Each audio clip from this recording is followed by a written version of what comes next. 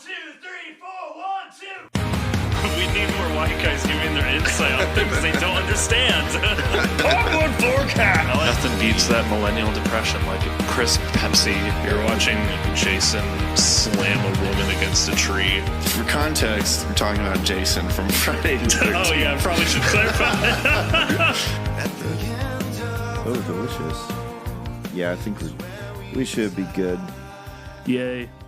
All right. Hi. This is us. It's me. It's Clifford. And the other guy. That's a good movie. On the Clifford and the other guy. The other guys. Did you know that there actually is a movie? It's not The Big Red Dog, but there is a movie called Clifford with Martin Short that looks terrible, but I want to see it someday. Did you know Mads Mikkelsen plays a character called Clifford in Death Stranding? No. Why did I never know that? I feel like I told you once when the game came out. I was like, Mads Mikkelsen plays a character and his name's Clifford. I feel like I would have known. I mean, they call him Cliff the whole time, but his name's Clifford. Some people call me Cliff, but what you should never call me is late for dinner. Yeah, this movie is called Clifford, and it has Martin Short and Charles Grodin, who's the dad from, I know him as the dad from the Beethoven movies, and Mary Steenburgen. Sounds awful. Yeah, it does, and it looks terrible. I don't know anything it's like a about terrible comedy from the 90s. Oh, it's an old movie. Okay. Yeah, one of these days I'm going to watch it, though. Nice. And see how much it brings shame to my name. Well, there's a movie called Mitchell that's about, like, I don't know, a cop or something. I can't remember. It's literally just called Mitchell. Mitchell the cop. Let's see, Mitchell. He's really a cop. It's from 1975. It has a cool poster. I don't know. I like the poster. Oh, I remember you posting that on Letterboxd. A tough guy cop pursues two drug runners. It has bad reviews. I think it was actually that scene that inspired me to see if there were any movies with my name on it. Oh, and that's right, yeah. That's when I discovered Clifford. So. I'm going to have to watch it someday. We should do an episode where we review both of those movies. Yeah. That'd be so that stupid. That would be great. Oh, man. One of these days, no promises. We promise like so many episodes on this show, and we never do them. Well, the guy who directed Mitchell directed a John Wayne movie, so it must not be that bad. Did it say which one? I don't think it's a popular one. I probably know it. I saw John Wayne was like the top actor in it. Let me see. McLintock. Oh, McLintock. That's a great movie. You've seen it? Yeah, it's fantastic. I grew up with that movie. Oh, really? Well, the guy who directed Mitchell directed that, so. McLintock is so good. It's like a comedy, basically. My family... Cool, I got the good movie then. Yeah, you did. It's a great director. Yeah. My family quotes it sometimes. There's like a couple lines from that movie that we... I was like, how do I pronounce this? McLintock. McLintock. Because that's his name, and Mr. McLintock. That's stupid. I don't remember his first name, but yeah, it's a fun one. Anyways, one thing that has changed. So yeah, we're gonna talk about music today, but one thing that has changed since our last episode is that Mitchell is now an engaged man. Yeah, I got engaged. Yeah. I got engaged like crazy. You got so engaged. I got so engaged, dude. So congratulations. Thank you. You're a good boy. It was very fun. It was fun getting engaged. It was super easy. I don't know why people don't get engaged all the time. No, it was good. It was true. We're very excited though. And we're getting married next October. Nice. Mazel tov. It's gonna be dope. Yeah, it's gonna be dope. All of our listeners are invited. You're all invited to the wedding, including our fan from Taiwan. Yes. Imagine they actually like make it. They're like, "Oh my goodness, I can't. Thank you so much for inviting me." I'd let them in. Well, yeah, you'd have to at that point. No, I would tell them to go They home. travel all that way. It's like, dude, you are committed. Yeah, dude. So shout out to our fan You don't in get Taiwan. any of the food though. It's American, But I'll so put a you wouldn't stool like out it. for you. Okay. Well, just wanted to mention that to the fans. We're going to talk about our favorite music from 2018, and I'll explain why. But first, we thought it would be fun to we do this every year where we talk about our Spotify Wrapped, Yes. just kind of briefly, and just kind of share what our listening habits of the year, I guess. Yeah, I was kind of worried about mine this year because I didn't really get to listen to as much music, like at least through Spotify, as I usually do, because I don't know whether to say I got a promotion or I leveled up at work, because I'm like level 2 now. So I'm like, is that a promotion or do I just say I leveled up? Anyways, I basically moved up to a different position at work for more pay, and it requires more attention and effort, so I can't just like listen to music all day, because sometimes I have to like watch over the phone or communicate with people around me. So I can't really just like sit at my desk with headphones all day. Sometimes I have one AirPod in my left ear and my hair covers it and they don't know, but like you can't really listen to music with one. Hopefully they AirPod. don't listen to this podcast. I can't anyway. I need to hear music in both ears so I can appreciate mixing properly. Sure. But I'll listen to like podcasts or something in one ear and they won't know. Oh yeah. But yeah. So I was worried because that's how I listened to most of my music like half the time. And I mostly did it like in the car or just sometimes at home. So my hours my minutes listened were way lower than they usually are this year, but my results were still pretty solid. Probably what they would be even if I listened for 50,000 more minutes. So yeah, it all made sense. Sure. Okay. Well, did you want to share yours? Yeah. I guess I'll do my top songs and then my top artists first. My top genre obviously was indie rock. My top songs that I listened to that year were 3rd of May by Fleet Foxes, Ready or Not by Shaky Graves. Oh, nice. Because their new albums are really good. Yeah. Thick Skull by Paramore, Magic Lantern Days by Me Without You, and Figure 8 by, I think that's another Paramore song. I thought that was the Elliott Smith song, but that's the album. It's called Figure 8. So it's in your top 5 and you don't even know who it is? Yeah, well, the first time I saw it, I thought it was Elliott Smith, but that's the name of his album. I don't think that's the name of the song. Oh. And I listened to that new Paramore album a lot, and there's a song on that called Figure 8. So that must be it. So it's, I guess I have 2 Paramore songs in it. Anyways, top artists. My number 1, I'm kind of surprised. I'm half surprised it's number 1, but mostly just because I listen to them a lot in the car with Abby because Abby also really likes them. Was Pinegrove. Nice. They were my number 1 artist this year. Number 2 is Fleet Foxes. Number 3 was Mountain Goats. Number 4 was Me Without You. They weren't number 1 because I mostly listened to them on vinyl. You're not a fan at anymore. Home, because Abby, she's chill with loud screaming music, but if she's in the car with me, I don't want to subject her to it all the time. Right. So they're still number 1 in my heart, but on a technicality, they are not this year. And then number 5 was Shaky Graves. Nice. I mean, sorry, I'm eating crackers because I haven't eaten dinner. It makes sense when your number 1 favorite band isn't releasing music anymore. Yeah. That they wouldn't be your number 1, because like it's true. When you have other like favorite artists that release music, that still release music, you're probably gonna listen to them a bit more. Yeah, exactly. So and Shaky Graves, they put out a new album, so they were up there, and right. Yeah. So I mean, Me Without You, they'll probably always be in my top 5 in some way, even if they never put out music again. But yeah.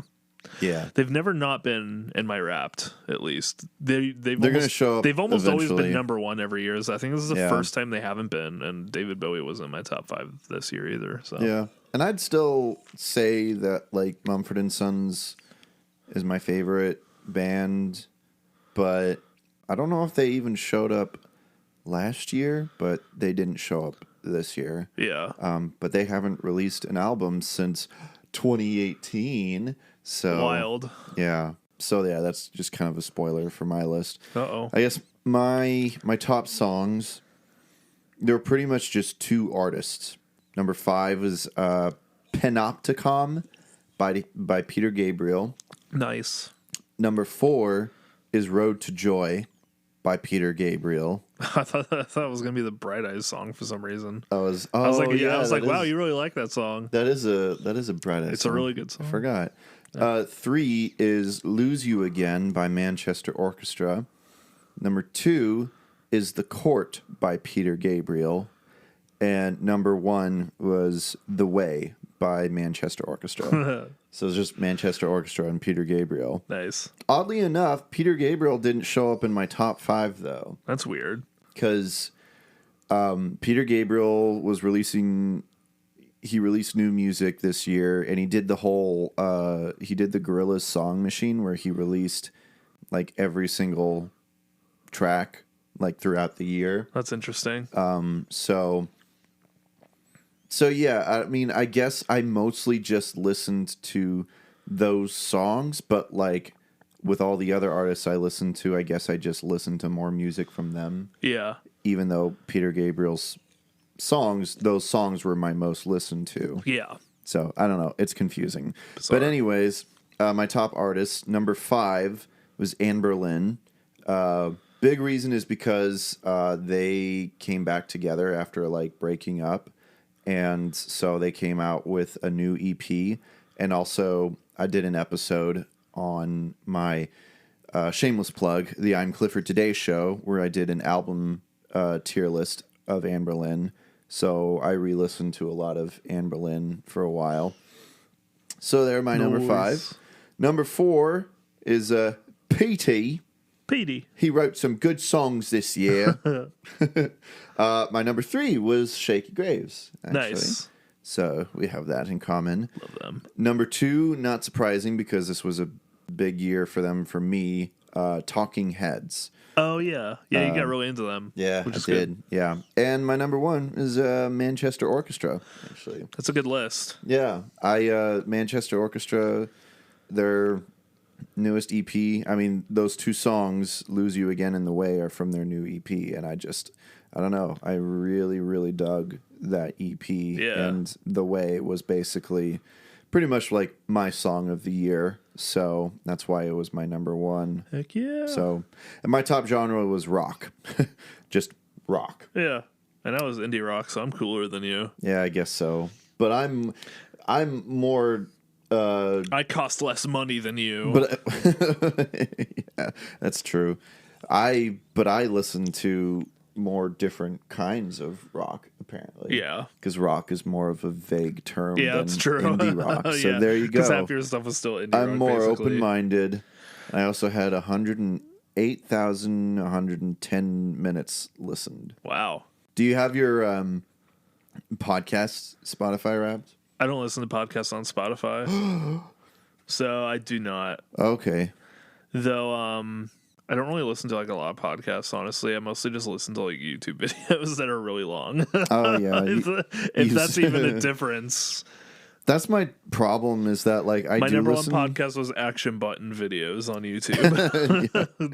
That's my problem, is that I do listen to podcasts, but I also want to watch those kinds of videos on YouTube, and I I'll don't listen have to time for Sardonicast both. and like Jar Media occasionally if I'm like really like bored at work and like really need something to listen to, but it's kind of I just haven't really been a podcast guy lately. Wow. Ironically. You're such a hypocrite. I know, right? Well, my year for podcasts was interesting because I feel like last year was a little different because this year was when I like started like listening more regularly to podcasts. So I feel like my most listened to podcast isn't actually really representative of my actual favorite podcast. It's only just because they upload daily. Yeah. So it just like becomes my number 1. And so that's kind of representative of pretty much the whole list here for the most part. But I'll just share real quick. My number 5 is Jar Media Poddact, which I think it's great that they changed their name to that. Yeah. Number 4, Jordan Peterson podcast. Number 3, oddly enough, Podwood Forecast actually made it up there. I guess I listened to us enough. Good. For it to get up there, because I don't know, I enjoy it. That's poggers. Get out. Okay. Do not say that in my presence. My number 2 is Wretched Radio, which is like it's a Christian podcast from this guy Todd Friel. Just talks about like a lot of different stuff relating to Christianity, theology stuff, but also he's really fun. And then my number 1, like I said, like I do really like this podcast, but it's just because they upload like 2-hour episodes every day. But it's Timcast IRL. That's Tim Pool's podcast. It's like a political podcast. Never heard of it. You don't know Tim Pool? No. Oh, okay. I mean, you're very innocent. Yeah. So I'm sure like some people probably wouldn't be a fan, but that's okay. Yeah. Anyways, that's I guess that's our Spotify Wrapped.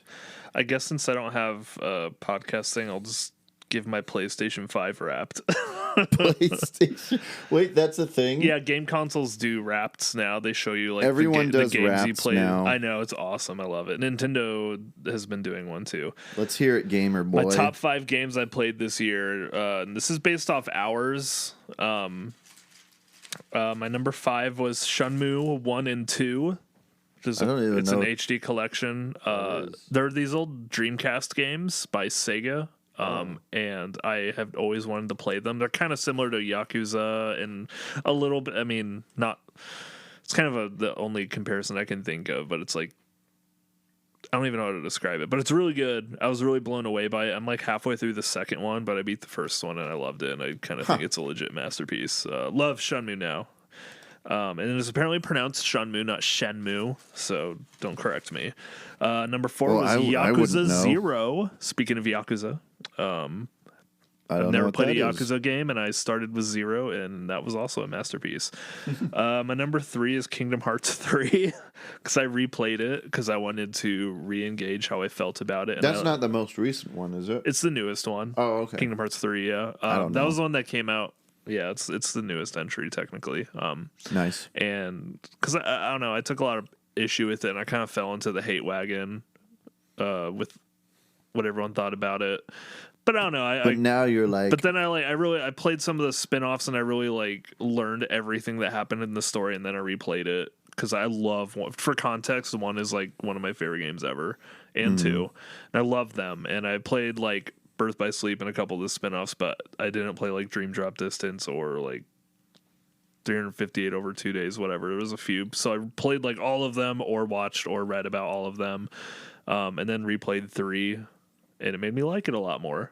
And I kind of respect it a lot. Still has some stuff I'm not crazy for, but I think it's a cool game. Wow, what a character arc. Number 2 is Kingdom Hearts HD 1.5 plus 2.5 Remix. What? It's just an HD collection of like the first 2 games and their spin-offs. They're remixes though. It's called a remix. It's just a remaster. Remix with some like slightly different stuff. And my number 1 was Final Fantasy 16. It doesn't give me the hours for the other game, but it gives me my hours for the first game. I apparently played Final Fantasy 16 for 60 hours. Jeez, man. You need to get a That was my game of the year, Final Fantasy 16. My fiance loves Final Fantasy 16. Yeah. She loved that game. DLC came out for it a few days ago too, and I played that. It was like a few hours long. That.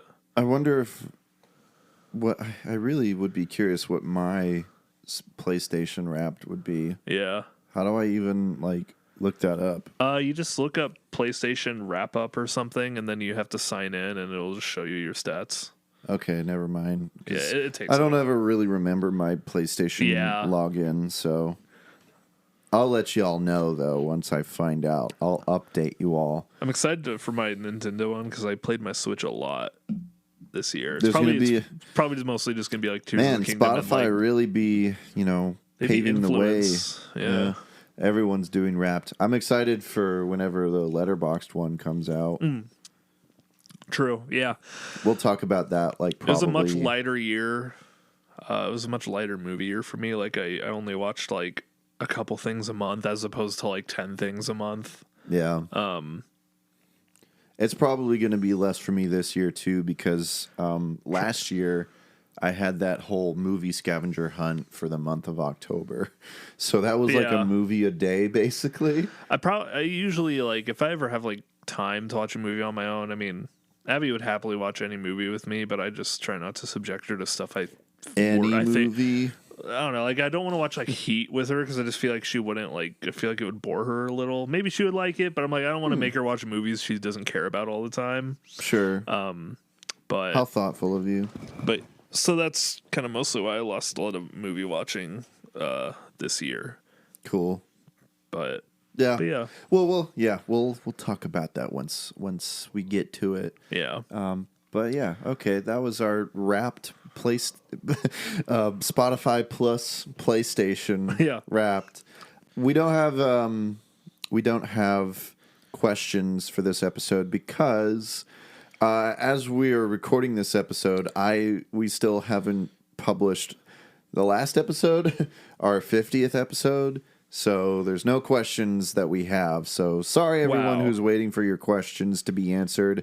That's not going to happen until the next episode. So I know all two of you are excited and really want our opinion. But I guess we got a little bit of time before we get into the break, so we can just kind of get started talking about our 2018 list. So basically, the reason why I suggested this for us to do this, well, I mean, one, I thought it would be fun, but also I realized that, so not too long ago, we released our a Lost episode that we did like 5 years ago, where we shared our top favorite lists of favorite music from the year 2017. When we started doing Podwood Forecast again, like more regularly, our first, what has now become an annual thing, like our first like favorite albums of this year, that was in 2019. So now I realized we have this gap where people don't know our favorite music of 2018. People are wanting to know.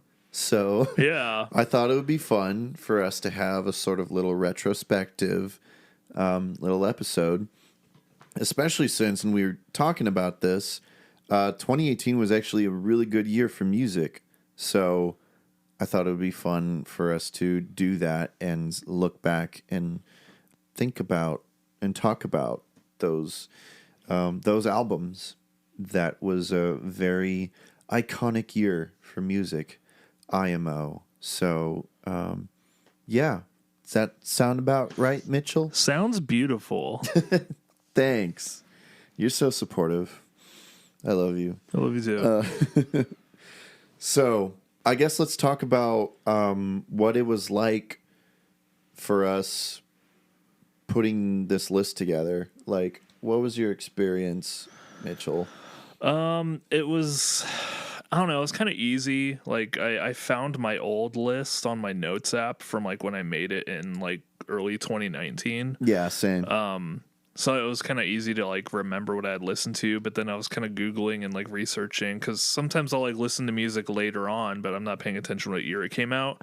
There's a lot of albums that I ended up listening to later or even this year that were from 2018 that I love now. And I'm like, oh, I had no idea that was from 2018. So I found a lot of stuff that I had listened to recently the past couple years that like my list will probably look completely different than it would have based off my original one. I'll probably have a lot of the same stuff, but I was very surprised at just how much incredible stuff came out that year. Yeah. Like that was a good year for music, and it was kind of hard to rank some of it, but yeah.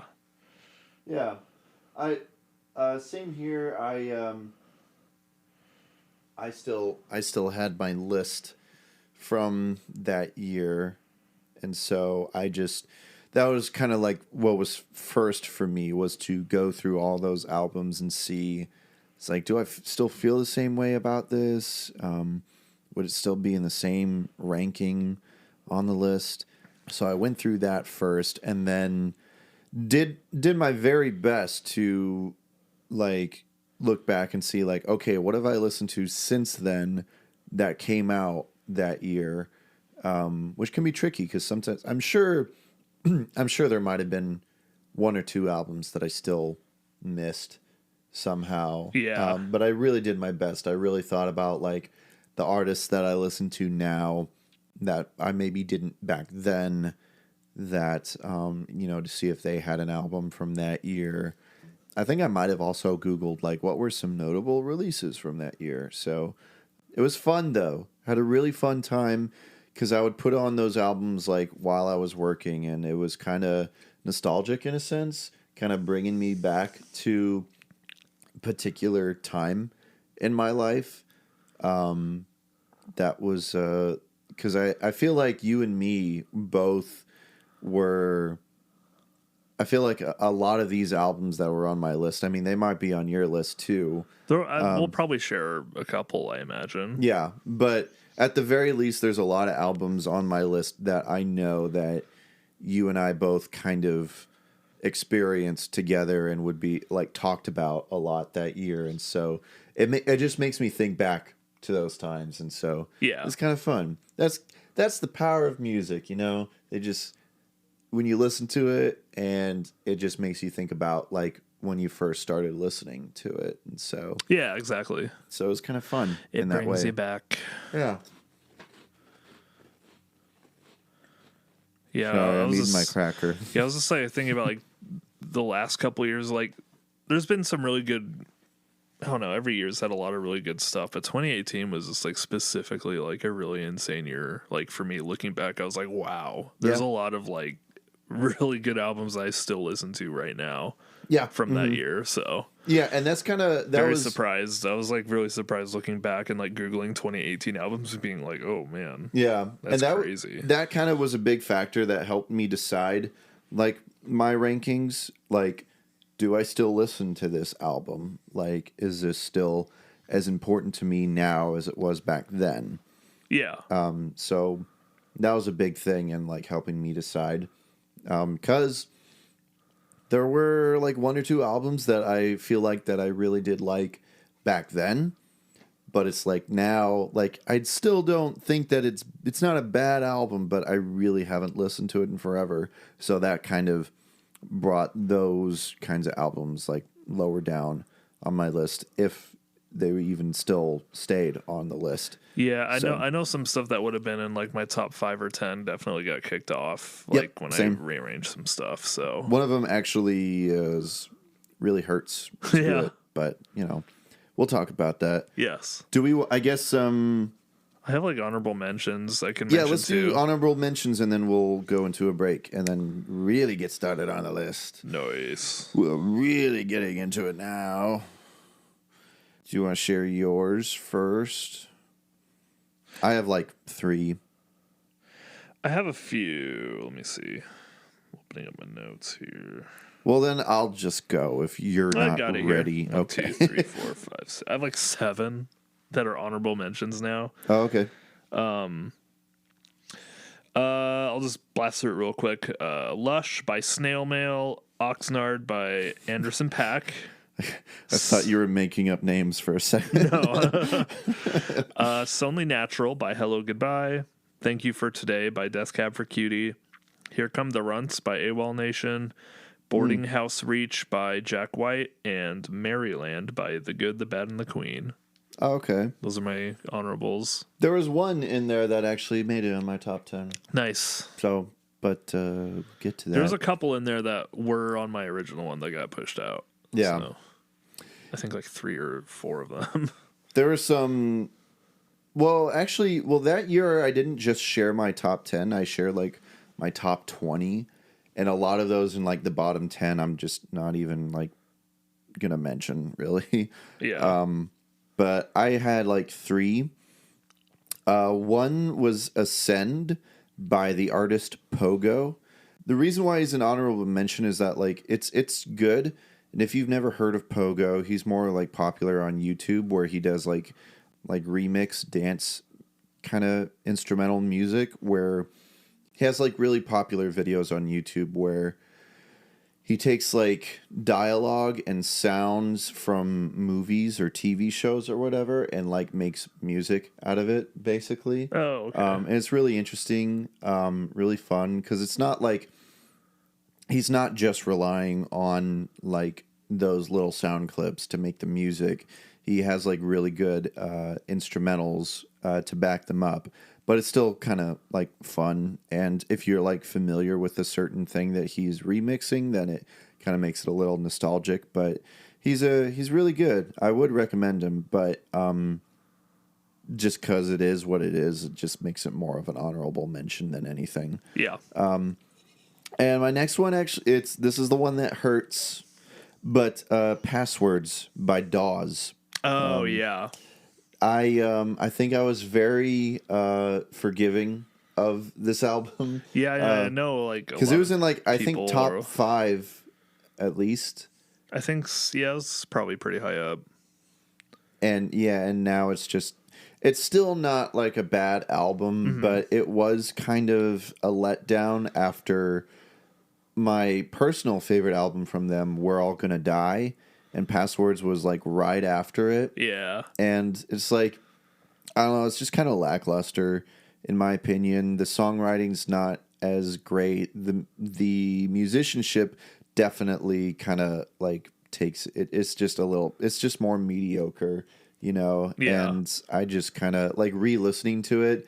I was trying to re-listen to it and just see if there's like any magic in it at all for me that like, you know, helped me fall back in love with it, but it's just like, nah, this is a very mediocre album in my opinion.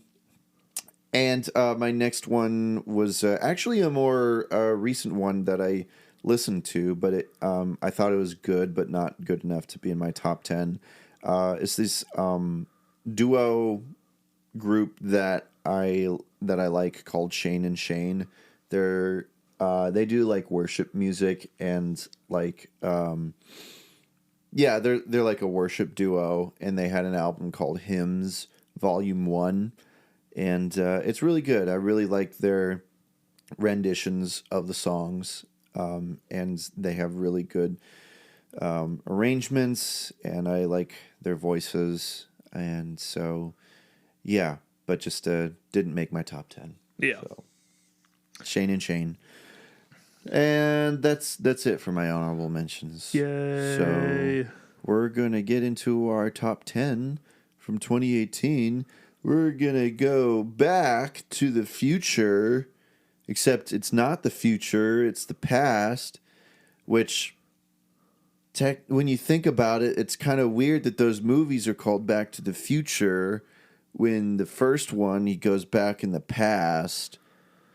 But then he has to get back to the present, and if you're in the past, the present becomes the future. So I guess so. So if you go back to 1970, but then you need to get back to 2023, if that is the 70s is future, then you're technically going back to the future going from back. the perspective of being in the 70s. That's true. And in the second one, they go back to the future. Go to the future. Yeah. The third one, they go to the Wild West. I bet they knew it didn't make sense, but they were like, well, I mean, it just sounds cool. Back to the Future does sound cooler than Back to the Past. Back to the past. Yeah. Anyways, also, I'm just going to say Back to the Future 3 is kind of underrated in my opinion. It's a good movie. I think it's the second best one. It's a good one, yeah. I like it. People who don't like that one are stupid. Yeah, they're boring. silly. Sorry. You're stupid and no one loves you. And you smell bad. Yeah. Anyways, we're going to take a break, and we're going to be right back, and we're going to do the stuff. So, Yay. All right.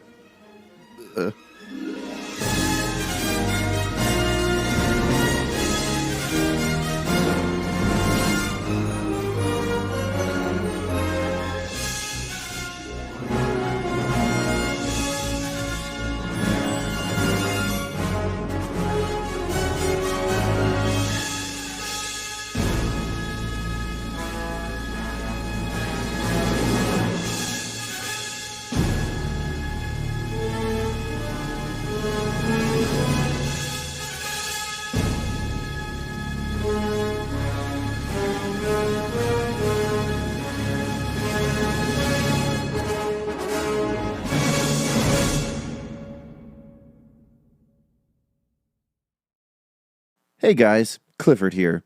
Mitchell isn't here currently, so I'm joined by AI Mitchell, and we wanted to tell you a little story. Isn't that right, AI Mitchell? That's totally right, my best friend Clifford. When we started this podcast a few years ago, one of the coolest things was being able to read the reviews that our listeners left us. It was so encouraging and exciting to see the feedback. Yeah, it was a super cool time. However, I learned that when you go to Apple Podcasts to look at your reviews, it only shows you reviews from people in your own region. So, like, the only reviews that would show up were people that lived in the U.S. Wow, that's crazy and kind of silly. That's when I learned about My Podcast Reviews. They allow you to read reviews from people from anywhere in the world. When I signed us up, I saw reviews from people I had never seen before from different parts of the world. It was so cool to see that people from different countries were enjoying our podcast. Hello, everyone from Germany. And so, years later, we have now partnered with My Podcast Reviews and are spreading the word. If you have a podcast, sign up now with our affiliate link in the episode description and sign up for their 7-day free trial. You'll never miss another review again. Your listeners will love hearing their names and reviews shared in your podcast, and it's so easy for you. Just add your podcast, or all of them, and they do all the rest. No more checking all 175 Apple Podcast regions and other apps. No more screenshots. They send the reviews to you in text you can easily copy and with shareable links for every review. Again, go to our affiliate link in the episode description and sign up for My Podcast Reviews today. Anything else to say, AI Mitchell? I think that you are to say happy for me and the whole family. Okay, it looks like AI Mitchell is getting a little confused. Gonna have to put him to bed. Good night at Nick at Night. And when we were at the UN, we brought in delegates from 50 nations to the United Nations. Right. And we had one of the grand halls of the United Nations. We took out 3 or 4 of the best flyers. We had them demonstrate. So there are more people that could do this. Oh, yeah. They No, did it there's at millions. the UN? Yeah. No we way. had a That's demonstration at Doug, the United this Nations. This is bupkis. No. No, you can't. Look on the UN journal. You for the can't date. fly. Yes, you can. Okay, I'm just going to tell this to the podcast. I found this tweet that, like, had me cry laughing for, like, 10 minutes, where it's, like, one of the funniest things I've ever read, and now I got to go find it. You can find it. It's very important. Find it before I'm done taking a sip of my cherry Coke Zero. Oh, sponsored. Okay. Dude, Coke Zero is good. I don't believe you. I 'cause started it doesn't buying have 12 sugar. packs of cherry Coke Zero. Because Diet Coke sucks, but Coke Zero actually tastes good. I'm glad. I'm weaning because I love soda, but man, I need to stop drinking it. So I'm like only letting myself buy zero sugar sodas. I'm glad you can enjoy it. Yeah. Gosh dang it, where is it? It was very funny. It was about the here it is, the Transformers movies. So, this is back in the day. There was a fan vote to pick a line Optimus Prime would say in the Transformers movie. I still laugh thinking about how the studio nixed the winning entry. I am going to turn into a truck now. I hope that's real. Yeah, apparently it was. That's awesome. I'm going to turn into a truck now. Man. Dude, I clipped my audio apparently when I left. Oh, geez. Good God. No, it's okay. But I was just sitting here in this very couch. I was like crying. Like I kept reading it over and over and just thinking about Optimus Prime. I'm going to turn into a truck right now. I'm going to turn into a cube, Sam. He's like giving this very motivational speech at the end of the movie, and then he's just like, I'm going to turn into a truck See, right I now. hate things like that because something funny will win, and then they'll be like, never mind. It's like, well, why'd you even have people vote? It's like that. Democracy is dead. Wasn't there that boat that they had people vote what the name was going to be, and the top vote was Bodie McBoatface? Yeah, they didn't do it. It's like, man. Just kidding. It's like Parks and Rec when they do that and for like the Newtown slogan, and it's like home of the stick up Leslie Knope's butt. wins, and and she like hacks the IP and gets everyone's email who voted and sends them all like messages to change their mind, and they all get mad. That show's so funny, man. It's good. Yeah, It's so much better than The Office. That's some fighting words right there. The first like 3-4 seasons of The Office are fantastic, and a lot of it is better than a lot of Parks and Rec. But man, as a whole show, Parks and Rec is like good the whole time. Abby and I were rewatching The Office lately, and like, dude, the last couple seasons are so bad. It's really? like insufferable. That show like is just legit terrible by the end. Like, and then the finale's good. I like the finale. But I need to rewatch it. Those last 2 seasons are just bad. Dude. Sorry, we're talking about The Office real quick. Yeah, we are. I remember defending the last few seasons because I felt like people were hating it just because Steve Carell was gone. And I was like, it could still be good without. It has okay moments, and I like James, whatever his name is, Robert California. He was funny. Oh, yeah. But man, Ed Helms being like the new main character, and like all of the original writers being gone, it's just like. Yeah. It just was bad. Like, it wasn't really funny. It was just kind of annoying. When Will Ferrell was in it, I remember that not being good. That was pretty bad, especially like just after that point. The writing just gets really bad and like annoying, and all the characters just like hate each. It's just like it's just not fun. And in Parks and Rec, it's been a long like, time it feels since like I've the watched characters it. really develop and grow in Parks and Rec by the end, and it's like actually like you really care. And in The Office, it's just everyone's just like mean and like bitter to each other all the time in that show. I don't know. I just did not really.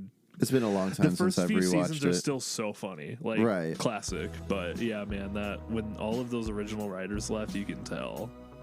I'm gonna be a hipster and like actually watch all of the British Office. It's okay. It's pretty good. Yeah. It's way more cringe. Oh, right. It's like hard to watch sometimes. Yeah. Like intentionally. But it's pretty good. It's so dry, but it's short. It's only like I think it's like 1 season or something. It's like a couple, maybe I think. 2, but yeah. That's British shows for you. Yeah. Anyways, sorry about that. I'm sure our Office fans really appreciated that. So 28. I guess we'll do our number 10s. Who wants to go first? I say to the only other person in the room. I'll go first. Okay, go for it. I'm probably not going to go too in depth, like describing these albums. No, It'll be short and sweet, especially because like I'm cutting myself off at like 9:45 to go home, so I got like an hour and a bit. What? That's not long enough. I gotta get home by 10 probably. No, it's okay. But yeah, we got like an hour and a half or so to get through it. Yeah. Anyways, my number 10. I feel like this is way higher before, but my number 10 of 2018 is "Little Dark Age" by MGMT.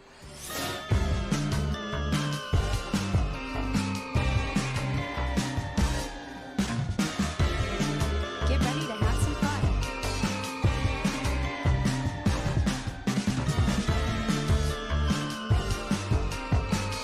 All right, here we go. 5, 4, 3, 2, and 1. Are you ready to work out? Don't take it the wrong way. I could never keep up. Sick of liking your selfies. Should have gone with my gut. Maybe I'm in a movie. Oh yeah, I do remember all the rage about that album Yeah, that when album it came still out. is really I still great. haven't listened to that album or MGMT really. I haven't listened through like the whole thing since like I like listened to it again like earlier this year, and then like there's a lot of songs I'll go back to randomly, and I revisited those like before to just kind of refresh myself on it. But I'm not like, I wouldn't say MGMT is one of my favorite artists or anything. They have a few albums I like, but I really like Little Dark Age. I just think it's a super like incredibly produced album, and it's got a lot of really cool like, I don't know, it's just a good album. Yeah. A lot of like really creative melodies and like writing, and just very like old school kind of vintagey synth sound, but still sounds new. I like it. It's cool. It's just a fun album. I don't think it's, I don't know, it's nothing like super deep and made me rethink my life, but it's just a really really cool record. I just love it. It's I was really considering putting the Jack White album or the Hello Goodbye album there in its place, but I think Little Dark Age is just every song is pretty good on. Every song is like good on it. Yeah. Whereas those other two have like maybe a couple songs I'm like whatever about, but yeah, it's a good consistent record. It's a vibe. I like it. It's bad. It's a vibe, man. Very nice. It's yours and mine.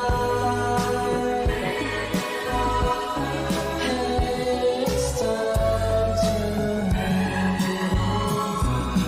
You was mine.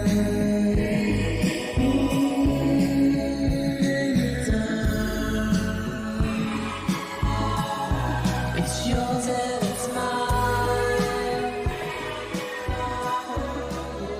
I need time. Okay, cool. Well, It's the Cherry Coke Zero of music. I don't know. that's not really selling me on it. Yeah. I mean, Cherry Coke Zero is pretty good. It's not my favorite soda, but I'll drink it if it's there. I have it in my fridge. Yeah, you're drinking it right now. It tastes enough like Dr. Pepper to trick me into like Dr. Pepper. because Dr. Pepper is my favorite soda, but I cannot. tastes I an- cannot let myself drink Dr. Pepper every day I go to work anymore. It tastes enough like a soda that it's not supposed to be. I mean, Dr. Pepper is like a cherry-ish soda, Yeah. and I feel like Coke is so acidic and having way less sugar and a bit of a cherry flavor. Kind of, it's like almost you could trick someone into thinking it's like a weird Dr. Pepper. I bet. I don't know. Anyways, what's your number 10? Hot Dr. Pepper. Anyways, yeah, my number 10 is it's a new one for me. One that I didn't really listen to until I started preparing for this album, for this list, because it's an artist that I've been wanting to get into for a while, and so this was kind of the push for me to listen to more of it. But it's Resurrection Letters Anthology by Andrew Peterson. Father, forgive them, for they know not what they do. Forgive them, they know not what they do. Father, forgive them, for they know not what they do. Forgive them, they know not what they do. Today, Father, forgive them. You will be with me in paradise. Forgive them. You will be with me today. Today, And the thing is, okay, I have so no idea what that is. Andrew, what is that? Andrew Peterson is an artist that I've always respected, but never really gotten deep into his discography. His style is more like Christian folk acoustic, like kind of more worshipful. But the thing that I've always appreciated about him is he's a lot more personable with his songwriting. And shout out to my friend Benjamin Daniel. He's like his number one fan, and he kind of inspired me to get more into his music. And so the weird thing about this album is that technically what it is, it's a collection of it's both new stuff and old stuff put together. So like in 2008, Andrew Peterson released Ressurrection Letters Volume 2, according to Spotify, which is weird because it's technically the first one, but he called it Volume 2. That's funny. So I don't know. Maybe someone can explain that to me. Maybe there's something that Spotify isn't showing. And then in 2018, he released an EP called Resurrection Letters Prologue, and then he basically made another album, Resurrection Letters Volume 1, and then he released Resurrection Letters Anthology, which is basically all of those put together as a whole album. Yeah. So it's technically, it's new music and old music. It's an EP and an album, two albums put together. And so I guess I could have it be Resurrection Letters Volume 1, since technically that was the new music for that album, but I'm just going to say Anthology. Sorry, that's a lot of really confusing explanation, but it is a little confusing. But anyways, it's a really great album where like all of the music is themed around like the Easter story and such. That's cool. And but it's not just that, it's also like Andrew Peterson being very personal and like showing like what those things, like what the resurrection and such, what that all means to him, you know. So it's not just like worship music. It's also him like sharing his heart and like his struggles with his faith and what it all means to him. Introspective spiritual experience. Yeah, exactly. Yeah. And so there's a lot of really good songs on it. I like Remember Me. The first track, Last Words, is really cool. Is He Worthy has kind of became like the big hit for him. And Love Is a Good Thing is also really fun. It's just really nice. It's just a kind of music that where you listen to it and it's almost like a good friend just kind of like sharing you his thoughts through his songs. And I like that. And yeah, so becoming a big Andrew Peterson fan, and so that definitely that made it to my number 10 for my list. So, nice. Yeah. Is he worthy of this?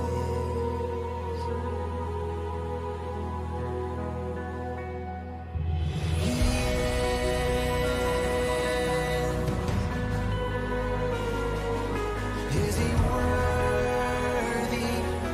Is he worthy?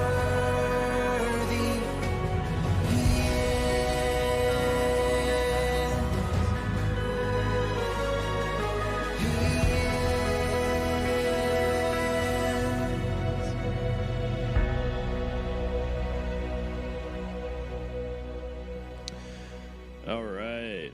Going on to number 9.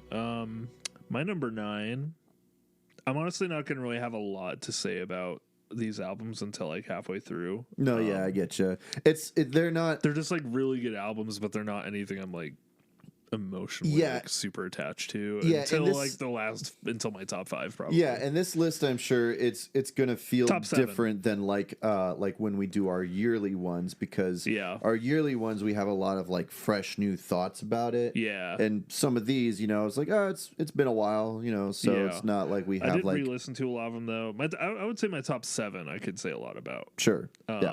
But my number 9 is Tell Me How You Really Feel by Courtney Barnett.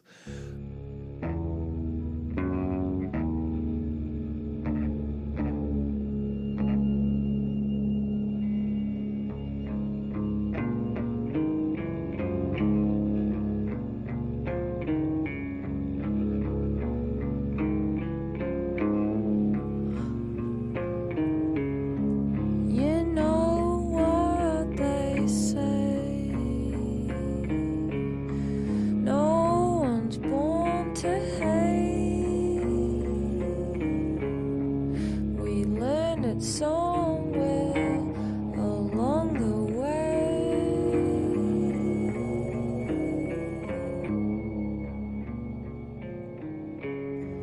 Take your broken I don't know what that is. I need to find the name of her other album because it's a lot longer and I always forget. Does she tell you how she really feels? Yeah. Good. No, Courtney Barnett's awesome. She has an album called Sometimes I Sit and Think and Sometimes I Just Sit. It's from 2015 and it's like one of my favorite like indie like rock records. She's a guitarist and singer. I just love her playing style and she has a really cool voice. I don't know if she's like British or Australian or what, but just a very almost like kind of lazy, like sort of, she's a very like lazy singing voice in like a cool way. I don't really know how to describe it, but Yeah, kind her of like music's really cool. shoegazy, kind of. And yeah, and this is just her album from 2018, and it's also really good. I don't like it as much as sometimes Ice It, but it's awesome. It has a lot of really great tracks. Same compliments I would give to her other work. Just really awesome guitar playing. Very awesome like vocal performances. Very consistent. Like not a single bad track on it. It's really cool. I really like her. I got into her. I think I got into Courtney Barnett like 2 years ago because someone recommended that other album to me, and then I just started listening to a bunch of her other stuff. And I would say this is probably my second favorite record by her. I would say. So yeah, she's cool. Courtney Barnett, just really good rock music. Just, I mean, that's all you need. Really. Yeah. So It's really good rock music. yeah, that's all I got for that. I know all your stories, but I'll listen to them again. And if you move away, you know I'll miss your face. It's all the same to me, you know. It's all the same to me. Keep on keeping on, you know. You're not alone. And I know all your stories, but I'll listen to them again. And if you move away, you know I'll All right, very interesting. Well, my number 9. Sorry, just can't resist myself. Cursed. Cursed. I curse you. I curse you. My number 9. You're actually you'll know this one. Not sure if you. I doubt that this is like. If it's on my list, I won't say. It's just for spoiler reasons. I doubt it is because I didn't think that you were too crazy about this album, but you must have forgot. I feel like you might have forgotten that it existed. But, anyways, my number 9 is Vide Noir from Lord Huron. Lost in time and space, aimless drifting in a far-off place, hurtling through the vast unknown, staring straight into a pure black void, drowning in the sea of stars, lost in the galaxy of cocktail bars, blinded by the neon lights. I lie awake and serenade to the night.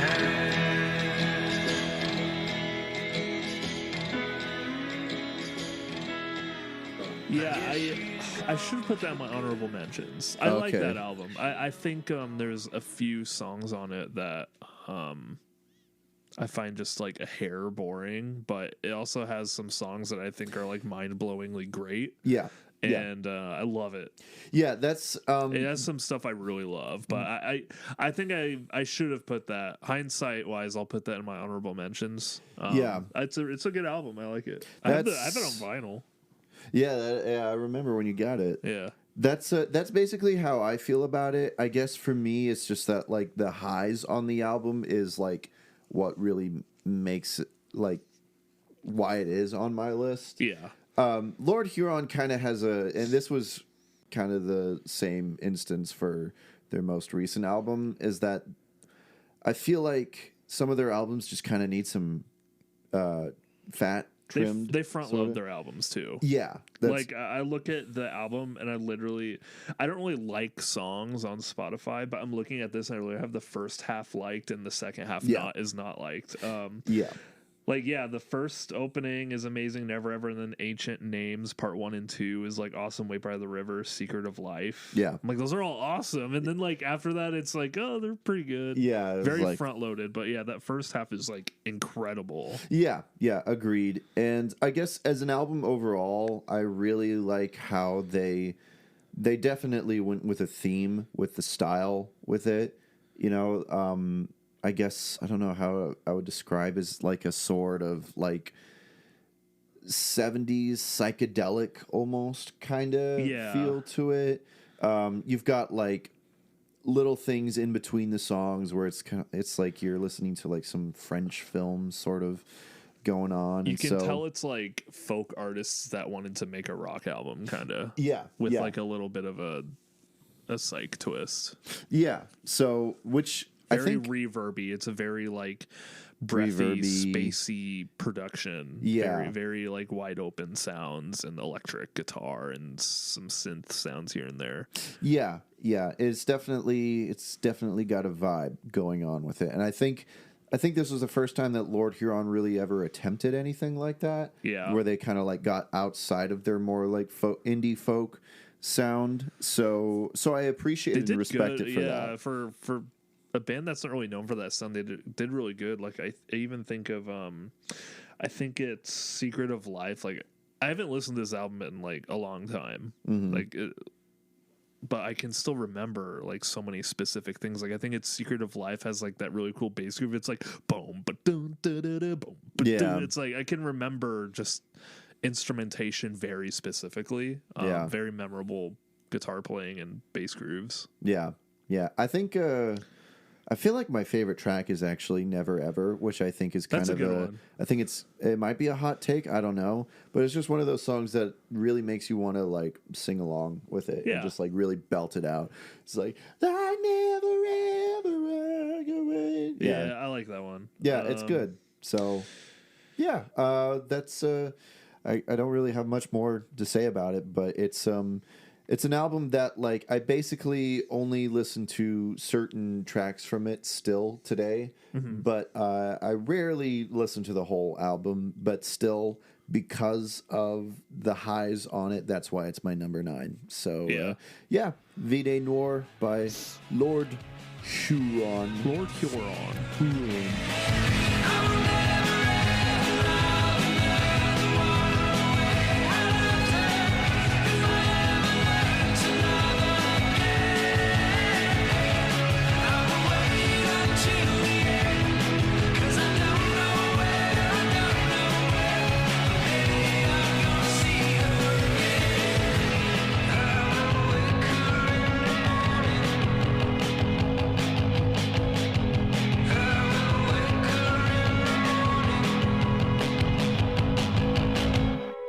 All right. Number 8. Number 15. Sorry. So my number 8. This is a new artist for me. I got into her because of Abby. I've technically known about her. I actually listened to, I can't remember what the name of the album was, but I remember I listened to one of her albums that came out because I saw someone like review it. I don't know, it was probably back when I like used to watch Fantano and he like reviewed one of her albums. I was like, oh, I'll listen to that. And then Boy Genius happened, which was like Phoebe Bridgers, Lucy Dacus, and the third one. Why am I forgetting her name? I should know this. Julian Baker. Yeah, Julian Baker. God, I know that. I like all of them. They're all good. But yeah, number 8 is Lucy Dacus's album Historian. The first time I tasted somebody else's spit, I had a coughing fit. I mistakenly called them by your name. I was let down, it wasn't the same. I'm doing fine, trying to derail my one track Okay. Which I didn't listen to all of it for the first time until this year because Abby like loves Lucy Dacus, and she got me to listen to like a few of her albums. Like when we go on like road trips or have to drive to her parents, we'll take turns like playing an album or something. And Lucy Dacus is really good. Her music is like way more like rock than I expected. Some of her songs just go like crazy hard and have like really big bombastic guitars and like really good drumming and just like really good music, cool writing. And she has a really just kind of has like a deeper voice, just very unique, like female, Very husky sound. Yeah, it's very unique, and I like it. And she's, I like her the most out of like that Boy Genius trio. Right. Though I like all of them, but I have to respect Julian Baker because she reps me without you. So, I mean, I think they all like me without you, which is really funny. But Julian Baker, I think, kind of like came from that scene because I've been told that apparently she like showed up at Audiofeed Festival to I don't know if she played a set. I don't know about but- Phoebe Bridgers, but I know even Lucy Dacus like grew up Christian and stuff too. So I think they all kind of come from those similar backgrounds. Phoebe Bridgers, I think too, because she keeps Yeah. collaborating with a lot of artists that I know. They're all very tooth and nail core. Like you can tell they Yeah. have tooth and nail kids. Yeah. And especially Lucy Dacus in some of her writing. Like Yeah. But yeah, that album's really good. And I got really into Lucy Dacus a lot more than I expected to. Home Video is also a really good album. Just to throw another one out there. But yeah, Historian. It's a really great album. Lots of good songs. Ended up listening to it a lot on my own, which I'm sure Abby would be very pleased to know. So You'll get brownie points. yeah. I'll have to check that out because I gotta say, like, even though we were just talking about them, that whole trio, even before they formed Boy Genius, they each individually were all artists that I kept hearing word of mouth from a lot of people. That's what was so like hype about Boy Genius for people, because like all of them individually are really popular. Yeah. And I feel like Boy Genius has some really, really awesome songs, but I don't think their EP or they only have an EP and an LP right now. I think I don't think I like that more than any of their respective like full albums that I like the best from them, but Boy Genius is still really good. Okay. Well, yeah, I'll have to check Lucy out because I remember checking out like Julian Baker and Phoebe Bridgers, like their solo stuff. I like a lot of the collaborations that Phoebe Bridgers has done. But like when I checked out their solo stuff, I remember just kind of feeling a little underwhelmed. Yeah. Just kind of being like, that's how I feel about Julian Baker kinda boring. a little bit. Like a lot of their stuff is very like soft and just like acoustic and like no percussion really. And that's what I liked about Lucy Dacus. I was like, man, her music's like very full sounding. I mean, obviously, Which I like. There's a good that amount of slow intrigues me. stuff still, but yeah, she only has 3 LPs. You have one from 2016, 2018, and 2021. I think Home Video is my favorite. What's the song? There's like one song I feel like you would really like. I don't know. Is it Please Stay? Why are you asking me? Oh, Yours and Mine. That's such a good song. It has... hang on. Let me play a sample from it. Okay. Wow, this is interesting. Sorry, as a side note, I just came across this Spotify playlist that says Best of Rock 2018. Oh, and a lot of the songs on here are actually from the albums on my list. Oh, nice. So that's interesting. Well, Spotify doesn't want... Oh.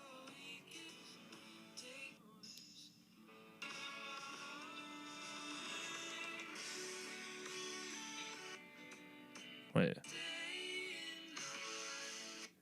Bear with us, folks. Sorry. You can cut all this. I just want to sample Clifford the taste of the music.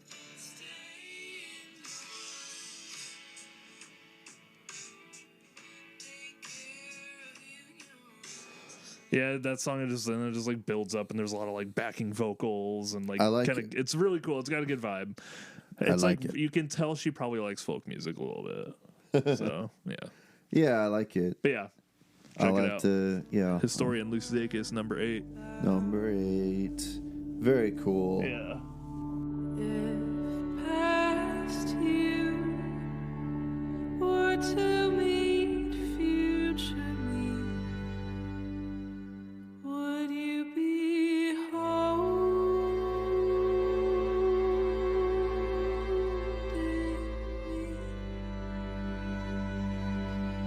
me here and now?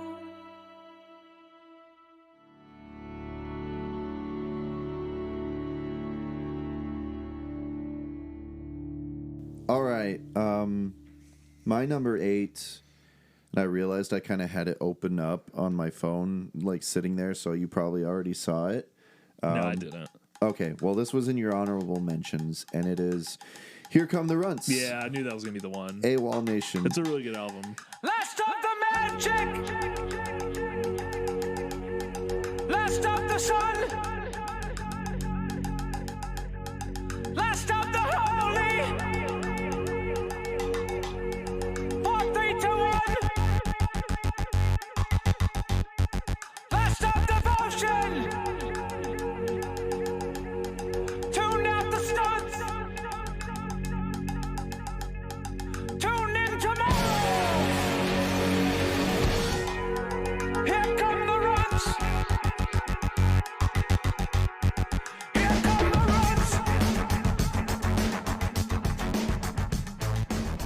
Yeah, I revisited it recently, and I don't remember why, but I was like, man, this is a fun album.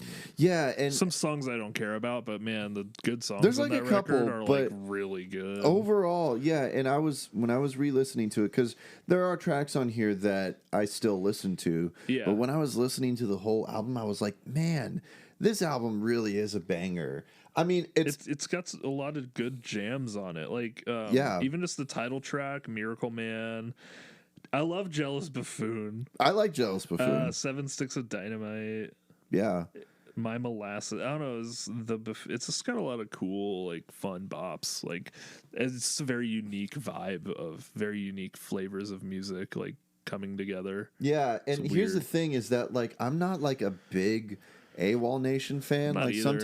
sometimes I'll check out like any new stuff that he makes, but for some reason there's something about this album, and it's kind of nobody really talks about this album when it comes to like Yeah. AWOLNATION albums, but for me it was just like it hit a certain sweet spot for me, and it's almost kind of like there are times where it like almost touches on being like metal kind of. Yeah, no, because there- it gets some, really like, some of heavy with the guitar guitars riffs. and the drums. Yeah, especially like yeah, even on like the opening track. I think even the closing. Yeah, Stop that train. Yeah, he's literally like screaming at Yeah, the that end. song Like, goes- I want to get off. Yeah, that song goes crazy. It's really cool. And then you have like stuff like 7 Sticks of Dynamite that's like very like I don't know, like saloon, like cowboys at a bar vibe. I think that's really what the Well, music yeah, video that's what the is. music video But it, is. just, I mean, it has that vibe. Like even I think the album art, it's simple, but it like Yeah, that's just like what the album sounds like, you know? yeah, pretty much. And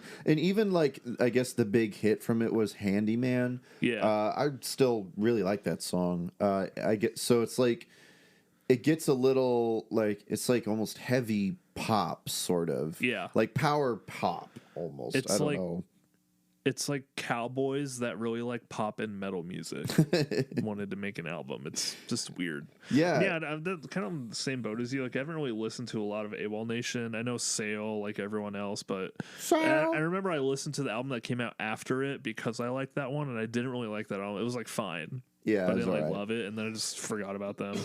Yeah, and then sometime this year, I was like, "Oh my god, I remember that album," and I re-listened to it. It was very nostalgic. Yeah, it's definitely one of those albums that I listened to a lot in that year. Yeah, I don't know. It's just it's almost a guilty pleasure for me. But when I listen to it, I just get lost in it. Honestly, it's legit. Got some good stuff. Yeah. like it's goofy. It's kind of weird. Yeah, it is Like I would weird. get why It's if great. someone wasn't into it like at all, but I jive with it. yeah. I mean, like Cannonball. It's like super repetitive, but it's still fun. Yeah. Yeah, so I don't know. It's just something that I still jam to this day. So I don't care. That's my number 8. Here Come the Runts by AWOLNATION.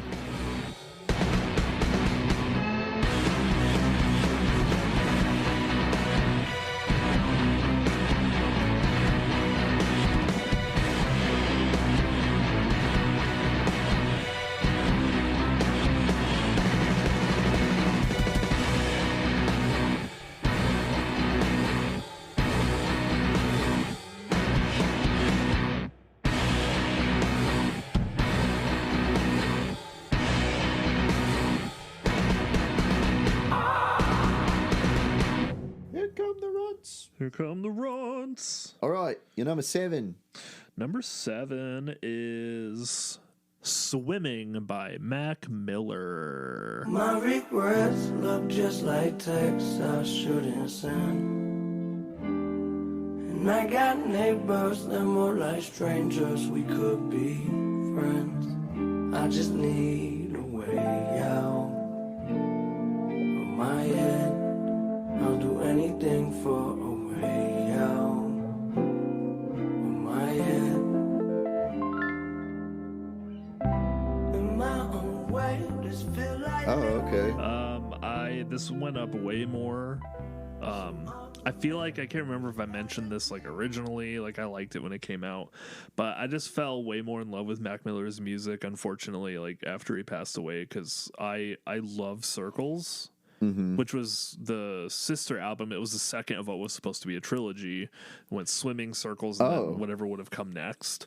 So, I mean, Swimming and Circles are kind of sister albums at this point, like similar style of production. But Circles is like a masterpiece. It's honestly like a 10 out of 10 record for me. Yeah, that was on your list that year. Yeah, I love that. It would probably go up higher if I did whatever year that was again, but it was probably still pretty high that year. I liked Swimming, but my appreciation for Circles, and I went back and listened to a lot more of his older records, and then I went back to Swimming again, and I've just, my appreciation for it has gone up a lot. Such a good record. He has such a good style. His writing, I wouldn't say his writing is necessarily complex, but he's just so straightforward to the point about like his emotions and describing his life and stuff, that just the way he writes things so straightly. Like, he may not write very complicated language or anything, but something about how he writes it and how he delivers it just is really, really good and just like weirdly emotional. And like some of his music is just like, man, like you're saying a very simple thing, but it's hitting like really hard. Yeah. I think it's something he's really good at. And I just love the production on it. A lot of like calmer jazz influence and a lot of like real drums and guitar. And that's a lot more prevalent on Circles, I think, but it's just some really good like guest performances too. But yeah, it's a good album. Like a lot more singing. Like he's obviously known for more of his rap stuff, and there's plenty of that on this album too. But with his last two records, he did a lot more like singing and a lot more jazz influence, and it's so good. He's such a cool voice. Yeah, it's just a shame like he died so young, but man, those last two albums are so good. And yeah, Swimming, like, absolutely is. I've grown to appreciate it way more. I used to like think it was like pretty good, and I just feel like, because I think that was the first album I listened to by him when it came out. I was like, oh, I keep hearing about this guy. I was like, that was pretty good. And then Circles happened, and then I heard about he died, to listen to Circles, and then like past couple years I went back and tried to listen to like a lot of his other albums, and then revisited Swimming, and yeah, just ended up loving it a lot more. So nice. I don't know, he's kind of one of those artists I feel like you like listen to him and you get into it and you just get that, can't help but get that like parasocial mindset, like, oh, I'm getting to know him a lot, you know. We're best friends. I don't know, you feel like you get to learn a lot about the guy through his music, and I think when you get to that point, I don't want to say parasocial because it's it has a negative connotation, but you feel like you learn a lot about him, right? And then by the time when you actually feel like you know a lot about him, and then you listen to Swimming and Circles, like it hits a lot harder. It's good. But I mean, it's got fun stuff. It's not just an album that's like depressing. It's just a good record, and it's got some fun stuff in there too, and whatnot. So nice. Yeah, Swimming, Mac Miller. I remember, it's not from that album, but I remember liking Good News. Yeah, that was the single from Circles. Yeah, so that's basically the only Mac Miller that I really know. Yeah. But I'll have to. I mean, I guess I'll have to listen to it sometime. Yeah, listen to like Swimming and Circles like back to back. Like they're just good companion albums, you know. Okay. I mean, they were designed to be like part of a trilogy together, so yeah. Right. Very good. They go very well together. Very nice. Cool.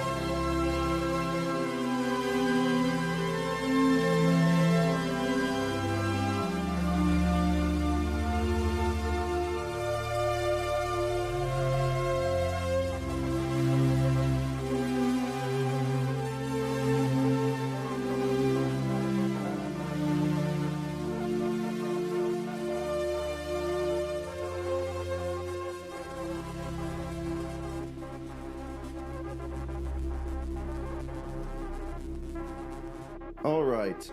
Well, my number 7, this album is probably on your list, maybe much higher, I don't know.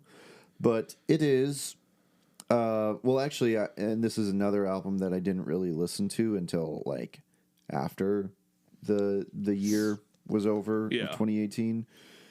Probably discovered them, that next year pretty much. But my number 7 is Joy as an Act of Resistance. Oh, nice. From Idols. Hell yeah.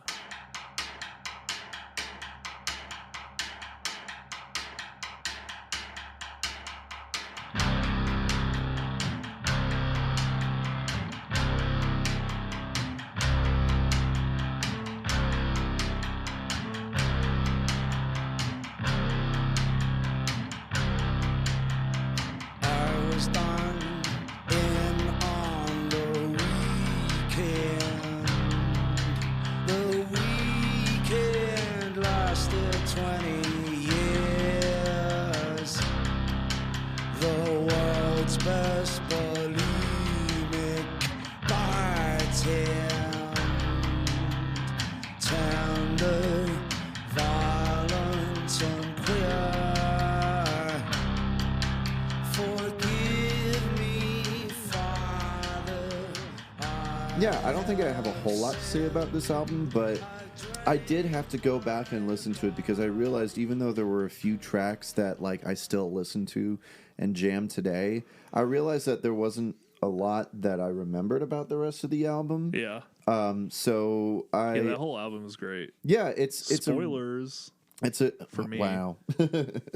It's a really good, it's basically just good UK punk, you Yeah. know.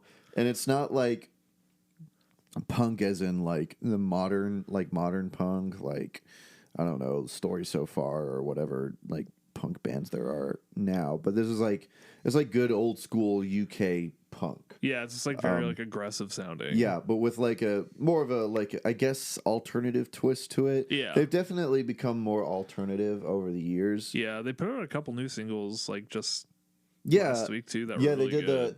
that They did one with the LCD collab- sound system. yeah. Yeah, it was good. Yeah. It was I'm very different for them, but I liked it. Yeah, I'm interested what the whole album is, but this one's a lot more straightforward punk, you know. It's still my favorite album by them. Yeah. for sure, like easily. I'd say the same. There's a lot of really good bangers on here.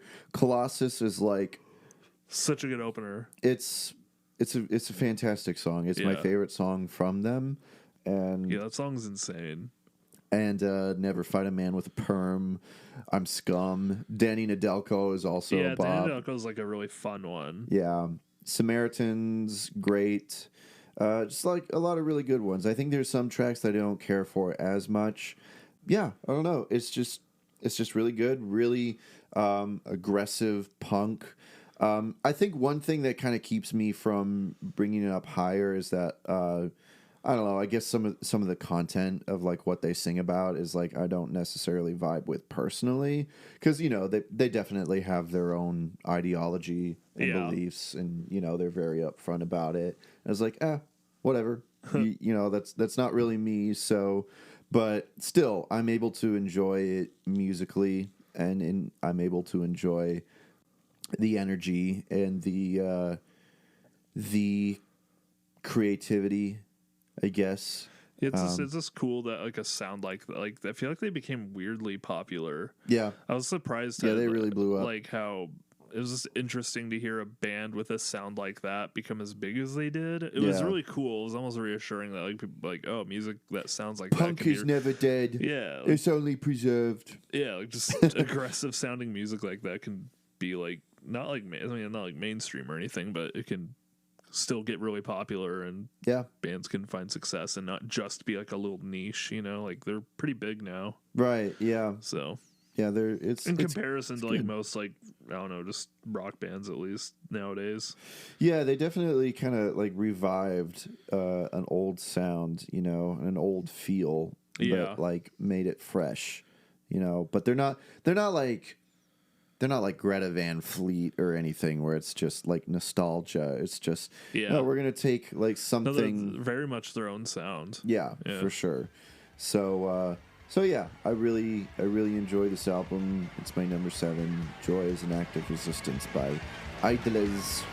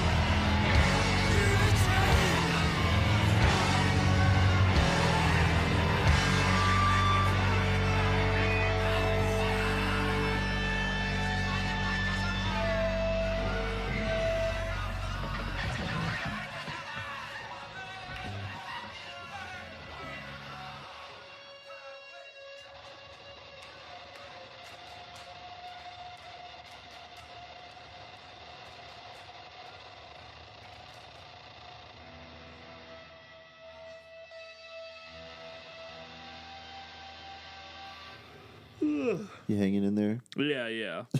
I'm surviving. Yeah. Yeah, I guess. All right. My number 6 is Nearer My God by Foxing.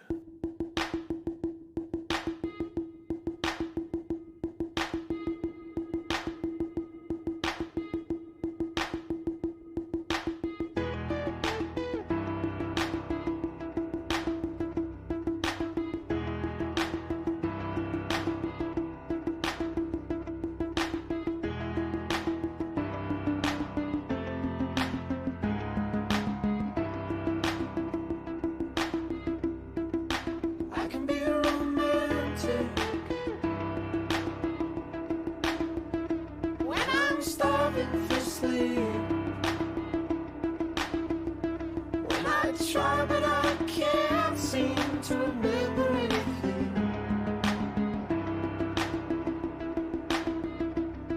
With hair from a dog, I've got a fistful of its mane.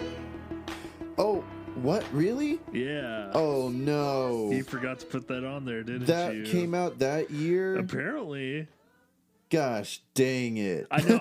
I didn't have it on my list, and then I checked Google, and I saw it on the release list, and I was like, oh, that was that year. What? And then I had to put it on there because it's really high. Okay. Well, okay, so Would that'll that be in your 10?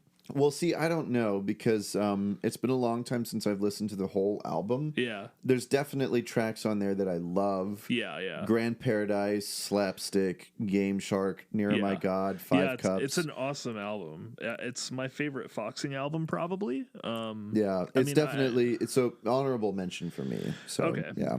Yeah, I mean, I like a lot of stuff from Foxing. Albatross is a good album. I had listened to Dealer like once. I've listened to all their albums, but I've never like listened to them like a lot until Nearer My God came out. Draw Down the Moon was pretty good too, but I didn't like fall in love with it or anything. But I had some really good stuff. And Nearer My God's awesome. Like I said, Grand Paradise, Slapstick, Game Shark, the title track Nearer My God. Like the whole album, I mean, yeah, there's some songs like I'm not like nearly as crazy for as stuff like Grand Paradise or Slapstick or or even like Lich Prince, but the whole album's just great. It's such a unique sound, and when we saw Manchester Orchestra, they opened up for them, and they're good. They they're really are good. so good live. Yeah. I love the falsetto. Just the constant falsetto voice performance he does. It's so weird and unique, and just really wild just ideas for that genre of music. It's like rock punk, but it has this kind of like pop falsetto flair to it, and weird. It's just a very interesting, really unique production, very interesting textured record, and I really like it. It's very bizarre. Like I remember being really perplexed in a good way at how it sounded, especially compared to some of their earlier stuff, because I feel like they're a lot more in like the emo scene. And really, I feel like not like I wouldn't say their music's like emo, but I feel like they're always kind of associated, like people who like Me Without You or like early Manchester Orchestra, like Foxing as well. They're just in that they were always like I feel associated. I guess like with that indie group. emo sort Yeah. of. I guess when you say emo, I think like My Chemical Romance. No, not like like no. that kind of emo. No, like Midwest emo type. Sure, yeah. I wouldn't say they're Midwest emo. I don't know if they are or not. I don't know anything, but they're always kind of in that group of like Me Without You fans and Manchester Orchestra fans. At least early Manchester Orchestra. Kind of like had that emo alternative rock vibe. Yeah. This just felt like I remember some of their fans didn't really like the album because it was so different. Really? Compared to their earlier stuff, like some people weren't. That's really interesting because I feel like this was the album that kind of like helped them break through. Yeah. It's like it got a lot of new people to get into them, and some of their old fans weren't crazy for it. But I just like all their stuff, honestly. But yeah. I also want to say I love the album cover too. Yeah, the horses. Yeah, it's cool. very simple, but it's really great photography and design there. Yeah. So, but yeah. Near my God. Well, gosh dang it! If I had remembered, I definitely would have like taken the time to listen to it. You should have reminded me. I should have. It's your fault. Didn't want to spoil it. I thought it was going to be on your list, honestly. Yeah, I mean, well, it would have been probably. Yeah. I don't know where it would have been Just because, say it's like I number 10 said, and kick out whatever was number 10. no, not Andrew Peterson. Yeah. I don't know. Oh, well, we'll revisit this like 5 years from now, and then do I'll the put it on. 2018 list again 5 years from now.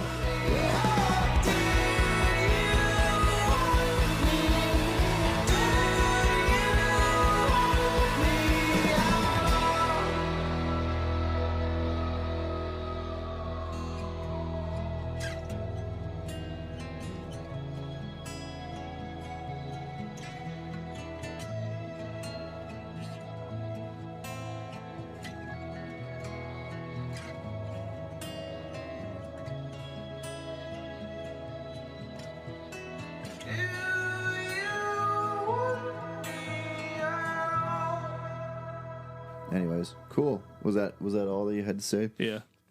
Cool. All right. Well, my number 6 might be. It probably is on your list, but you definitely know it. It's Skylight by Pinegrove. Oh yeah.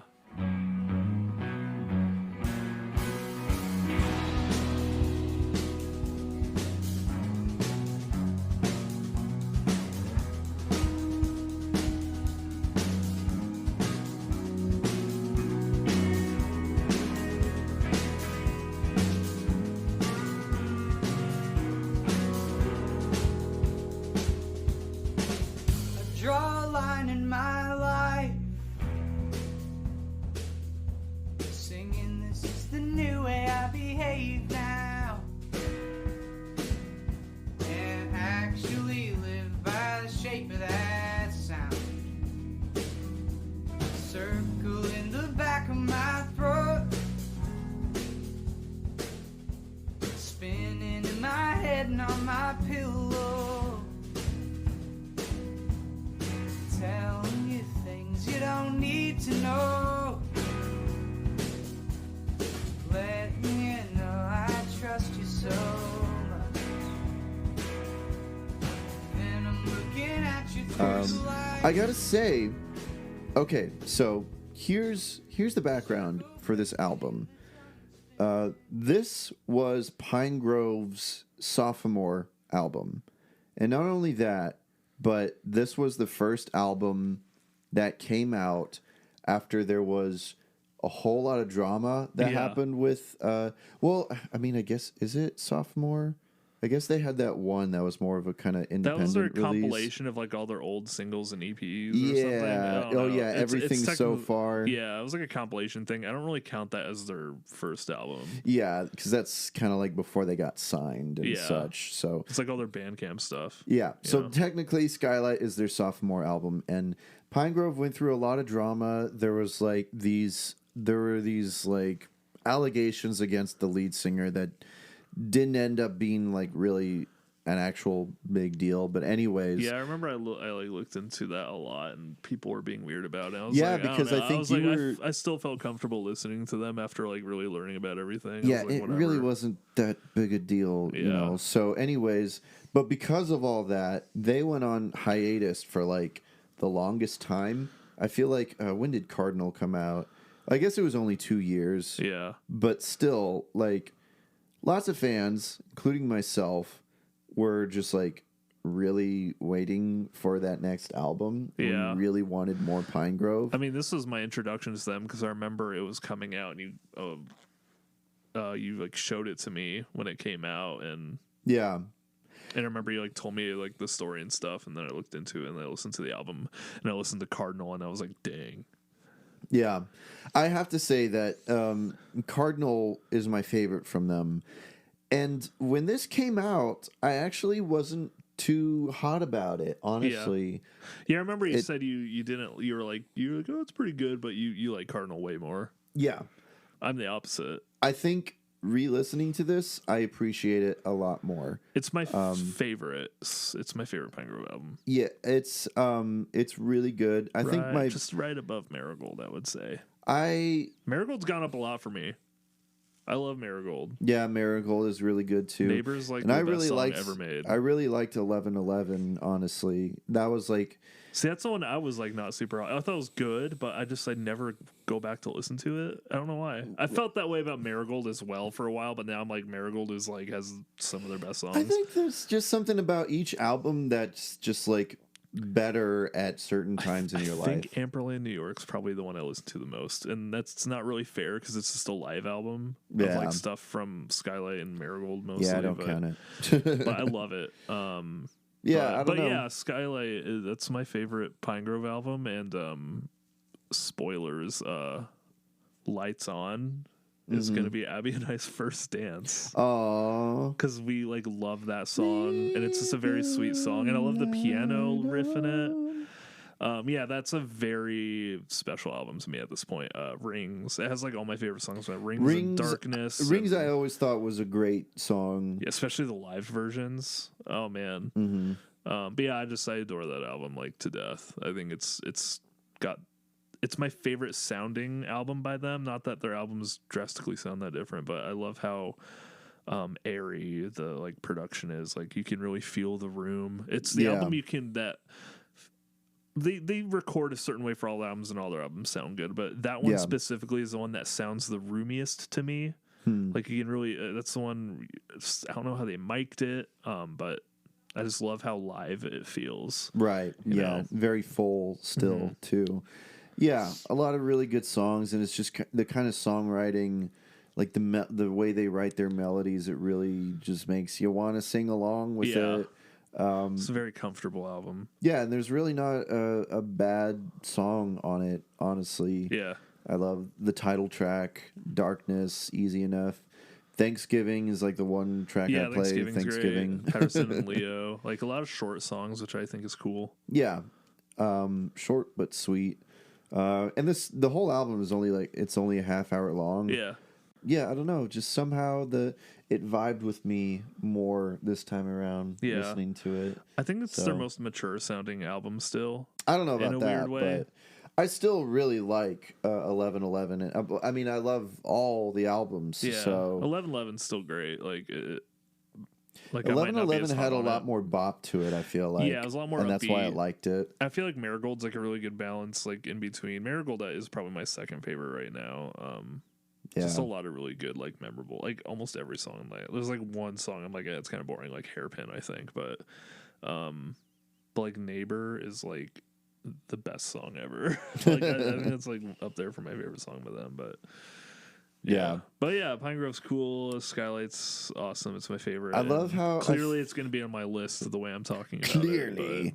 I love how every time we talk about Pinegrove on this podcast, we start talking about one album, but then we end up just having a whole discussion about every album and comparing them. Yeah, I know. That happens every time. Is it possible to talk about one album without comparing it to another album? Yeah, I guess not, which is interesting because they Pinegrove has not been the most experimental band in the world. And I think that's why they have a formula, and the only thing that really changes is like maybe how the energy. they record it and like how energetic it is. Yeah, pretty much. But I mean, they don't exactly They still haven't that made much. a bad album, Yeah. in my opinion. So No, I agree. yeah. So yeah, that's my number 6. Skylight by Pinegrove. Good choice. TikTok stars Pinegrove. Yeah. So stupid. I actually liked I it was liked fun.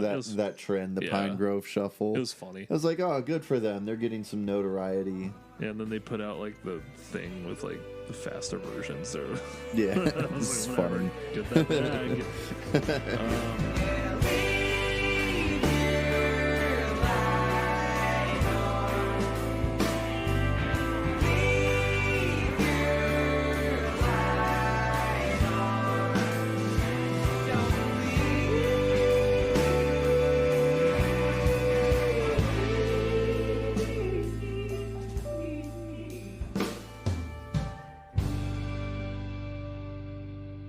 Anyways, number 5. My number 5 is Wide Awake by Parquet Courts.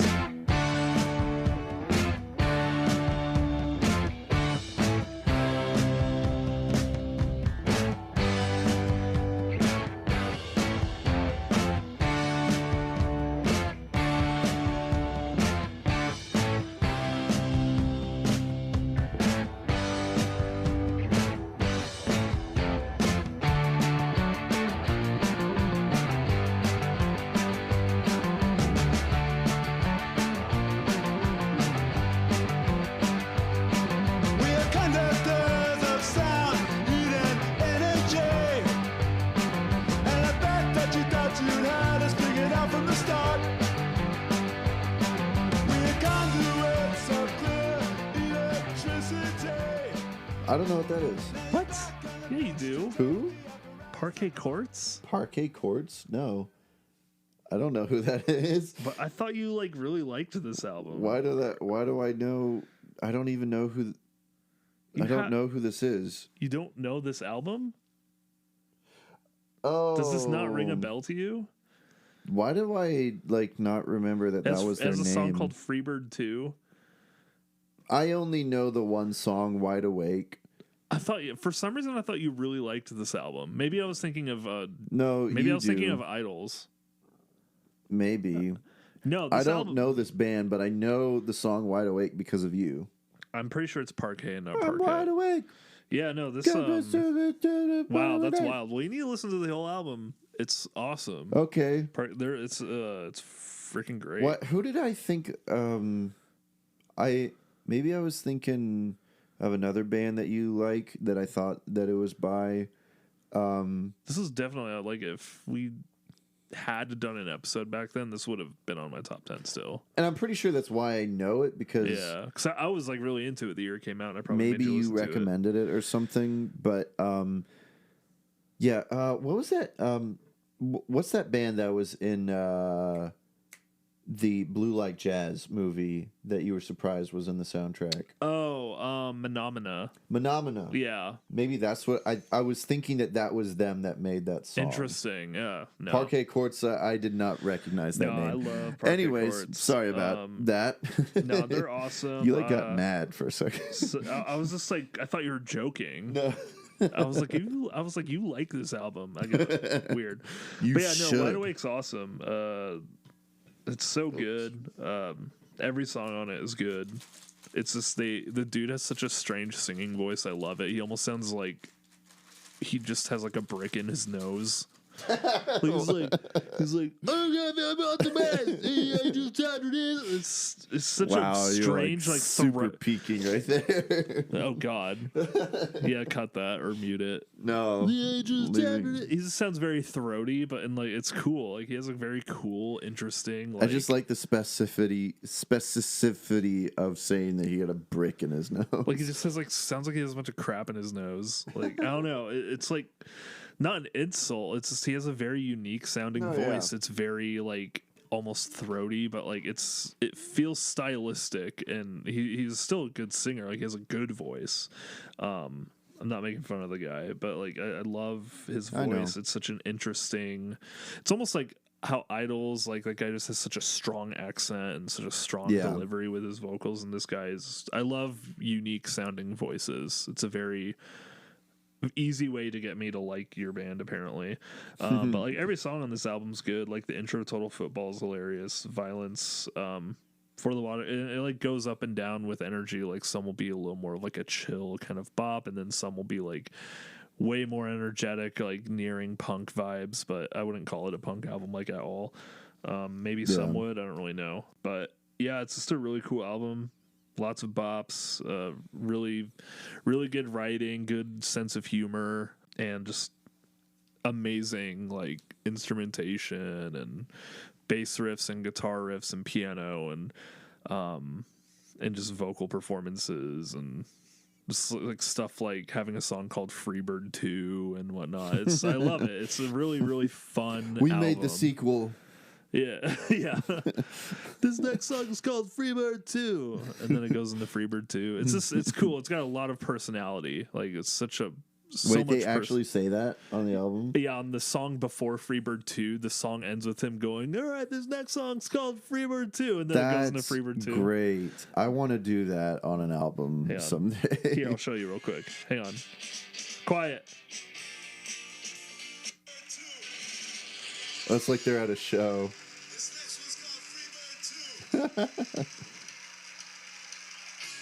That's great, but it's not actually live. No, though. it's not. And then they still have the audience go into the next song. That's funny. It's just cool. It's such a funly, entertainingly made and produced record.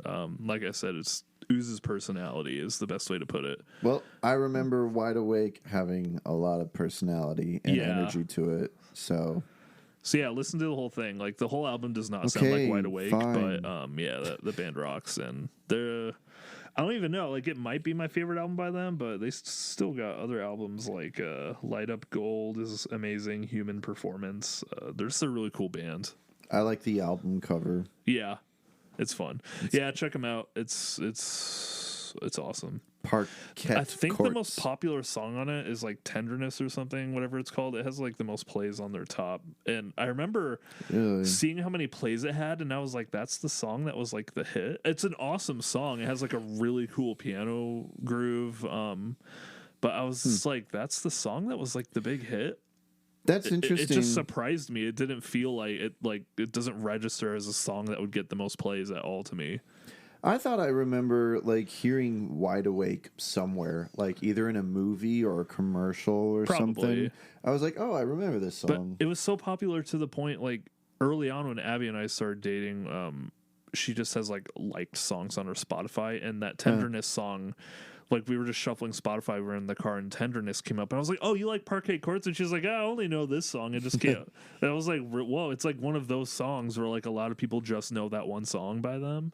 Interesting. It's like weird. It doesn't register as the song that would be that song for them at all, but it's an awesome song. But I don't know. Rant's over. Stop gatekeeping, Mitchell. Oh no, I think it's super cool they have a song like that, because I'm like, wow, a lot of people have like heard them, like technically then. Like I didn't know they had stuff that popular. It's right. Cool. Nothing reminds the mind of power like the cheap odor of plastic. Leaking fumes, we crave, consume the rush. It feels fantastic, like power turns to mold. Like a junkie going cold, I need the fix of a little tenderness.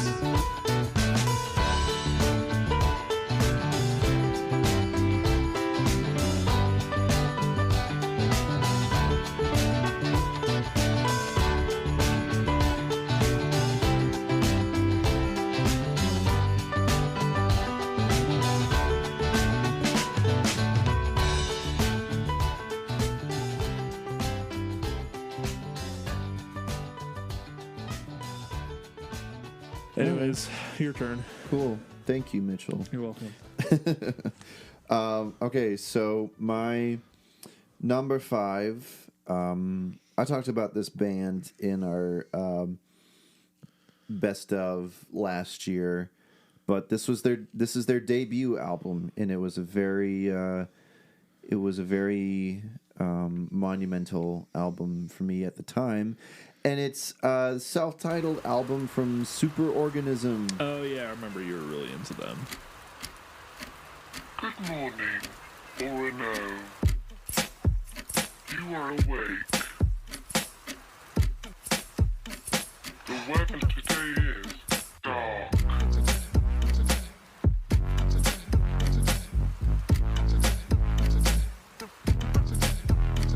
Would you like to get up? Or perhaps do nothing?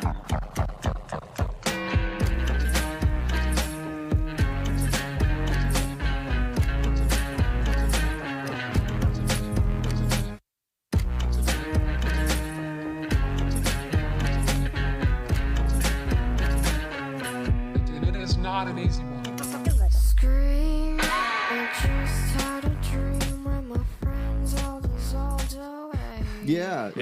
I mean, I still am, you know. Yeah. Oh, you were at the time. Like, I remember you got really into them, you know? Yeah, they were like they were like a phenomenon at the time. Like when they came out, they were like everyone was talking about them. They were like the new big, like weird group. Yeah. I remember. I think I discovered them through like an Instagram ad or whatever. It was for their song "Something for Your Mind," and I was like, "This is so weird." Interesting. But I love it. So, Superorganism is like one of the most unique sounding bands I've ever heard. It's really hard to describe their music, but I guess it's like pop, but with like, I guess you can call it glitch pop. Yeah. And what they do is that like, I guess it's a mix up of like indie pop, rock, mixed with like they do a lot of sampling, right? Yeah, a lot of weird samples. Like they'll put in like sneezes and explosions, and like they'll take like the song "Something for Your Mind." Like what really made it so interesting and weird is that literally the hook is like this sound clip of this woman going "something for your mind," and that it's just kind of repeated, and which, you know, not everyone's going to be into and is probably going to find it really annoying. But I found it super unique and interesting that they could make, you know, a whole sound and music out of stuff like that. So, it's really interesting, and a lot of their vibe, like with their music videos, is like very like internet kind of like vibe, sort of like meme culture and such. And it's very like of its time for sure, like with culture today. So man, you would love 100 Gex or whatever the heck that band is called. I'm just kidding. I don't know who that is. Oh, you just made that up? They're very like just probably they're not like Superorganism, but just like description wise, like meme culture and very like absurdist production and like just crazy. Like people were like obsessed with them, and I tried to listen to 100. I don't know if it's 100 or 1,000 Gex. I can't remember, but oh my god, I couldn't do it. It's like it's not for me.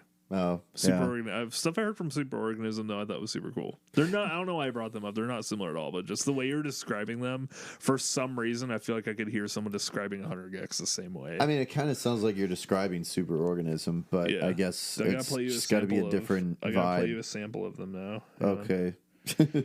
So you can understand. I'm talking about what's their most popular song, Hollywood Baby.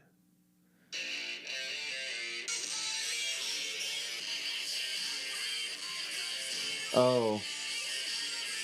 Well, that seems a little bit, strangely enough, like more straightforward and kind of like, it's almost kind of scene pop. Kind of, yeah. I'm just like, I can't do it. Like the weird auto-tune stuff. Weirdly enough, Superorganism I feel like is more experimental than them. Yeah. But I mean, granted, that's like just their most popular songs. They probably get weirder. Yeah. If someone out there loves 100 gigs, they're probably like, no, you're misrepresenting them. I hear probably that. am. I hear that, and I can just like picture what their fans look like. It's like blue hair and just like crazy colors. Sonic the Hedgehog. Yeah. Yeah, just like scene crowd kind of, Yeah, exactly. But Superorganism is a lot more, I guess, like indie in their feel. No, yeah, for sure. So, but yeah, a lot of really fun songs.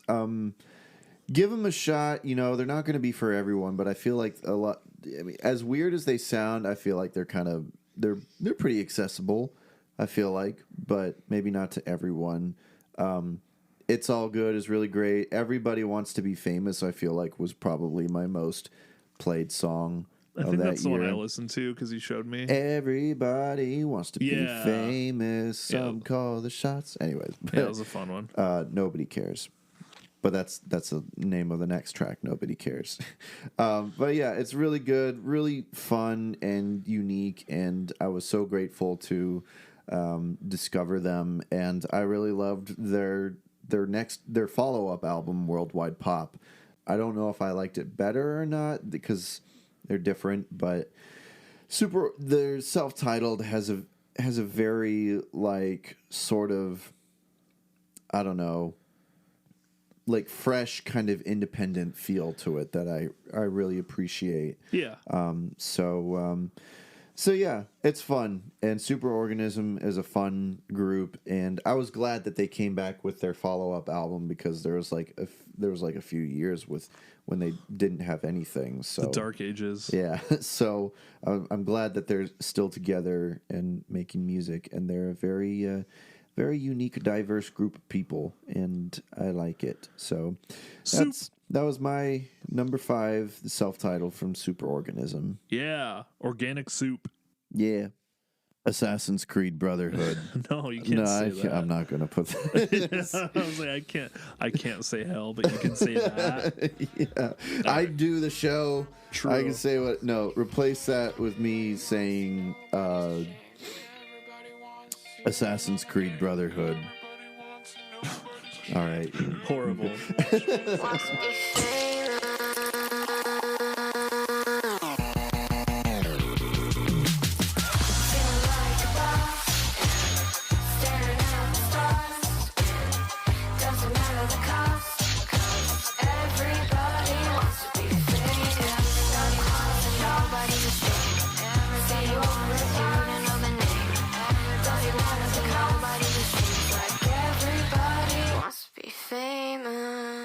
All right. My number 4. Yep. My number 4, we already talked about it. Idols.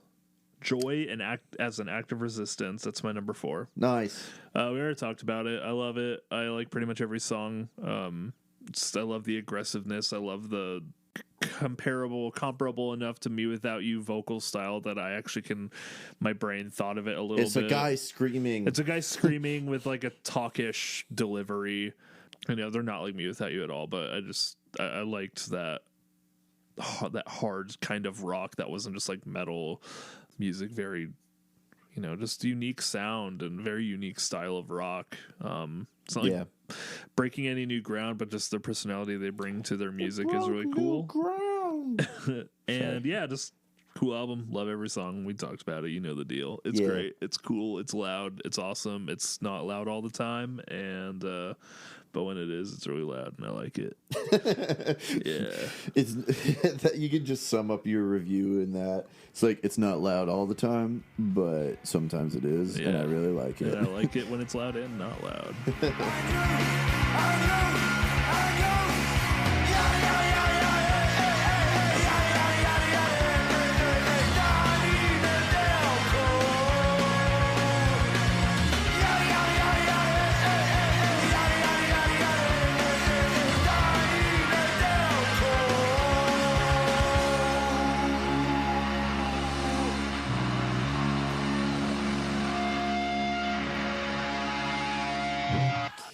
All right, cool. Yeah, there you go. Well, speaking of Me Without You, my number 4 is Untitled. Nice. By Me Without You.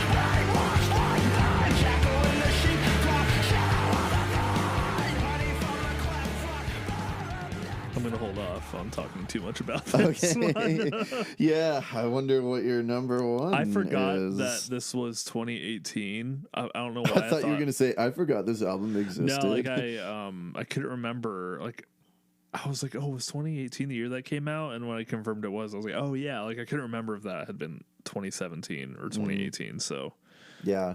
And it's funny because that's why I'm like, wow, what a good year for music. Yeah. Everything else could have sucked. And if the album came out that year, it still would have been like best music year ever. Yeah. It's also funny because, I mean, we talked about this before, but in that lost episode, you were saying, like, I think Me Without, it was the beginning of 2018. Yeah. And you're like, I think Me Without You is going to come out with new music this year. Yeah. Little did you know it was going to be the last album. Yeah. Little did I know it'd probably be their best one too.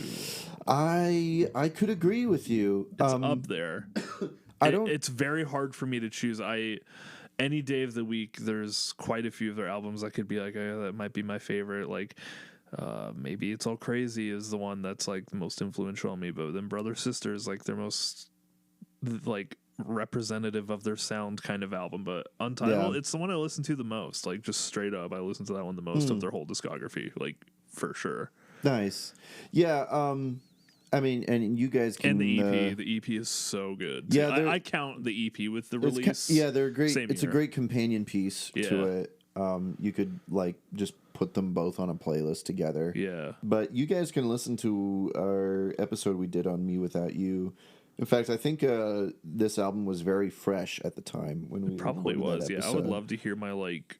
I just listened to this like takes on this album. Yeah. I mean, I've known. It probably was like a few months at least. Yeah, but yeah.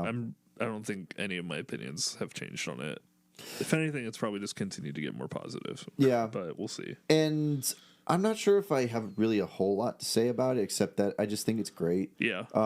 Like pretty straightforward, but like it has such a heavy and full sound to it that's I'd say even like heavier than their previous albums. Like, yeah, some people complained it wasn't heavy enough, and I was like, "Are you kidding me?" Like, dude, What are like, they yeah, like talking Aaron about? doesn't scream on every song, but like, Sure, did you but, hear the like- guitars on Julia? yeah, the guitars are just beautifully layered and That just great full. wall of China-sized sounding wall of guitars that blast onto your skull after that intro guitar lick. Like the production on this album's huge. Yeah. I love it. Yeah, it is great. It's But it crazy. also, it chills out when it needs to. Yeah, like- but it still feels full in it. And Yeah. I love it, even though it has a heavy feel to it, it's still very melodious in a sense, in Yeah. a weird way. Heavy but beautiful. That's what they were really good at, and the last half of their discography was like having that heavy sound, but still having a lot of good melody and just like they're just really good at mixing melody into a lot of their good stuff. Because I know that was like a goal of Aaron. He was like, "Oh, I want to." After like their first couple albums, he's like, "I just want to write songs with more melody," and that's when It's All Crazy happened. And then honestly, like after that, they kind of stuck with. I mean, they went more like. They got away from the folk stuff a little bit after that, but they still kept the bones of their songwriting from that album. Yeah. So, Yeah, and I also like how even though like the music is really heavy and Aaron's vocals are still pretty like tame, but the way it's mixed, his vocals still like come through really clear. yeah, I remember there's so many complaints that people couldn't hear his vocals, but I'm like, well, are you like, Well, probably because they're- you're listening they're on deaf. like broken, like crappy Apple earbuds.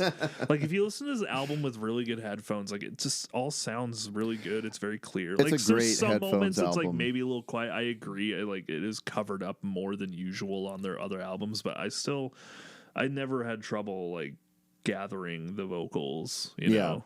Yeah, same. I was Like it is mixed a even little lower even in than moments, usual, but yeah, even in moments where it felt like that the vocals were a little bit more like turned down a little bit, it felt like it was intentional. It Kind of like is. that one Paramore track with Yeah. Aaron Weiss on it. Yeah. Where it's like the vocals aren't really supposed to be the main focus of it. It's more like supposed to feel like distant. Yeah, Kinda. and just like symbolically and just artistically, I always found it to be like,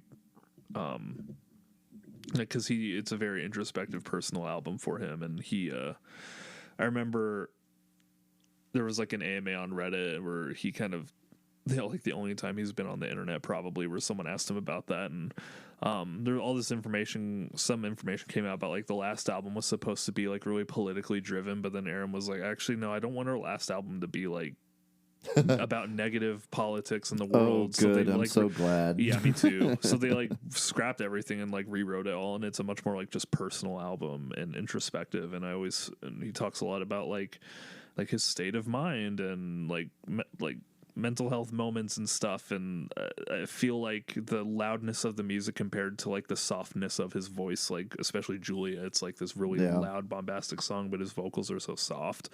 And I feel like that's and it goes from like being really loud to really quiet to really loud. And I always felt like that was a reflection of like how he felt like as a person at that time, just like bouncing back and forth, you know. And not to say that Aaron Weiss doesn't go all out. Like, no, he has some of his hardest performances of all time in this too. The opening track, Wendy and Betsy, AM, I think, has his most vicious vocal delivery like of all time. Yeah, like in the second half of that. Another song. Head for Hydra is pretty heavy. Yeah. So, not really much more that I can say about it, except that it's just it's great, and it probably is my favorite from them. Either way, it was a perfect send off for them. Yeah, and I'm glad it exists. So they have the perfect discography. Yeah. I love that the final song. I'm convinced it was intentional. I've never seen anyone else commented about it. I'm Special Boy, and I'm the only one who's noticed this. I'm sure other people have, but the beginning of A to B Life kind of comes in with that that synth right before it comes in. The very last song on Untitled ends with a very similar sounding synth thing, like and then that could hypothetically loop back into A to B Life, and then they have the song Circles. All circles presuppose they'll end where they began, and the last thing you hear on Untitled is the first thing you hear on their first album. They end where they begin. Wow. I'm like, that was intentional. It totally was. I'm sure. I don't know. Just there's so much stuff like that. The music video is awesome for Julia, was awesome too, and that was supposed to like. The manager was like, yeah, this is supposed to make it really obvious that this was their last album in the music video, but like not a lot of people caught it apparently. People didn't want to believe. No one did.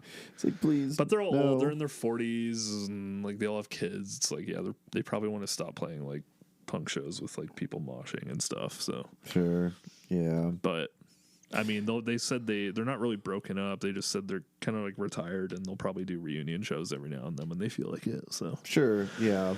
But they will not make more music. I always not as thought it'd be fun you. if like Aaron made some like solo music, but I doubt it. I don't know. You don't think so? I don't know. Oh.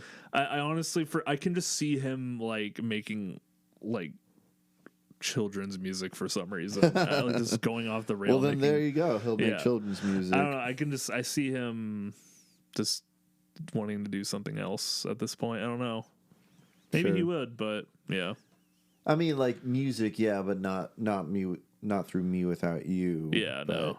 Yeah, but it'd be cool if he just did a little folk album, like did another It's All Crazy. Obviously, the production probably wouldn't be crazy. I mean, the guy who produced for Sufjan Stevens like produced that record and it's all multi-instrumental, has all this like horns and crazy stuff. Like he wouldn't be able to do something like that on his own. But interesting. I didn't know that. But it'd be cool to see him just. I'd be curious, but I'm not holding my breath. Yeah. Anyways, I was like, I won't say much. And then I did. You can't help yourself. Yeah. This is definitely the point in my list where, like, from here on out, like, I consider like all these albums to be great. Yeah. So, and Untitled is no exception. It's great. So, yeah, Me Without You. They were so lazy they couldn't think of a name for the album. They wanted the album art to just be white, but they were like, "Nah, we want to like have Vasily Beatles Kafanov." already did that. Yeah, there was that too. Which I mean, Aaron loves the Beatles, so I'm sure he was like, yeah. Sure. But I feel like I don't know. I might be spreading false information here, but I feel like I remember seeing something where they were like, well, we didn't want to like not use Vasily Kafanoff for like our last album because he did all their album art. Right. So they're like, well, we have to have him do a piece, and I respect that. So like, it would have been kind of weird to like not have him do album art for them at least. I one mean, more they time. could have asked him like, "Hey, can you just like make a white cover?" Yeah. I mean, even the special edition vinyl I have like has all these like paintings inside that are it's like just white paintings with different shades of white, and it's honestly really cool. Yeah. Yeah, it's neat. But yeah, they just I liked that they did the EP with like the smaller circular piece, and then the LP it's like the ball like expanded and exploded, and so the EP is like a much more the EP is way more chill. Yeah. And then the LP is like, I remember one of the members said like, yeah, the EP is like listening to music on your front porch, and the LP will be like skydiving or something. And I was like, oh, yeah, that's pretty appropriate. Even though the EP has a pretty intense couple songs in it, I would say at least one intense song. Like August 9th is crazy. Yeah. Anyways, moving on. Yeah, cool. I'll talk about it more later. Sure. I need to stop.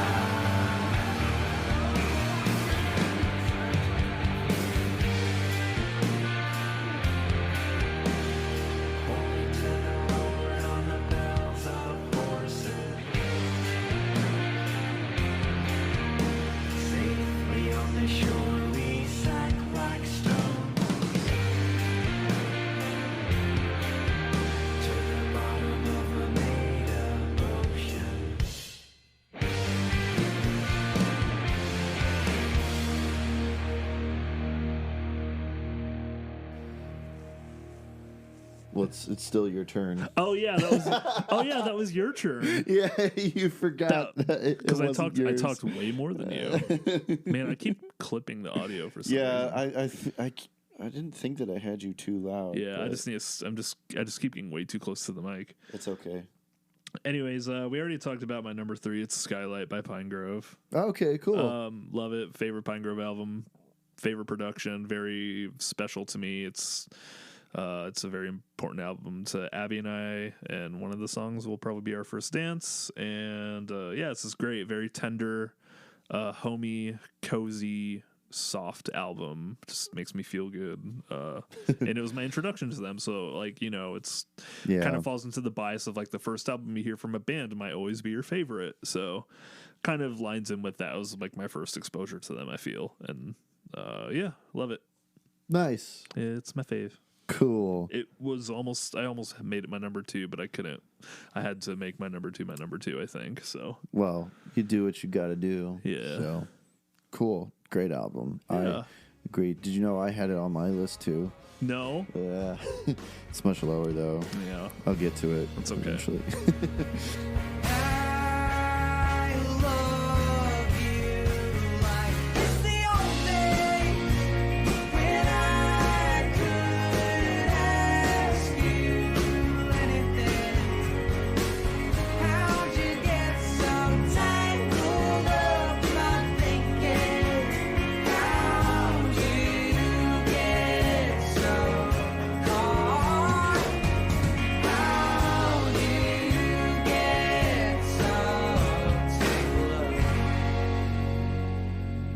What's your number 2? Number 3. Number 3. 3. My number 3. I don't know if this is on your list, but you definitely know it. It's Trench by 21 Pilots.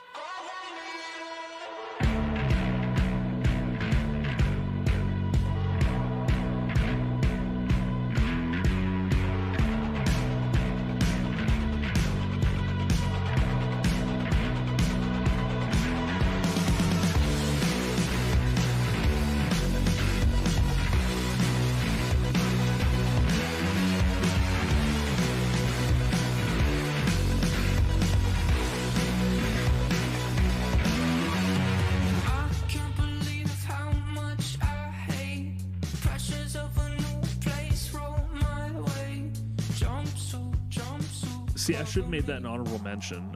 Wait, seriously? I forgot to put that on my honorable mentions. That should be my honorable mention. I forgot that came out that year. Really? That's the one I forgot was on my. That's surprising. Yeah. I would have thought that it would have been pretty high for you. I really I considered putting it in my top 10, and then like the first time I was making this list, and then I forgot because I wasn't writing it down, and then I forgot it came out that year when I was like revitalizing it. Wow. But this is like I don't know if it would have been my number 10. It might have been really close. It should be an honorable mention though, because that is probably the only 21 Pilots album I like, and weirdly enough I kind of love it. I think it's great. Yeah, but like for me, it's like this was definitely one of the albums that I knew. It's like I know it's still like high up there for me. I really like it. I think I re-listened to it like a year ago and again earlier this year, and I still like love. There's like I don't like love every song, but the songs I love, it's one of those like I love like a few songs in there, and it's Paul Meany production. I'm pissed. He should have just become their full-time producer because then their album came out after that and it was bad, and I don't really like their old stuff anymore. It's the only album by them I like, honestly. Yeah, I gotta say, I'm being frank, same here. The opening song is so good. Dude. Yeah. I really got into 21 Pilots around when Vessel came out, and while I used to love Vessel, dude. Yeah, while I don't love it anymore, I still have like I still like have an appreciation for it. It has nostalgia to it. Yeah, and there are a couple songs like I still like Holding On to You or Guns for Hands. I think those are still really solid What songs. about Car Radio? That song's so annoying. I remember. I used to think that song was so sick, and I probably used to be able to recite it by memory. Oh yeah. I ponder of something great. My lungs will fill and then deflate. I they ponder fill of something fire, great. Sail desire. I know it's dire. My time today. I'm actually surprising myself with how much I remember. Yeah, no. I have these thoughts so often. I ought to replace that slot with what I once bought. It's just so bad. Like, oh, I'm sorry. But yeah, so not. I mean, and Blurry Face is fine too. It's all right. Yeah. I think they got better with their production. Basically, today the only that was like their sellout album, Yeah, true. It had some good stuff, but like I got so freaking tired of hearing that song, Blurry Face. Yeah. Oddly enough, my favorite 21 Pilots releases is they're both Paul Meany related. It's the collaboration they did with Mute Math, where they redid a lot of their songs and probably made them better, honestly. And then the one album that Paul Meany produced, I think he was the main producer on it. But yeah, there's also a couple like I like. What was that one song they released during COVID? Oh yeah, I remember. Something Concern. Yeah, that was good. That was fun. But I think Paul Meany produced that too. Yeah.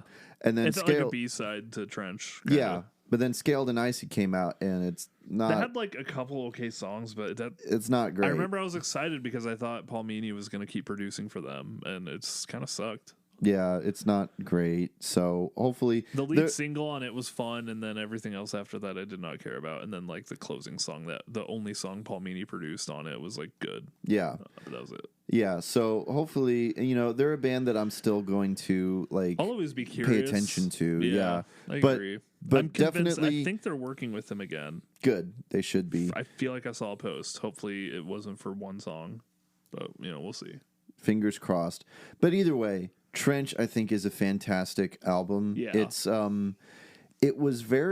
kind of jarring in their line of discography because some of their hardcore fans don't like it, dude. Yeah, exactly. And that's probably why I like it. It's bizarre. Like people who didn't like 21 Pilots loved this album, and then a lot of people who loved 21 Pilots were like kind of mid on it. You know?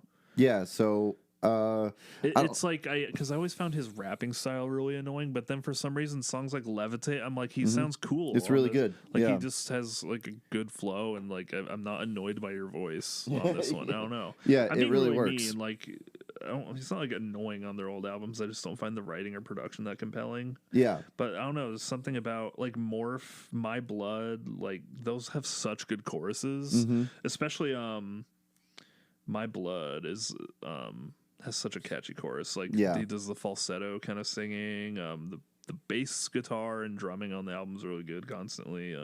Yeah. I think there's pretty much.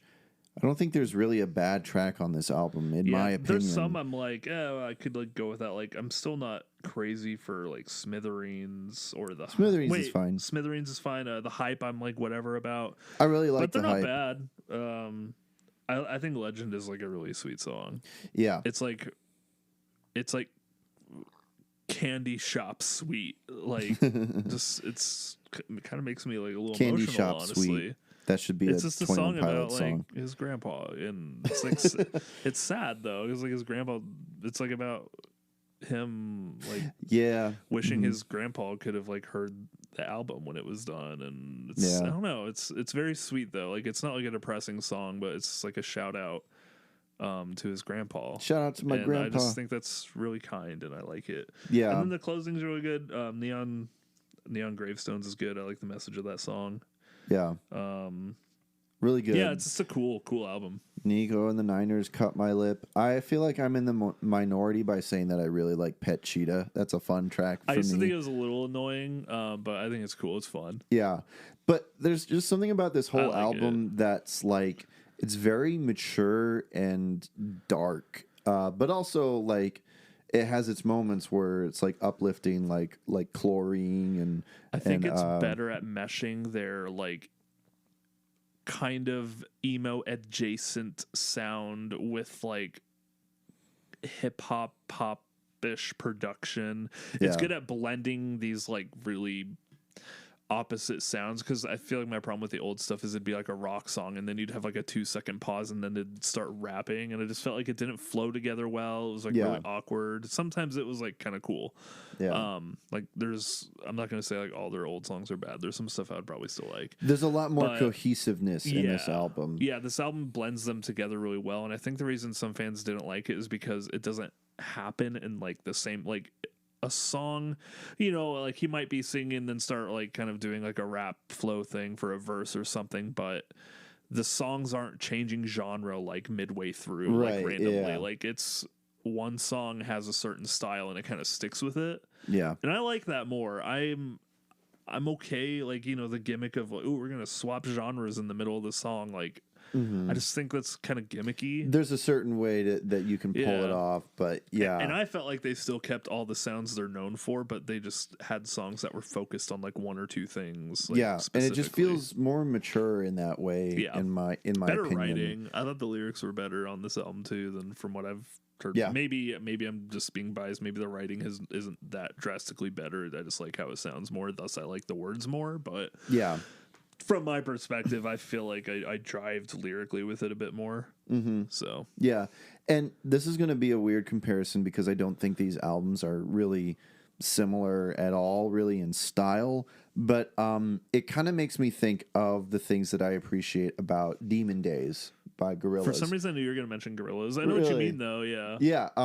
They're very different, but Demon Days is like one of my top 5 favorite albums of all time. Yeah. It's something that I appreciate about Demon Days is that it has that like sort of like it takes like that blend of pop and rock and like makes it like kind of dark sort of, and just I don't know if I really know how to word exactly what I'm feeling, but I kind of get that vibe from Trench, you know, where it has that perfect blend of upbeat pop and heavy rock. Like Jumpsuit is probably their heaviest song they've ever done.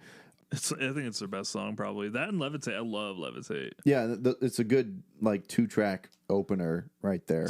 Oh man, this production on that song is so sick. Yeah, so good. So yeah, it's just something I really have a lot of love for this album. It's like that perfect sweet spot of like hip hop, pop, and rock for me that I think they just really pulled off. And right now it's peak 21 Pilots, but I hope that they come back and they just basically not like redo what they did for Trench, but like I don't know. Just bring Paul Meany back, Yeah. man. You know? He does a really good job at I feel like I'm much more susceptible to like listening to their words that they have to sing when their production isn't bad. That's it. I just want their music. Like, they can have good sounding music, but I think that was a problem with like the Dragon album, whatever it's called, Scaled and Icy. The Dragon album was like, this production was just kind of boring, like really plain on it. I don't know. It had like one song. I was like, it's kind of like a fun, but it was very like the lead single. It just kind of felt like a little indie rock song, kind of like nothing really substantially interesting about it. Yeah, I don't know. Yeah, I don't know. Either way, this album has like a lot of bangers on it, and I just have a lot of love for it. Yeah, it's a cool album. It would be an honorable for me. It probably. That's just so disappointing, man. Probably could. I don't know. I'm like thinking like between that or. I just remember us both talking about this album when it came out, and we both loved it. I still love it. I mean, that's the thing. 2018 is so good that there's still albums I love outside of my top 10. Yeah. Like, I love, like everything in my top 10, I'm like, amazing album. Yeah. Like, even my number 10. Like, I love Little Dark Age. I don't know. Part of me is like, maybe Trench could be replaced Little Dark Age, but I don't know. I think Little Dark Age is just a little more consistent for me. Whatever, man. I guess this is my album then. Yeah. This is mine. No, I still love it. It rocks. It's great. Yeah. They'll probably never top it. We'll see. I'd like them to. I still like them too. Yeah, like I mean, the thing about this album is it proved to me that if they do things a certain way, like I am prone to really liking them. Yeah, I will say there was something that they recently did. So this is a weird side tangent, but so Switchfoot recently released. They basically redid their album, The Beautiful Letdown. Oh, yeah, they had a bunch of artists cover songs. That was for the deluxe edition. Yeah. They had other artists cover them. And Tyler Joseph covered their song 24.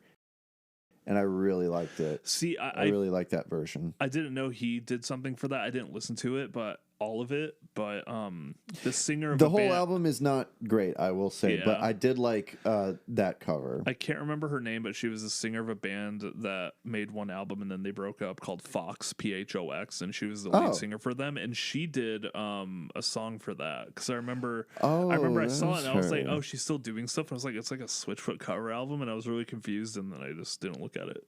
I didn't know that was her. Yeah, no, she did. I remember she Fox. did one of the songs. Yeah, she did a song on there, and it was pretty cool.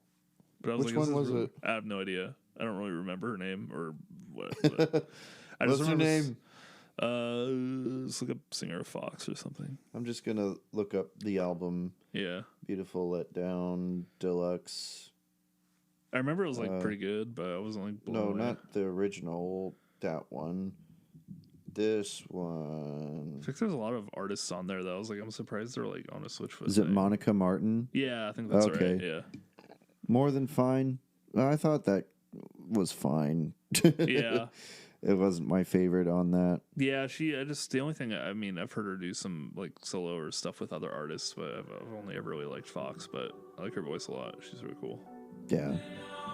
Anyways. Wish Fox didn't break up, but whatever. They have such a good audio tree session. It's so good. I do remember that, yeah. Last year, I needed change of pace. Couldn't take the pace of change. Moving hastily. But this year, though I'm far from home, entrenched, I'm not alone. These faces facing me, they know.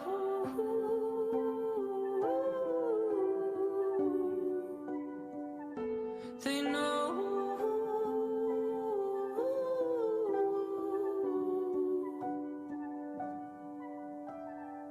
What I mean. My number 2 is Can't Wake Up by Shaky Graves. Oh, yeah. Oh, well, yeah, duh. I know what your number 1 is, but great. Yeah. Cool.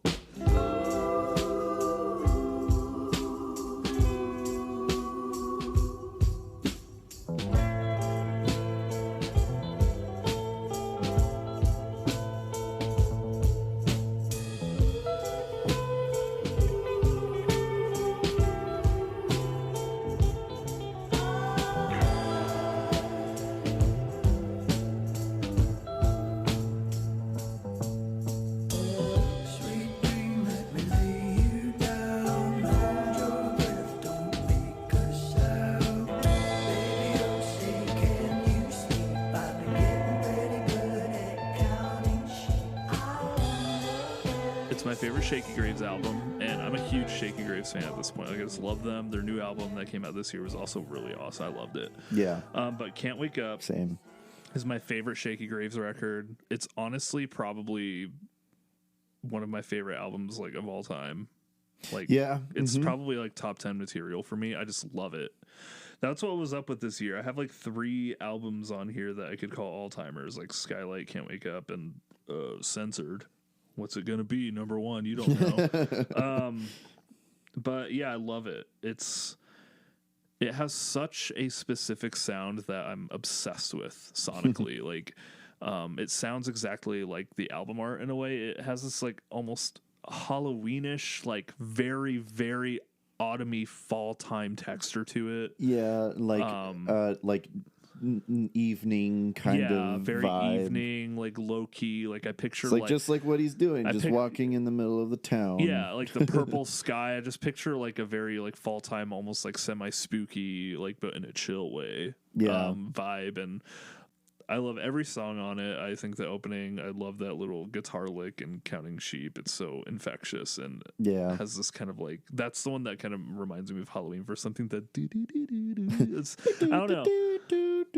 It's just such a cool album. Like I love how it sounds, all the percussion. And some of this cool like what's it called? Like Climb on the Cross or something. Like has a lo-fi vibe to it. Just such a sick album. Like I love every song on it. Very unique, just unique vibe. Yeah. It was very different for Shaky Graves. Yeah, I know it was one of those albums that like some Shaky Graves fans were like, yeah, it's kind of a sellout album because he's using like a full band now or something, it's not all acoustic. You know, it was just different because like his previous albums were a bit more.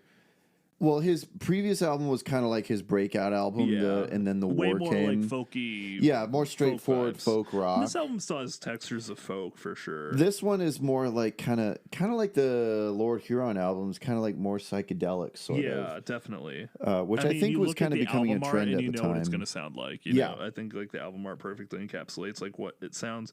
Yeah, Dining Alone is awesome. My Neighbor, Excuses, Cops and Robbers. Mansion Door is super cool. Abophobia is such a bizarre song. Yeah, I love how it sounds like a cartoon from the 1930s. Yeah, like and then it has like the weird breakdown with like it almost gets like really heavy near the end, and it's just so creative and cool.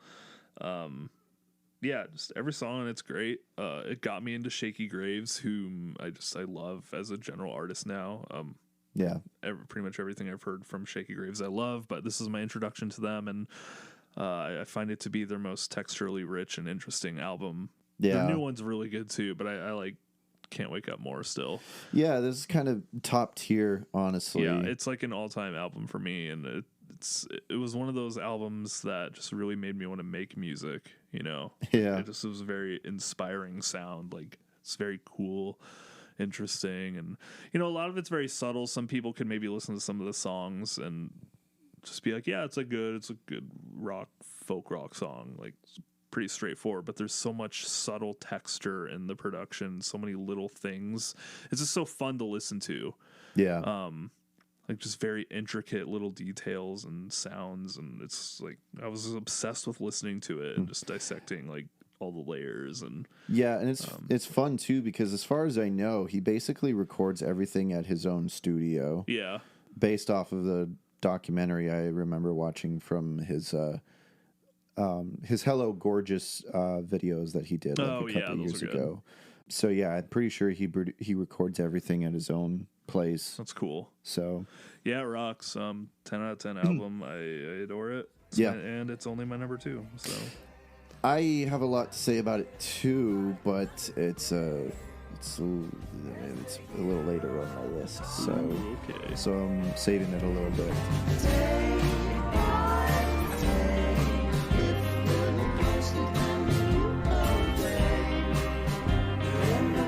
Shot in your life. Look on next, it's salt and lime.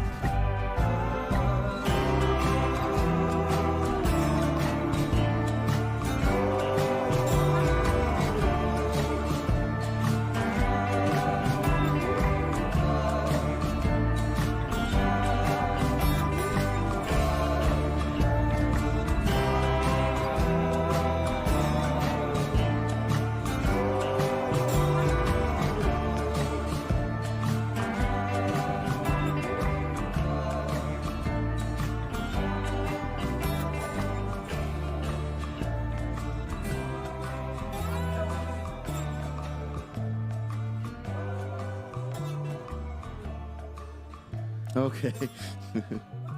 All right. Well, we got 2 hours left of this episode. It's going to take me 3 hours to talk about my number one. Yeah. All right. Probably. And I hope I don't totally retread everything I said when you talked about it. I mean, whatever. It's not my number one. Whatever. Anyways. Just we'll get there. We'll burn that bridge when we cross it. I'll get unnecessarily personal about it. Don't worry. That's okay. That's what I'm looking forward to. Yeah. But anyways, we're not even there yet. My number 2 is actually probably going to surprise you that it's my number 2 and not my number 1. Because it was my number 1 at one point. When it came out, the year it came out. Fickle Man. Oh, Just I kidding. thought you were saying that. I thought you were guessing the title of what it is. No, I'm just Fickle kidding. Man by John Truman. Pickleball. Pickleball. All right, get it. Anyway, so my number 2 is actually Delta by Mumford and Sons. Oh, okay. I'm not surprised it's not your number 1. Where do I turn to when there's no choice to make? And how do I presume when there's so much at stake?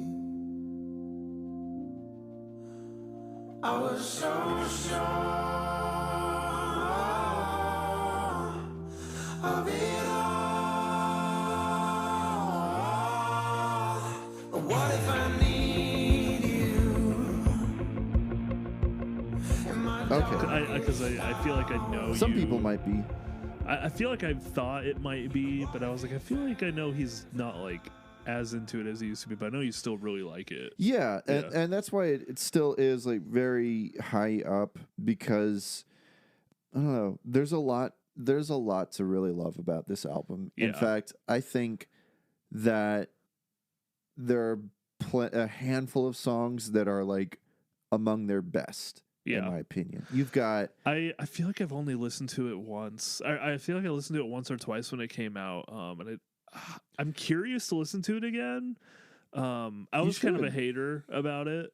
Yeah, you were. I didn't really like it that much. Yeah, but I feel like I don't know. I'm a little less cynical these days. I'd probably find some stuff you to like about things it more these days. Yeah. Yeah, I mean, there's a lot of great stuff in it.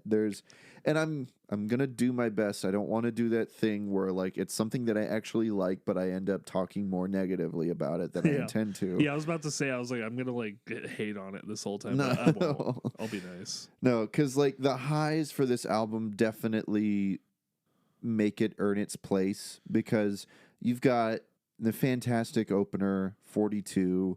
Guiding Light is a really strong single. It's not my favorite from them, but it's still good.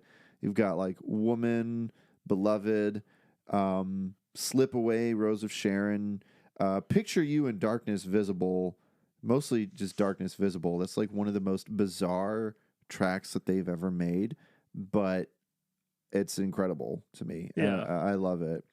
I remember I like hated Woman like when I first heard it, and I feel like I re-listened to it randomly. I was like, it's kind of a bop. Yeah, it's got it's a vibe. it's got a groove. I was just hating on it because I really liked Wilder Mind.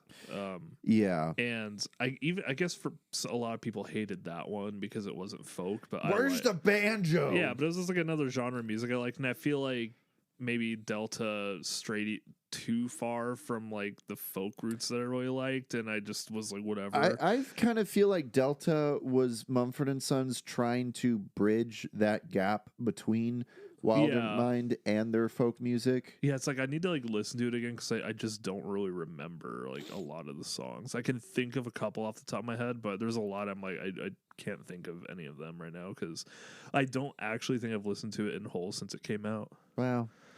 You're a bad Mumford & Sons fan. Yeah, Not that you really still are. I don't know. But I will always have a permanent appreciation for their first couple albums because they I wouldn't have gotten into any of like my favorite music without them. Yeah. So I still will always appreciate them. I'll never like hate them. Well, I'm sure they appreciate you for saying that. I got a lot of nostalgia for those first two albums, and I still just think Wilder Mind has got some. I just think, man, that album got trashed when it came out. Yeah. Like Pitchfork gave it like a 2 or something. I was like, it's fun. There It's were got cool fans songs. I that don't know. you said Wilder Mind, right? Yeah. Yeah, there were fans that left. People did them. not like the album got really trashed. They're And like, I oh man, did- if I want, I saw people comparing it to Coldplay, saying it sounded like Coldplay. Not really. Like, no. I just thought it sounded like a pretty good rock album. I don't know. I just thought it was a good solid. album. Had fun guitar. I don't Yeah. know. It's fun I just times. remember being surprised it was so hated on. That was Yeah. before I paid attention to like critics, and then I started listening to critics, and then I got way too into trying to agree with critics, and then I was like, actually, it is bad, and now I'm like, no, it's good, whatever. Well, anyways, with Delta, I think they were going for a particular vibe with this album, and I do like it. My main problem with the album, and that's why it's not my number one, is that the track structure, I don't know, it either could have been rearranged or maybe a couple of tracks taken out. Because I would say this album should have been trimmed down, because there's 14 songs on here and the whole album is like an hour long. Yeah. And when you start breaching in an hour, that's a pretty long album. Yeah, and so there's a handful of tracks on here that are kind of sleeper songs, and I kind of want to skip them and just get to the next good one. So, and not to say that any track on here is bad. Mumford & Sons have yet to like make a bad song, in my opinion. It's just more of like, I don't really want to listen to this right now. It's kind of boring a little bit. So that's my main problem. And also, I was very upset, and we talked about this on our Mumford & Sons episode. I was very upset with the version that they of the song Forever that they put on the album. Yeah. Forever was one of those tracks that like they did live, and I was like, oh man, this song's going to be great. I'm so excited to hear it. And then the version on the album is like way more like laid back and chill, and it's like, what? And so that was disappointing, but Mumford & Sons made up for it by re-releasing the song and doing it in the more original way. That's it's right. called, I remember when you showed that to me. Yeah, it's great. I love it. Yeah, It's, I remember thinking that was good. Yeah, it's called Forever Garage version. So yeah, if they had like done that, well, I don't know if you gotta like just make a playlist and just replace that version. Yeah, with that one, and then just take be out like, the "That's other album." ones. Yeah, and also there was the song Blind Leading the Blind that was rumored to be on this track, but it didn't end up making it on the album, and then they just released it as a single. Interesting. So yeah, I need to make a playlist with both of those songs on there. Yeah. I was like, this is a perfect album. This is it. This is I like the making album. like custom albums like that. Yeah. Like with Me Without You, I took all their EPs and singles and like made one cohesive album out of it. Yeah. Like doing stuff like that's fun. And if like that, if there's a different version of a song I like more off of an album, I've done that before where I just swap them out. I did that with Manchester Orchestra with Cope and Hope. Oh yeah, because I didn't really. That's a good way to. That's a good. Those are good albums to do that for. Yeah, because I didn't really like Cope as an album, and Hope I did is at the like time, fine. but going back to it, I'm like not crazy for them. But I think mixing them together makes more sense. Yeah, it brings more dynamic, because I think that was the biggest issue with that album. Yeah. But anyways, you got to stop talking about other albums. Yeah. So yeah, and I also got to say that the title track Delta is in like top 5 Mumford & Sons songs. For Nice. me. It's so good. So yeah, there's a lot of really great highs on here, and it's just kind of a shame that it was kind of bogged down by certain songs. So that's just kind of why I can't really have it as in high regard as I once did, just because like my number one album is just like perfect through and through. Yeah. So I can't unfortunately say it about this album, but I still love it. And it's also kind of sad because it was Winston's last album True, with the yeah. band. Yeah, I was so- about to say, I was like, are they gonna like make a new album ever again? I mean, I know they are, They've but it's been 5 years. They've been teasing on social media that they've been working on new stuff. So I know Marcus did his solo stuff. Yeah, Marcus did his solo album like last year.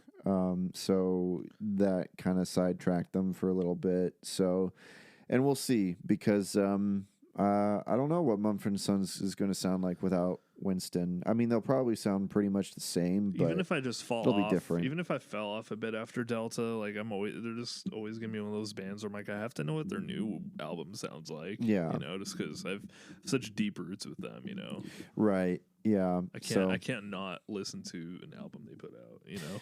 Yeah, and Mumford & Sons, they haven't been yet dethroned as my current favorite band. Yeah. But I guess the next album will tell, you know. Uh-huh. So, yeah. Delta is my number 2. Still love it, but had to dethrone it for another album. So, and we'll get to that. But yeah, that's my number 2, Delta by Mumford & Sons. Okie dokie.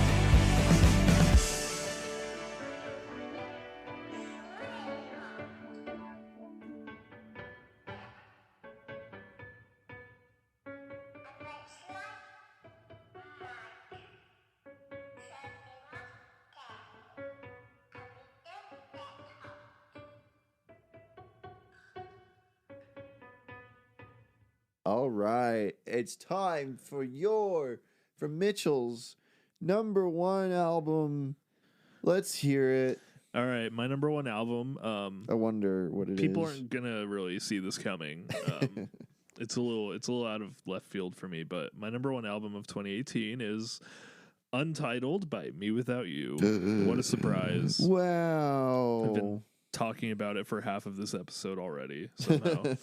I'm including the LP and the EP as like one thing. Okay. Kind of, because I like the EP a lot. I think the EP honestly has some of their best stuff as well as the LP.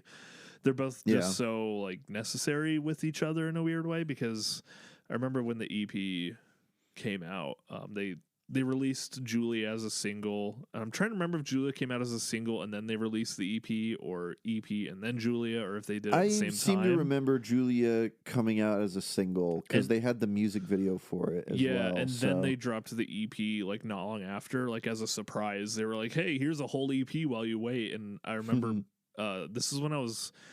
All right, it's gonna be like a little story time for this one. Story time. Because there is a hard argument to be made for this being like my favorite album ever, like of all time. Oh, okay. I've thought about it a lot. Me Without You is my favorite band, which means obviously one of their albums is going to be my favorite album of all time. Mm-hmm. For a long time, that's been Brother Sister. Sometimes I think it might be It's All Crazy, because that is one of the most influential albums to me in terms of like the sound of music I want to make. Untitled, though, is the one I listen to the most easily. Mm-hmm. Like if I had a play count, which I probably do because I use Last.fm, but I just never check it, I would easily guarantee Untitled has the most plays for me of their whole discography, which is kind of surprising because it's like, when I say it's fair, I'm not like, oh, it's way above Brother Sister. Like, it's like that and Brother Sister and It's All Crazy are like basically in unison. Yeah. There's no point in ranking them really. But Untitled has like a really strong case for favorite album of all time for me, just by default. I remember when the EP came out was when I was living at the Red Low, and I was like moved in not for long. So I was kind of sprouting into real adulthood a little bit. The Red Low is the place that he used to live at. That was our band place. And it's where we did practice and had shows and stuff. Yeah.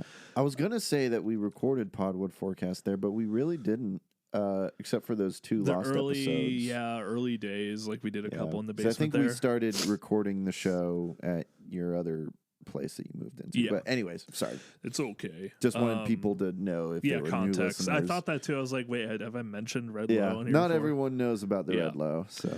But we live in the I live in the Red High now. So yes, but yeah. So I had not been moved out for long. I was working like 3 jobs. I was going to college. I was doing like way too much.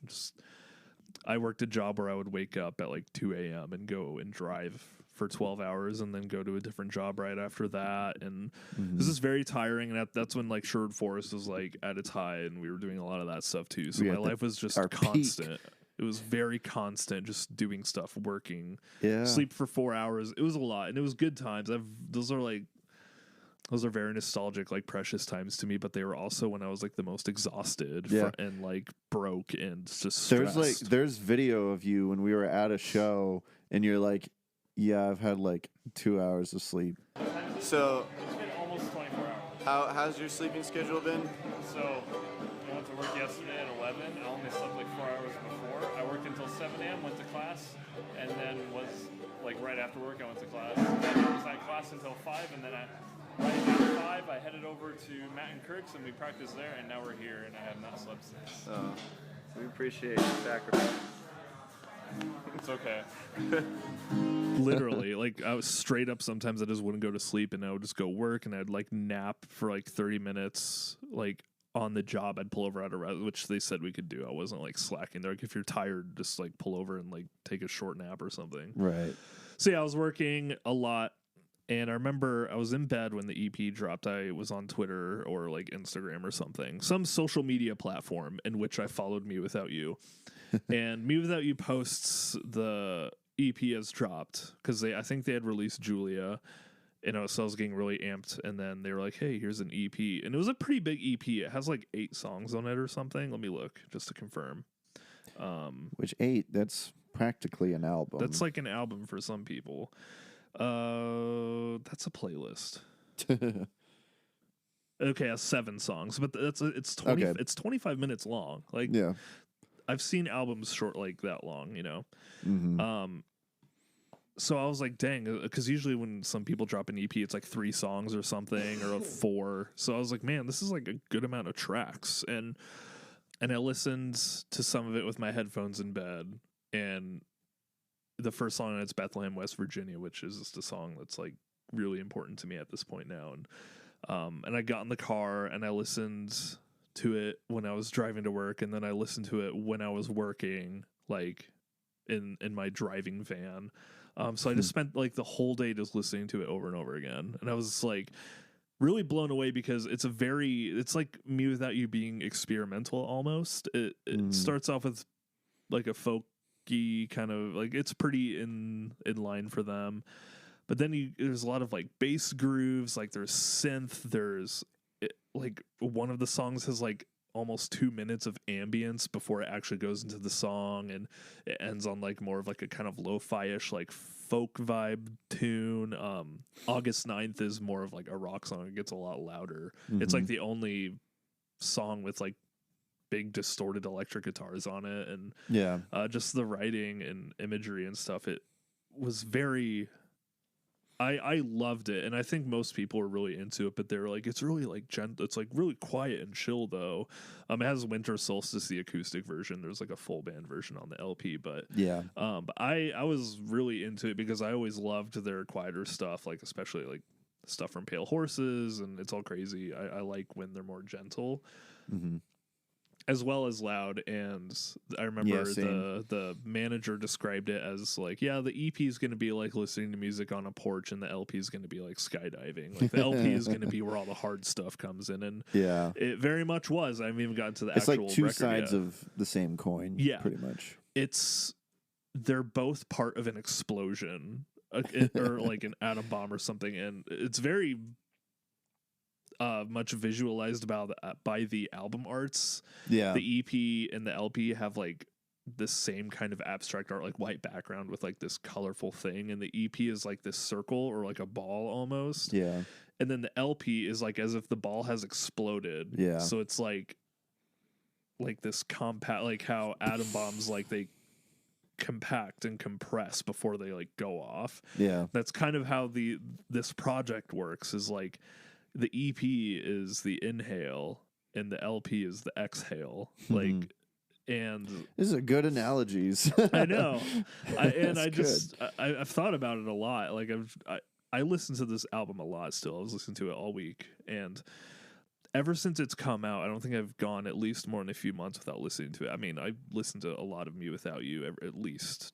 Like, I don't ever go a month without at least listening to one song by them, you know? Wow. I mean, I have phases That's where more like, than I can say about Mumford & Sons, like, honestly. Like, I have phases where I won't listen to them as much, but like at least one song in like a month, like I feel like I'll be, oh, I want to listen to Julia, or oh, I want to listen to Fox the Crow and the Cookie, you know? Yeah.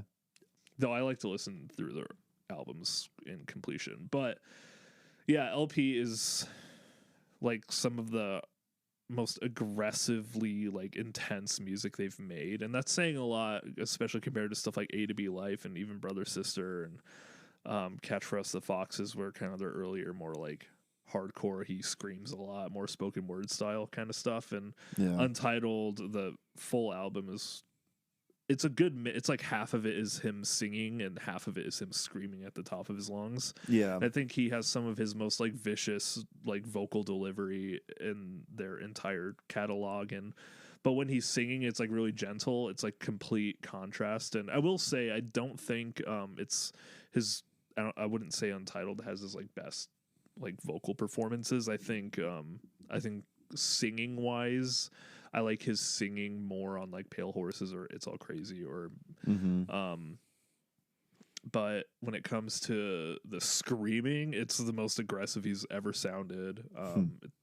Like especially stuff like Wendy and Betsy and Michael Row Your Boat Ashore, it's just crazy. But even the LP, it doesn't, like, the EP is more experimental, but the LP, even though it's more like lots of distorted guitars and it's really heavy, there's still a lot of really weird sounds, especially for Me Without You, but it still feels like them. It doesn't feel like they strayed, but they were just so good at having an identity for each record. And the LP still falls into like New Wine, New Skins, or stuff like the end of Tortoises All the Way Down or Flee Thou Matadors, with like the weird interlude towards the end, like with a huge guitar solo, but before that it's like really quiet and the guy's like got like little percussive things happening, or he's like hitting the percussive things are happening. I don't know how to describe. Very ambient. There's a lot of ambient stuff. There's a lot of synth. There's a couple chill songs on the LP that are just like an acoustic guitar and like a synth or something. It's a very weird sound for them. And I think I said this earlier when you were talking about it too, but I love that the LP ends in kind of a similar like sound, like arpeggio thing that A to B Life starts with, because it's like this album ends, and then if you go to listen to the first song off their first album, it's almost like a circle, right?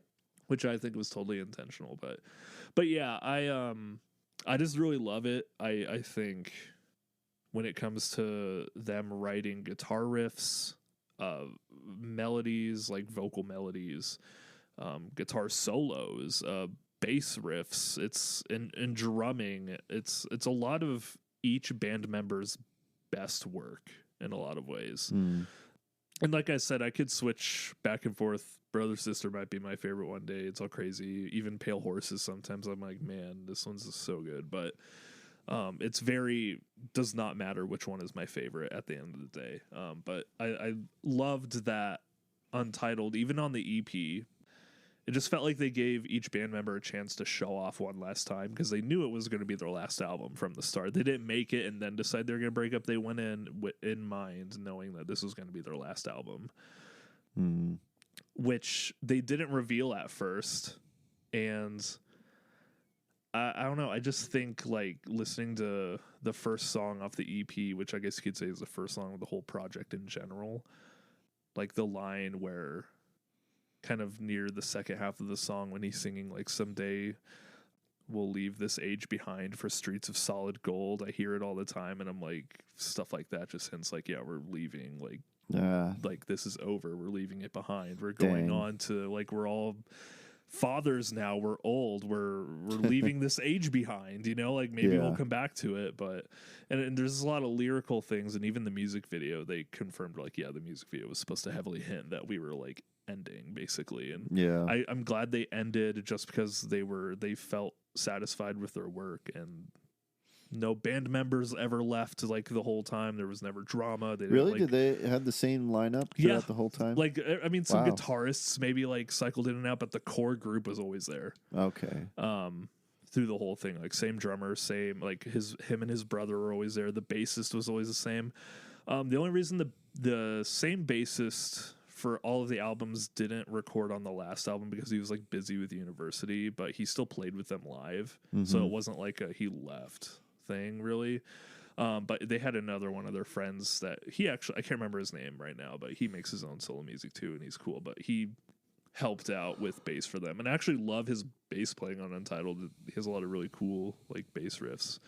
But yeah, it felt like they were giving each band member a chance to show off like one final time, and just lots of crazy drumming, like guitar. Like it feels like every aspect has a part where it's like solely focused on that, which I can't really say for some of their other albums. Like I don't really think of guitar solos or crazy drum fills or like almost bass solo, like hearing a bass guitar like by itself. Like it's not really a thing for me Without You, but they gave each instrument a moment to just breathe on its own throughout the project, and I just think it's really cool, and it means a lot that they just kind of had a whole career that went unstained, and they ended on arguably, for me at least, the highest note they possibly could. Even Hayley Williams of Paramore, when it came out, she was like, this is their best album, guys. Like, you have to listen to it. Like even if I feel like even if you don't agree whether it's their best album, like I feel like it was the best way to end their discography. It might be, I think it is my favorite from them personally. I think it just has so much personality. It has such a distinct, and each record of theirs like sounds like it came from, like I can hear a song and know which album it came from. And if I could add, I think I love how there is kind of a general vibe in the album of kind of gloom, sort of. But at the same time, there's a sweetness to it. I think that goes along with the intention that it is their last album, where it's like, it's bittersweet. Exactly. Like this is sad, but it's also a good thing. It's sad, but we're fulfilled, you know? Yeah. Like I don't, like, would it be, I don't know, they'll like post like, oh, we're like reissuing a vinyl on Twitter, and everyone's like, oh, new album. And I'm like, I get it. I get like a new album. I think I saw that recently where they were just trying to advertise their merch. And their merch is amazing. Like, you know, they always have fun with the advertising. It's very normal, and it's always just, or it was like a Hallmark. But every single time people are like, oh, is it a new album? And I'm like, I get it. Like, I would be excited if they put out a new album, but I'm satisfied with how much they put out, and I have a discography. To be fair, I have never gotten tired of. You know? Like, I don't feel like I need a new album. Right. To be fair, though, there has been a recent trend of bands that like they ended in a big way, you know, made it a big deal, Just and then all kidding. of a sudden they're back now. Yeah, exactly. Like Anne Berlin is a perfect example. I just feel like they very meticulously crafted this to be their finale, and they knew it. And I'm like, it's like they didn't just kind of like make an album and then they were like, actually, maybe we're done. Because but they went in mind like making it, knowing it, because originally the album was going to be a lot more like politically driven and stuff, but he was like, well, this is going to be our last record. I don't want to leave on a note like that. That's just angry and like bitter and will be dated. And so he rewrote like all the songs. And I'm glad he did that, because it's a more personal album, and it's a lot more like introspective. And he often goes into like his mental health, like in a lot of his writing in the past, but it's almost like sad. The final song is like him like saying like, oh, I've had another biannual mental collapse. Like someday I'll find me, and all that stuff. And that's how the album ends, you know? And it's like kind of like sad, but especially Michael Row Your Boat Ashore is like it's like noise. It's just like noise. And I saw some people didn't really like that song because they just felt it was too much, but I think that song is like a masterclass of like noise rock and just layers, and there's so much happening. And I love it. It's like this halftime thing, but there's like the nastiest, loudest guitars you've ever heard, and Aaron like screaming his lungs off, but then you have his brother like doing this like angelic harmony thing over it all. I think it's so cool. Yeah. I love it a lot, and I get a little emotional thinking about certain songs on it, just thinking about like where I was when the album came out compared to now, especially like Bethlehem, West Virginia is just like a very personal song for me at this point. Specifically, even it's like a very simple line, like someday we'll leave this age behind for streets of solid gold. I already mentioned that, but that was the first thing I heard from this project, and I like when it first came out, I like cried in my car driving to work listening to it, and I just remember always thinking like, it's okay, like I love it's okay. Like I loved my life at the time. I've never been like, oh, life sucks or anything, but I was like, man, I'm stressed. I don't have any money and I have no energy, and I'm like, am I going to like leave this behind and stuff? And I like listen to it now, and I just feel like I'm in such a different place, and it's like, wow, I like did leave that age behind, and in a good and a bad way. Like I left stuff behind like I care about, but I also left stuff behind that I'm glad I left behind in a way. To which shepherds healed, in which angels descend, or is blessedness revealed to those of us who best pretend? Some counterfeit ideas form ideas all their own. I watch them spread for years to my unsuspecting bones. And the nights my heart was tired, you sang your saccharine song, but when your mouth was quiet, was the sweetest sound of all. Soon our ransomed souls will leave this age behind, for streets of solid gold. I hear it all the time on a West Virginia road. On a West Virginia road. On a West Virginia road.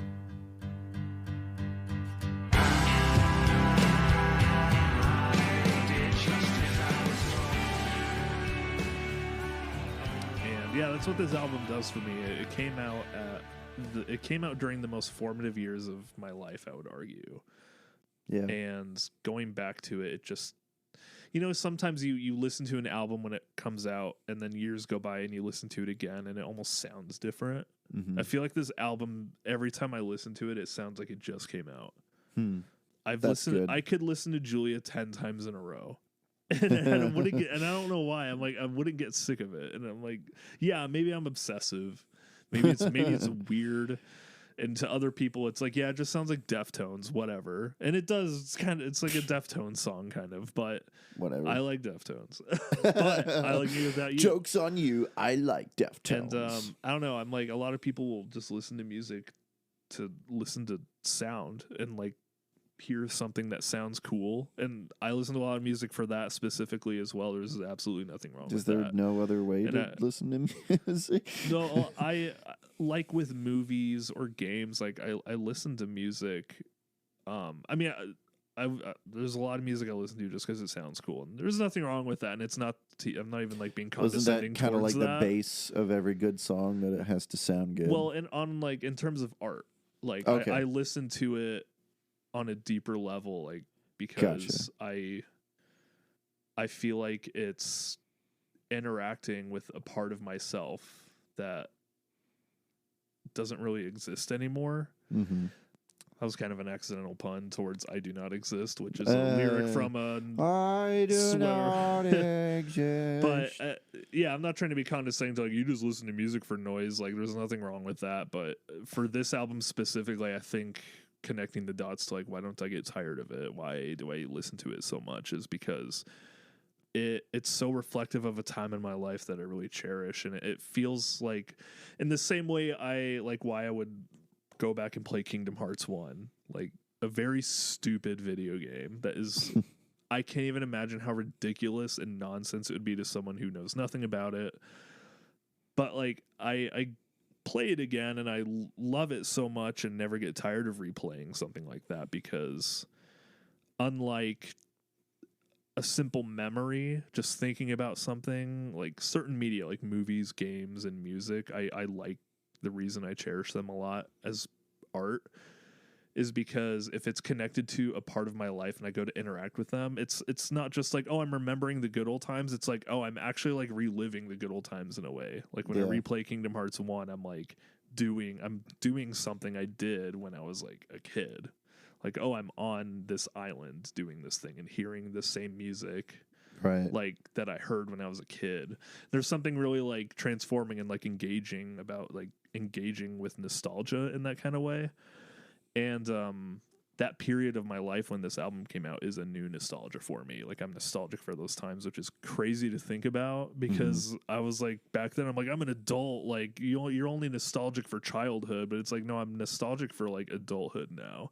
That's what this album does for me. It's like it lets me lovingly remember. It puts a nice coat over what was arguably a really stressful time in my life, and helps me remember the good aspects of those. And I don't just listen to it for that. I also just listen to it because I love how it sounds. It's sick production. It's got amazing performances, but it's a very, very important album, especially, you know, the EP and LP combined. I never stopped listening to them, and Me Without You's been my favorite band for a long time, ever since like I think maybe when 10 Stories came out is when I realized that they were my favorite. But yeah, Untitled is just an unreal thing. I remember it compelled me to try and write a really long, serious essay about it on what's the really popular music review website everyone uses? I don't remember. It's really old. Discogs? No, I can't remember what it is. It's very old. It's like it's from like the 90s or something. It looks like garbage, but it compelled me to want to try and like critically think about it and like understand why I like loved it so much. And I remember back then I was like writing it and I was trying to explain like the production of it and stuff. And it's like, yeah, I can explain why I think it sounds good and stuff, but it's just like a piece of me now. And there's not a lot of albums I can say that about. Me Without You mostly gets credit of having things that feel like a piece of me, but there's other stuff like certain Fleet Foxes albums even I get that feeling over. Arguably those first two Mumford & Sons album have that. And yeah, so that's why it was my number one of 2018. Did you even like it? Not really. It's a little overrated. And yeah, it's like, you know, I've talked to people and they're like, yeah, I don't know, it's all right. I can't really hear his voice that much. I like their other sound more. And it's like, I get that, and that's fine. You know, they're entitled to their wrong opinion. I'm never in the game to convince people that they should think the same as me, but I like it's their fault for not having the same experience as you. But I like to try and get people to empathize with like why something might seem as cool. I mean, if I just sit here and tell you it sounds so cool, it's like, and if you don't think it sounds cool, you're not going to get it. But if you understand like how, like what it does to my brain, you know, it's like, okay, I get why he's a freak now. I get why he's what a it weirdo does to my talks brain. about them all the time. But yeah, it's important, and it's got some of their best stuff. It's got some of the craziest songwriting like of all time, and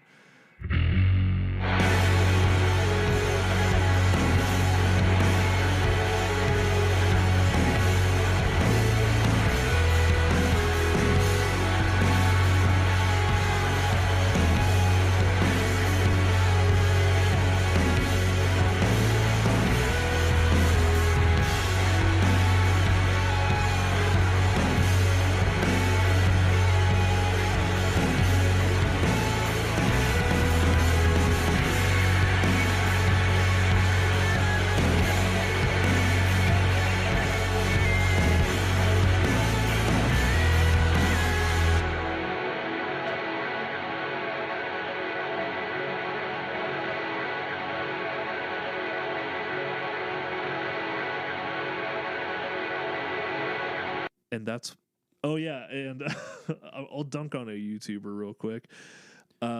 Should I name Fantano? Yeah, I remember when this album came out and he did like a Why You Know review and mentioned this, and he's like, yeah, I'm glad they're like loud again, but it just sounds like basic rock. It's whatever. basic rock. And I think that was when I decided I think that was the last time I ever watched one of his videos. Really? I like sometimes would check in just to see Back if he in was- but 2018? that was when I like realized like I don't relate to your taste anymore. Like I not really anymore. I don't think I ever did. I just kind of tried to because I was like, oh, he has some good opinions on stuff I like. But man, anytime he made some reviews on Me Without You, and I'm just like, I can't do it. Well, dude. he like never liked Mumford and Sons, really. No, he hates them. Like pretty he much. kind of defended Babel. It's really popular for critics to dunk on Mumford. Yeah, It's weird. I'm like, yeah, whatever, I get it. But it's like, So it seems I like always- trendy to hate them. You know? Yeah, and I always kind of knew like Fantano. Like I don't really agree with him on everything, but I was like, I admire your opinion. Yeah. You know, and if he has an album that he really likes, He I knows might what he's check it talking out. about. Like Yeah. he's smart, but I just realized But when no, it I came to haven't watched him in a personal long stuff, it time. was like, I don't. Yeah. But he's Especially introduced me to after the stuff. whole Nakey Jakey thing, I kind of. Oh yeah, that's right. Yeah, he did. I think I was about to say I found out about Little Sims because of him, but that's not true. I found out Gorilla's got me introduced me to Little Sims because she did Garage Palace. Yeah, and now she's like one of my favorite artists and my favorite rapper of all time. So yeah, dude. But yeah, there's Untitled, Me Without You. It's amazing. 2018. I know you're about to go into your number one, but it's okay. 2018 was a crazy year for me, man. Yeah. My number two is also one of my favorite albums of all time. Yeah. What year in music do two of your favorite albums of all time come out? And this is like 5 years ago, and I still stand by it. You know, I was kind of like, maybe saying that about my number two is a little excessive. Like back in the day, I probably didn't make that claim, but man, I still listen to that album like a lot. Yeah, like when Abby and I started dating, I remember I got her into Shaky Graves, and like Shaky Graves, especially that album's like on our car rotation like all the time. Yeah, I think it was also a very special year for us, particularly because both of our favorite bands came out with an album that year. Yeah. And you know what's also interesting is that neither of those bands have come out with an album since then. That's true, yeah. Not like an official and album. they both start with the letter M. Yeah. Wow. Remember that shirt that Me Without You had where it was in the font of Mumford and Sons? Yeah. Yeah. That's It's true. like our worlds meet. Remember when Taylor Swift released merch with Mumford and with Me Without You font, and Me Without You fans got mad? Wait, what? Taylor Swift released some merch that looked like Me Without You merch. Like it was pretty similar looking, like the font and this kind of like floralish design. I'm like, yeah. Some fans were like, "Is she copying it?" I'm like, guys, it's a font, and you like, it's fine. Like, yeah, that Me Without You Taylor merch is Swift great, is but obviously let's not act like it was stolen. She's hung out with Paramore too much. There is a connection there. Yeah. But yeah. Yeah, cool. Well, anyways, I'm done. I'm done being a video essayist. Well, now I'm just kind of nervous because I don't know. You have such emotional attachment to it. I don't know how I'm gonna follow it up talking about my number one, which I do love, but I'll it's help because I probably love it too. I think I know what it is. Oh yeah, because you haven't talked about it yet. Yeah, it was your number two. It's my number one is Can't Wake Up by Shaky Graves. That album's so good. Yeah, it's great. It's amazing. It's legit. I mean, I had heard of Shaky Graves before it came out, but that album really made me pay attention to them more and go back to listen to their other stuff. And their album this year was great. Like that's the reason I like Shaky Graves is that album. And Shaky Graves, I would consider like a favorite artist. Like they're an artist I like have to follow. Like if they release something, I like have to listen to it. Also, I gotta say it's weird when you keep referring to Shaky Graves as them. Because I always refer to it as he, because it's just one guy. I always think of Shaky Graves as a band. Like I mean, I multiple guess people. because that isn't his actual name. Yeah. But it also kind of sounds like a name to me. Like, oh yeah, I'm Shaky Graves. Do you actually know the story of the band name? or his I feel like artist I name. did, but I forgot. It was they were at some music festival thing, and I think some guy was like on drugs or something, and they were having fun thinking of like tribe names. Like I'm trying to remember like another example, like Running Water, like kind of like old Indian style names, and Shaky Graves was the one he came up with. Nice. Like, it is. There's something very, very visual about it. Yeah. You know, and just it's a good name. So my history with Shaky Graves, I was first introduced to Shaky Graves like a lot of other people because this video has like over 1 million views at least. But it was his Audio Tree session, it's particularly his Roll the Bones video. Yeah, I'm pretty sure that's still like their most viewed video that makes on sense. their YouTube channel. Yeah. And I was like, oh man, I love his voice. I love the way that he plays his guitar, just his overall style. And he has such a cool voice. Yeah, it's great. So it's very grainy, so gravelly, and you know, and just piercing. And so I really got into him, and I got into his album, and then The War came. Really great, you know, just more like straightforward, like folk rock, and it had a lot of hits on there. It had like Dearly Departed and such. It was really good. And then I remember when he was rolling out the singles for Can't Wake Up. I think the first single that came out was Mansion Door, and really interesting. That's a weird single choice to me. I don't know why. Well, actually, no, it's not. Well, it has a really good, like, sometimes I kind of forget.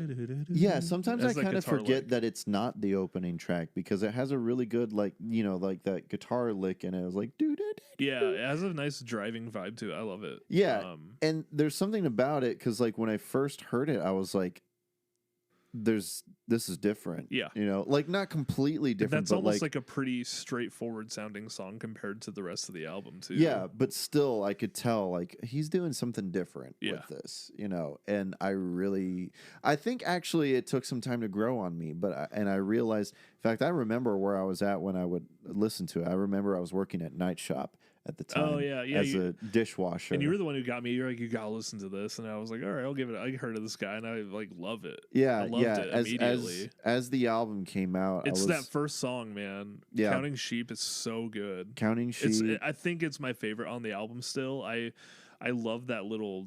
It sounds like Halloween. Yeah, it has in it. I'm one of those people where album art affects how I visualize music in my head when I listen to it. Yeah. And I'm like, the album art's like purple, and he's like walking through like a spooky gothic looking village almost. Yeah. Like this album just exudes like fall time, Halloween-ish vibes. Yeah. I could listen to this like, album like anytime, I think of though. like I don't know, that like little guitar lick makes me think of like I can picture like Jack Skellington like just walking to it. I don't know, it's weird. It's this very like old timey melody, very but it's specific also got imagery. like a western touch to it as well. Yeah, and that's just that little guitar lick, which really isn't even that forefront in the mix later on. Yeah. I love the tambourine. Yeah. I was like, I forgot what it was called, the tambourine. I just love how this album sounds. Yeah, such good production, very spacey. Very spacey, very atmospheric, very simple too. It's like he's not really going crazy with like synths and going super stupid experimental. A lot of it is like guitar tones. Yeah, and such. It's just guitar tones and certain filters, and it's very very creative use of guitar tone and just general filters over like drums or vocal melodies and stuff. Yeah, and that's the other thing that I feel like was very unique about this album, and it's since then it's kind of become a staple for his music, is just the way that he does vocals and like background vocals.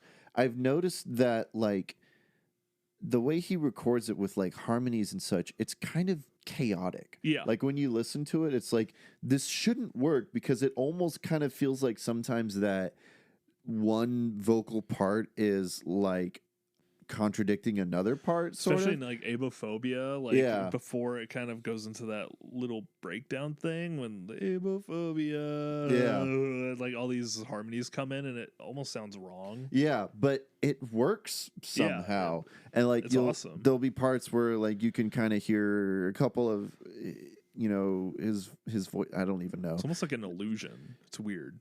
An illusion, or like an audio illusion in a way. Yeah. Or yeah. Like trying to think like when you hear certain frequencies together and you get a weird like almost buzzing sensation. Yeah. I don't really know how to describe it, but it makes certain it harmonies easy. he does get that vibe. It makes it easy to sing along and try to harmonize because it's like either whatever way, I do it's is right, I guess. I don't know. But like, yeah, there's just something about it that works because it's got like a sort of like intentional like sloppiness to it. Yeah. And I think that's kind of prevalent with other aspects of the production, but it like works so well. And I think it really works with like songs like Dining Alone, where I kind of the character that he's singing about, I kind of picture like this drunkard, just kind of like walking through town. Yeah. Like that's kind of the vibe of the album, sort of. I wonder what it's like to fly a plane. To meet a girl on Friday night and wake up next to her on Saturday. Swim across the ocean blue to walk a mile upon the moon, to wear the crown and sit upon the throne. It's getting late, this restaurant is closing. Guess I'd better go. And I just picture him in like a smoky, like old diner at night. Yeah. And just like walking around, like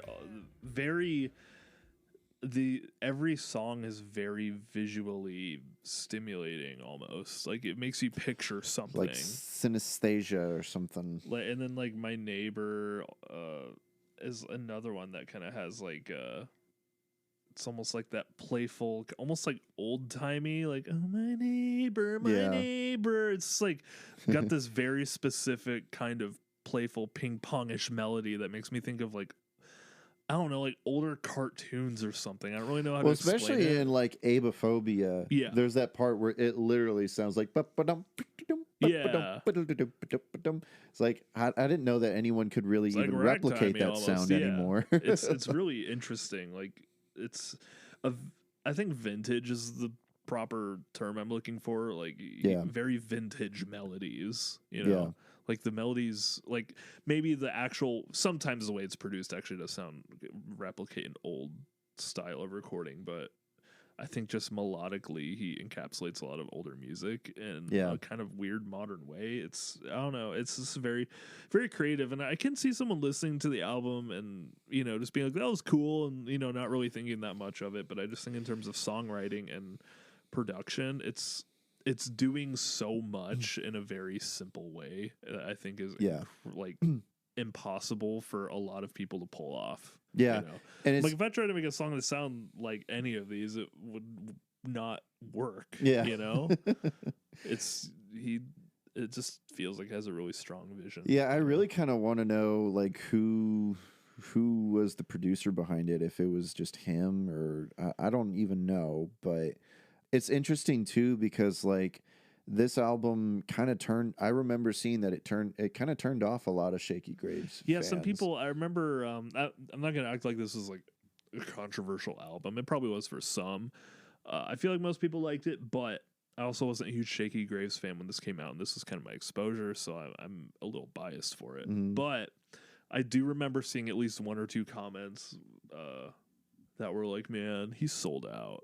That makes no sense. I'm like, to me. what? He has like, I'm like, did he ever know? Like, I feel like a lot of people which I don't even think he was just like a Mountain Goats type where it was like all his albums were just like acoustic guitar and singing. I mean, he has like one like that, right? Like one of his older ones, Where but it's more like lo-fi singer songwriter. And as soon as they get like a drummer and do electric guitar, they sold out. Like there's some people that kind of have that vibe. Technically that should have been in The War Came. Yeah, exactly. That's why I was thinking that. I was like, his previous album really isn't. It was a lot more that straightforward. different. Yeah. Technically, it's just like it still feels like him. It's Right. just Yeah. done I think he differently. did. I think he did go experimental with this album. But yeah, I just don't get the I love his new album, but it does feel like a little safer than this. a little bit. It feels a little bit more closer to. It's really the good. War It's more like Came. piano driven, but it does feel like him not trying to be as weird as this album, but still going for that vibe. I still like his new one a little. Probably one of my favorites this year. But Yeah. but yeah, it's I don't know. If you like go to his Spotify, if you like look at the popular tracks or like the popular releases, it's like none. yeah, can't wake up is like doesn't show up. Oh wow! Even one of his newest songs is up there. Ready or Yeah. Not's really good though. That makes sense. It It's is good, such a and it's song. also got a feature on there. So, but yeah. Anyways, so I feel like that this, in terms of his discography, this is kind of an underrated album. I agree. Which is a shame, as it's He his did best. that like weird anthology album too that just had like new songs on it. Yeah. But he had some songs from Can't Wake Up on it, which was cool, like some live versions. Yeah,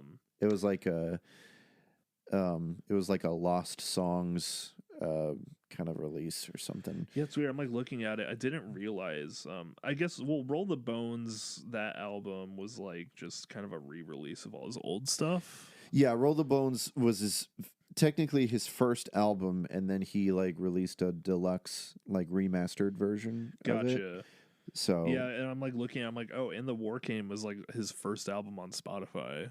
yeah, And then so I like, do remember. Yeah, So I Can't Wake Up as a technical sophomore album is like really interesting, but I think it's super cool. But I will say, Look Alive, that EP, that I feel like that's a pretty good companion piece to Can't Wake Up. Yeah, Look Alive is great. The recipe with that like the bass. Yeah. It's so cool. No, that's not Thanks Everything for- Grows. That's the one with the bass. But that EP is great. Yeah. That came out like pretty soon after. Yeah, that came out like 2 years I think after 2020. Look Alive, I think, was probably like my most played track that year. Yeah, It that was so good. That was a great one. Yeah, it's Shaky Graves is such a talent. He's so cool. Like he's so cool. He's up there. He's like Chris Pratt. becoming a favorite artist. Like legit. He was in my top 5 artists this year. Yeah. Which, I mean, yeah, he had a new album. I But can't remember if he was in my top artists, but actually, I think he might have been. I can't remember. But I know one of his songs was. Mhm. I feel like he was somewhere in my Wrapped in some degree. I don't remember. yeah. Anyways, so I don't know. I'll try to replicate a whole, Mitchell talking about Untitled. I'll try to replicate that. I mean, it is Reflect on it and cry, Yes. and then come back. I mean, it did come out at a particular time. I mean, yeah, 2018 was like a crazy year Yeah. for us. It's like it's like I contribute like the feeling that album gives us to the time we were listening to it too, and listening Yeah. to it now. It has this vintage sound, but it's also nostalgic in a weird way because it Yeah. reminds us of those times. So it has these multi layers of like, I don't know. It's a vintagey, weird sounding album, but And- it's got a nostalgic vibe. Yeah, because like this was an album that both you and I really loved and Yeah. bonded over. Yeah, and you got me into this artist through this album I too. did. So Yeah, and I think this was the first full album that came out after I became a fan, because And the War Came was already out by the Yeah. time I was a fan. it took me a long time to finally listen. Like I listened to Can't Wake Up a lot when it came out, and I feel like it took me like 2 years to actually go and listen to like all of, not like maybe 1 year, not 2. Yeah. To actually go and like listen to all of his other stuff in full. 'Cause he has a lot of stuff on like singles and stuff on Spotify. Yeah. But Yeah, Shaky Graves, he's great. He's a treasure for one of the sure. best, very unique artist. Can't Wake Up is just an incredible album. Like just like on a production standpoint, it's great, and Yeah. musically, it's awesome. And I feel like it's such a musician's album. Like, I remember I've like shown it to some people. I'm like, yeah, it was pretty good. But I'm like, oh man, but the snare is so good. Don't you love the snare drama? This I'm just like, guitar licks on don't you it. love how that tambourine sounds? Don't you love how that's mixed? And Yeah. I'm like, maybe it's because we're production heads and we love noticing stuff like that. And I'm like, maybe it doesn't really Sure. sound that wildly special to most people, but to me, I'm just like, I want to know how to make stuff sound like this so bad, you know? Yeah, there's not really an album like it. So yeah, it's really great. Yeah, it's hard to really compare it to anything else. Like, yeah, that's why I like it. You know, it's not just like a folk record. You know, it really is. It's something that's done in a way. I'm like, it's not like, how did it? What is that sound? It's like, I know what it is. It's like a guitar, but like, how did you make it sound like that? It's doing something. I already said this. I'm being redundant, but something extraordinary done very simply, or very technically simple stuff, but just executed very well. You know? Yeah. And I'll also add that this album, while Delta by Mumford & Sons is an hour long, this album is 52 minutes long. Delta has 14 tracks. This album has 13 tracks. Interesting. So I guess it's not really all about length. It's also just about like how like the content that's packed into pacing the album. for records is incredibly important. Yeah, because I don't really. There's not really a low moment on this album for me. No, it's each song like sounds really different.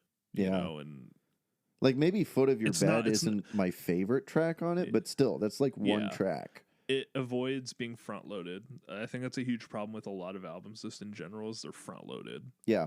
Like there's a lot of like we mentioned Vide Noir being like that. And this one, instead of front loading it, like maybe there's some songs that are like, you know, like that one's like, it's good. I would never say any song in here is bad or like boring, but like maybe one or two of them, it's like compared to the rest aren't nearly as interesting, which is just a byproduct of an album, like any multiple album songs. It's like that's just an inevitability, but they take like the best songs on the record and sprinkle them throughout the whole thing rather than it feeling like the album has all of the good stuff in one particular part. It's like even if there is like a song that you don't like as much as the others, it's like in between like the two best songs or something, you know. So listening to it's exciting because it's like an up and down roller coaster in terms of not in terms of engagement, but in terms of like energy, like variety, you know, like, oh, this one's like a lot more in line with his usual stuff. This one's really weird. And this one's like still really weird. It's good. It's just paced very well. Yeah, exactly. It feels like it has like a 3-act structure or something, you know? Yeah. That's how you make an album. Yeah. And Shaky Graves knows how to do it well. Yeah, so. Counting Sheep is like one of my favorite like opening tracks to like any album. I just think that's such a good way to open a record. Yeah, it is. And then leading into Kids These Days, which is such a banger. Yeah. It's so good. Yeah. Love it. That album, it's kind of a masterpiece. Yeah. One of my favorites. More people should listen to it because I really don't know anyone else who listens to this. It's underrated. Like I know some people that like know them, but it definitely feels like the underdog album. Yeah. It's also cool because like I feel like this is the first time we've really gotten to like talk about Shaky Graves on this show. Yeah, like in depth. Yeah, because like before this year, and I'm sure we're going to talk about his new album for this year's top 10, but like he hasn't released a full album since Can't Wake Up, so we haven't really had the opportunity to really gush about how much we like Shaky Graves. So there you go, folks. We love Shaky Graves, and you should too. Yeah, especially this album, which is my number one. Can't Wake Up, Shaky Graves. Heck yeah. Somebody's wet dream, prom king, golden boy, new toy, mirror, mirror on the wall. What's the meaning of it all? Life is so unreal. Kids these days, kids these days,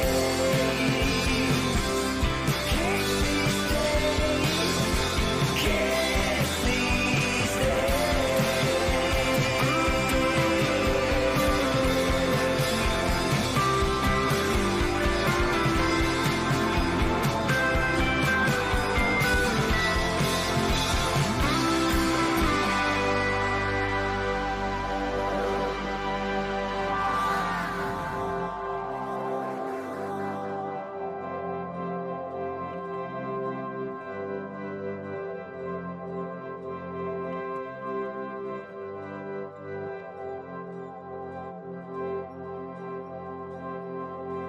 And that's a wrap on 2018. We know that you guys really wanted to know. Arguably, like the best year in music for me in terms of very, very in terms strong. of me being alive. It might be like the up there for the best year in music. It's pretty up there, yeah. Like at least in recent memory. If you're like an plaid wearing beanie wearing hipster, whatever. I totally stumbled on my. Let me start over. If you're a plaid wearing, beanie wearing, glasses looking hipster, if you look like a was one member the of best, Me Without You, that was one of the best years of music for you. Yeah, it was pretty Because great. I feel like I don't know. I can't remember the context I saw it in, but I remember seeing a comment during that year where someone was like, "This year was so weak for music," and I was like, well, I guess if you don't like have my taste in music, maybe it was like a bad year for pop, or maybe it wasn't a great hip-hop. year for like rap music. But even then, like, no, it was a pretty good year for rap music, I think, because Anderson .Paak put out Oxnard. I had that in my honorable mentions, and Pusha T put out Daytona, and that was great. Yeah, I don't know. Yeah, I don't know. I don't like rap. Wow, I'm just kidding. No, there's like a rap. lot of good stuff that year. I didn't like Kids See Ghost album come out. I don't even know. I don't follow. 2018? I don't really. I mean, I'm not crazy for that. Yeah, that was 2018. I didn't really care for that album, but I know people were like, "This is the best thing ever," and people gave it like 10s up the wazoo. But I'm not a big. I really got got to turn the text tone off of this because it's like I don't know if you can hear it. I can't, but it's so loud in my ears. Griffin keeps texting. But no, I think that was just a great year all around. Yeah, just insane music for everyone. It might have been someone who just liked pop music, or maybe they only liked metal or something. But I feel like generally for a lot of people, that was just a really engaging year. Yeah, I mean, and I maybe that's why. I don't want to say like all the years afterwards were disappointing, because there was plenty of like amazing albums after, but that it was such a high. Yeah, like man, like how do you even top like for a year now afterwards to be better than that? I have to have 2 albums come out that are. I have to have a new favorite album of all time and another top 10 of all time album come out. 2, because Skylight's a top 10 album for me, probably. Maybe. Yeah. I don't know. Maybe. Like of all time? Probably. It's a very important album to me at this point. Yeah, and then my number 4 was like Joy as an Act of Resistance. I wouldn't say it's like an all-timer, but I love it. But like Skylight is like, I have 3 very sentimental, important albums to me from that year. So yeah, I don't know.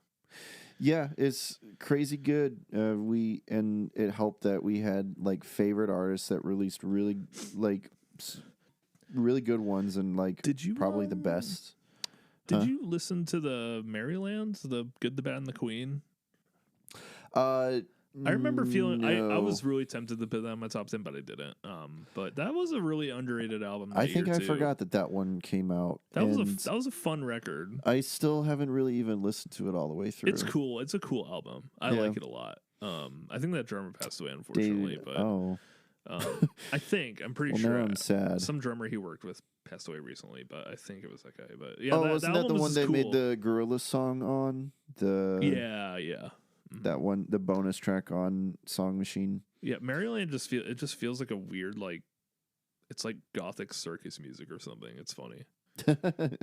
We don't care, 'cause we're all Yeah, I'm still upset that I lovers. didn't have Foxing on this list. That's okay. You can still include them in spirit.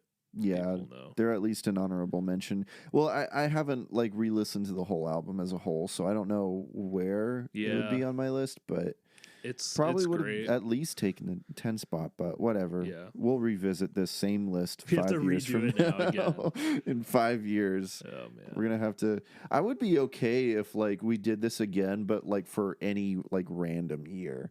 Like top 10 of 1991 or something like that. I wish you were more of a gamer, because like I could go hard on like gaming for this year. Yeah, I wish because this year too. was crazy for video games.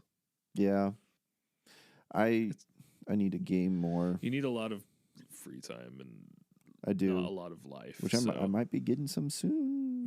job situation, but True. we'll see.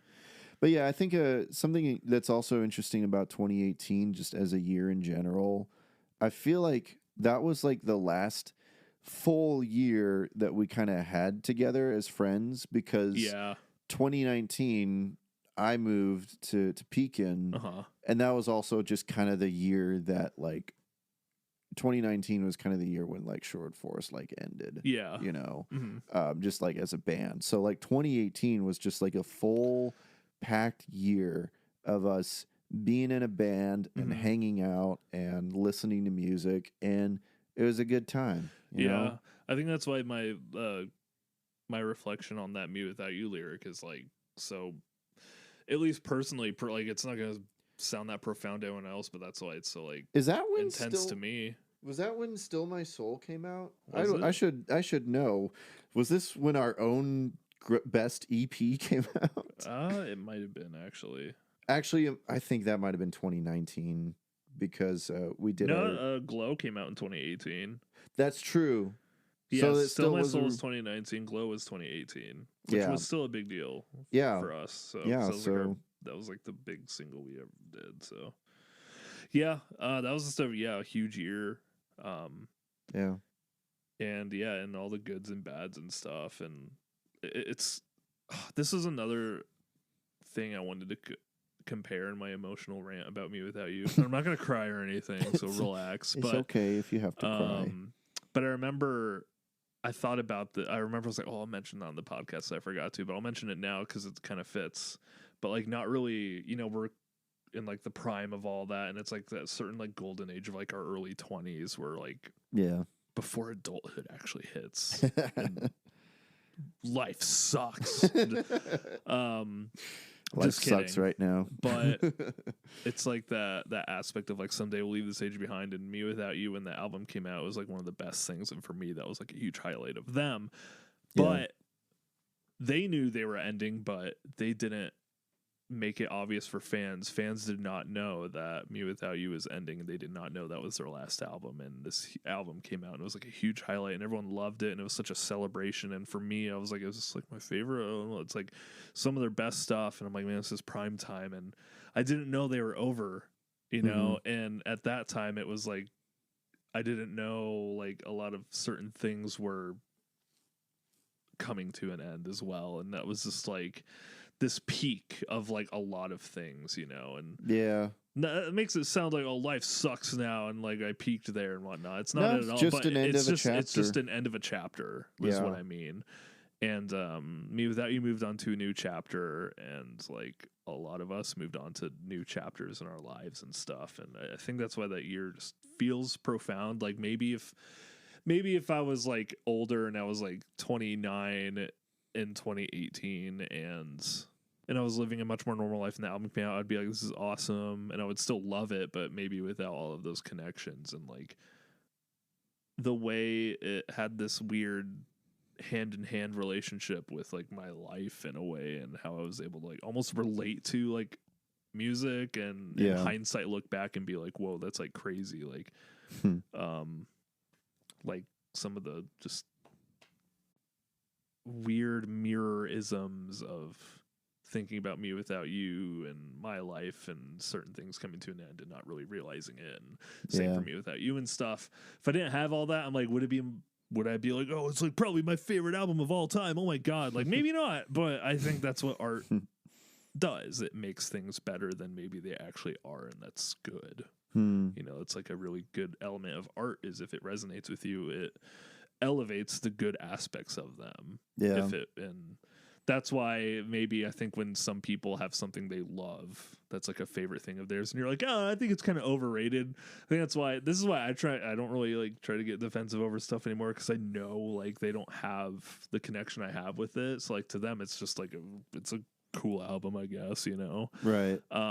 They don't have everything I explained in their brain to hear what I'm hearing or to feel what I'm feeling, you know? It's a funny way to say that. They don't have my brain. I mean, literally, they don't have my brain. They don't have my experience. Right, and, you know, they don't have your magnificent body. So I think that's why, like, a lot of people, if, like, this is my favorite album of all time, and you're like, I don't know, the album kind of sucks. It's like to them, a lot of people will be like, what you're saying my childhood sucks. What do you mean? It's like, no, I just don't like the album, dude. It's fine. Dude, chill, bro. Yeah. Dude, that's low. Crazy year. I honestly will be shocked to have a year that I would be like, man, this is better than 2018. And you know what? I don't need that. I'm cool with Let 2018 I'm cool with be 2018 being like this year I'll always think of as that. Yeah. And I don't need a year to be better than it. I don't want my life in terms of like engaging with art to be just a stairway of like trying to find the next thing that's better, you know? Yeah. Because that would just be exhausting, and it would devalue and make you forget about a lot of things before. So that's why I like this. I like that we can reflect on it, and and that it's like this year we just hold so fondly in terms of music and whatnot. Yeah. I think it's fitting that this just happened to be the year that we didn't have an episode on music wise. Yeah, that's so strange. It's like the best, like one of the most profound ones, and maybe we were just we just didn't. We hadn't started we weren't the really show doing it. so, at that point. Yeah, I mean, we had the 2 episodes that we did, and then we didn't do the show again. Yeah, until we picked it back up in 2019. So I don't know why. I mean, I don't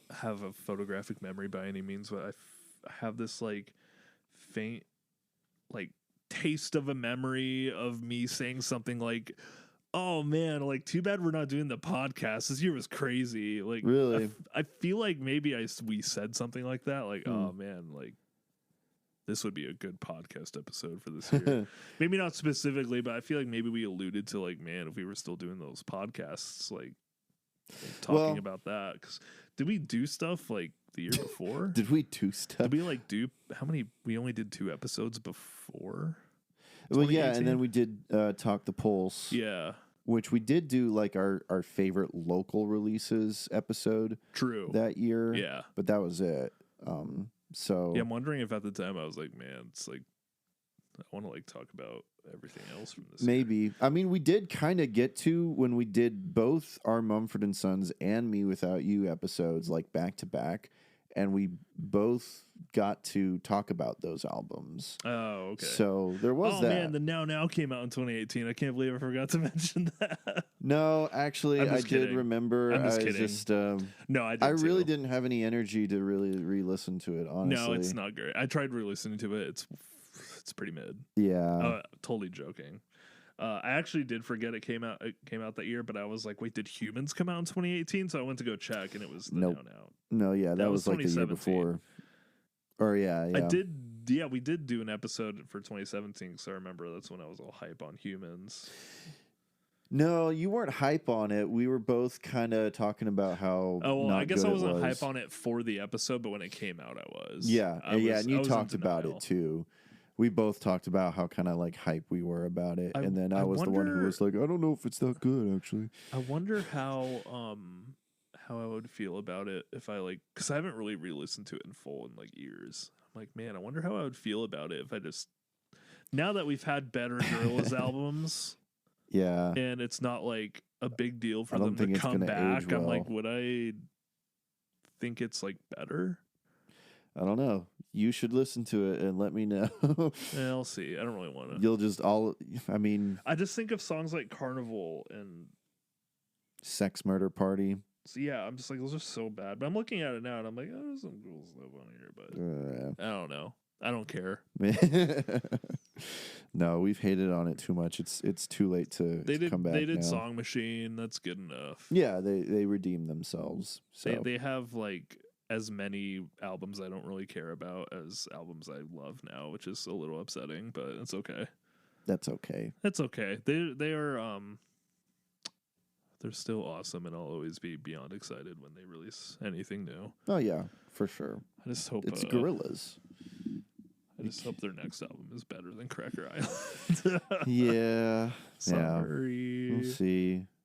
There was the new Blur album. That was pretty decent. Yeah, I listened. I keep forgetting to listen to it in full, but the stuff I heard from it It's was decent. It was super good. The singles I heard, at least. Yeah. I think it's better than Cracker Island, but it's not really as good as like any good Gorillaz album. Yeah. But I I need freaked- to like dive into Blur's whole discography because I haven't done that yet. Dude, hang on. This is a sidetrack, but I don't care. We're gonna talk. Yeah, I don't about know it. if we should. You have your recommendation. It'll be quick. Hurry. Blur's got good albums that you would love, dude. You would like Modern Life is Rubbish, has a train on it. I do like trains. I'll probably like that album. 13 is my favorite one. Which is the one with song 2? That's just their self-titled. Oh, okay. 13 is the intro song is so good. Tender. It's the final needle drop in Southland Tales, and it's like the best needle drop of all time. Think Tank is kind of just a Gorillaz album that he just made by himself. It's cool. Oh, okay. You would like it. You would be like, it sounds like Gorillaz. And then the Magic Whip rocks. Got a lot of great stuff. I'm more familiar with Magic Whip, but it's been a long time Yeah, since I've listened it's to the pretty whole different thing. from their old stuff, but it's cool. But yeah, you should listen to Modern Life and Think Tank and 13. Maybe we should just do a Blur episode. Yeah, it'd be someday. fun. I mean, I Like, would. we've done a Gorillaz. I don't love one. like all their albums, but there's a couple of. We've their actually done albums 2 I'm like, Gorillaz "Oh." episodes, That's technically. true. So Yeah. Anyways, so that was 2018, and that was Blur. Yeah. Anyways, it's quick Mitchell's Blur. turn for a recommendation this episode. Oh shoot! True. Are you prepared? Nope. Let's see. I feel like I should recommend an album Sure. because This is it's the an episode of episode. albums. I always feel stupid recommending a video game. I'm like, go spend $70. You do recommend a lot of video games. I'm like, what? But to be fair, you're the only one who really does because I don't Yeah. play enough new games. But I'm like, why do I recommend games? Like, I don't know. Maybe some people that listen are like gamers, but I'm like, oh, go play the new Final Fantasy, and people are like, oh, I'm gonna play Madden. You know? It's like, I doubt there's any. I doubt anyone's that of as big a loser as me that listens to this. So I'm not gonna recommend JRPGs to people. Oh, it's okay. Let's see. I need to start reading some books I got too, so I can recommend books and sound smart. I got I'm one just called- about to finish a book. So I have a William Gibson book I want to read called Neuromancer, and I have a book called The Stranger, and I have the Crying of Lot 49. I think it's called by Thomas Pynchon, however you say his name. That sounds I have a lot great. of books I need to read. Anyways, I'm gonna recommend this year. It's a new album that came out this year. It's by Rat Boys, and it's called The Window. Oh. Hot contender for one of my favorites this year. It's really high up there. It's super good. It's just a good like indie rock album. It's got some folk vibes on a lot of it. Yeah. I don't know. That's it. It's good. It's awesome. Yeah. It's super good. It's been heavy on my rotation this year. Yeah. Like crazy heavy. Okay. I think did they come out with an album last year that was on your list? I feel like let me see. because you've talked about Rat Boys before. Yeah, I love Rat Boys. I can't remember. No, they if haven't it released was... an album since 2021. Okay, it must have been a recommendation or something, or you just like mentioned them. They probably put out a single I really liked or something. No. Yeah, I don't know. Just no. I probably just recommended like an older album of theirs from like 2017 or something. Just one It day. might not have been like an actual recommendation. I think you Yeah. might have just like. I've brought them mentioned up. them before because Yeah. I discovered them like Rat a year Boys. or 2 ago. They're cool. Yeah, The Window by Rat Boys is awesome and it's great. And I think you'd like it. Okay. It's got folk twang to it, but it's like good rock. It's cool. I do like folk. It's really good. sometimes. It's got some slide guitar. Not in all there. the times. It's a nice like Pinegrove kind of thing where it's like it's indie rock, but you can tell that they like probably like country and folk music. Well, yeah. It's one of those. You know? Nice. Okay. Cool. All right. Thanks for that.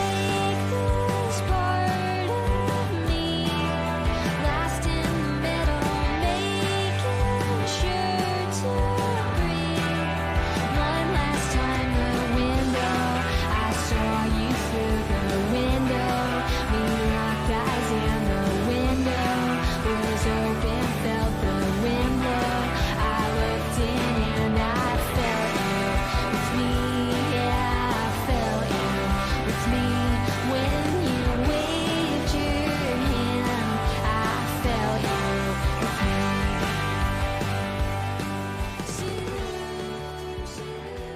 Okay, so next episodes. So I know before we had teased that we were going to do a Spyro episode, but considering that it's December right now, we're probably going to Christmas. Yeah, we're for probably us. going to want to do our annual top 10 lists.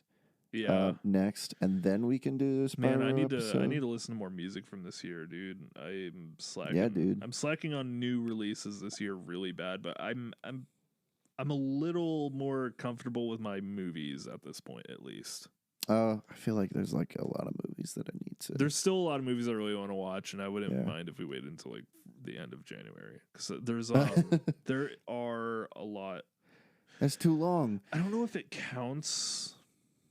I don't know if it counts as 2023 or not. It's like one of those where it released at like film festivals this year, and Letterboxd will probably have it, but it probably doesn't like get more of a wide-ish release until like 2024. But I really want to watch Wim Wenders' new movie so bad. It's called Perfect Days. It has a 2023 release date on, and it has like a lot of reviews, so maybe it like got a bit of a wider release already, but I haven't seen it available to watch anywhere. But I want to watch it so bad. It's about a guy who cleans toilets and listens to classic rock, and it sounds awesome. Was that like the what's that one movie about the lady that just cleans her house for the whole movie? Yeah, I know what you're talking about. It's not like that. It's not like a dull movie. It's more of like it's got like hangout vibes, but it's like kind of he encounters people and they like talk about something and whatever. It's some, like that's all I know about it. Yeah. But it sounds up my alley, and I love Wim Wenders. He directed Paris, Texas, which is like one of my favorite movies. Oh yeah, that movie's it's a great incredible. movie. Yeah, he did like Wings of Desire and The American Friend. I need to watch more of his movies because he's freaking amazing. But yeah, but like I've watched a lot of good stuff from this year at this point where I'm like, yeah, everything in my top 10 I'm like chill with. My 10's my number 10 right now is like, I'm just gonna say it probably won't be in my 10 by the time we do it, but like the state of my top 10 right now is that Dungeons and Dragons is my number 10 at the moment. I can't remember if we talked about it, but you finally watched it. It was fun. I liked it. Yeah. It was cool. I was watching it. I It's was a like, fun man, they romp. don't make these anymore. Yeah. That's how I felt watching it. I was like, we don't get movies like this anymore. Yeah, they don't make them like they really used to. stupid blockbusters that are kind of weirdly well made at times. Yeah. It's like, man, like these animal people have like real masks. like they're real masks. They're not creepy CGI things. And they're at like real sets. And like the scene where they have the zombies come out from the ground to talk to the dead people, and I'm like, oh, these are like practical effects. That's crazy. Oh yeah, I like seeing practical effects in a big stupid blockbuster. Yeah, it's an honorable. The humor mention kind of for me, at sucks least. sometimes, but it was fun. Yeah, it's like hit and miss, but yeah, it's like a fine movie. I enjoyed hit it. or miss, not hit and miss.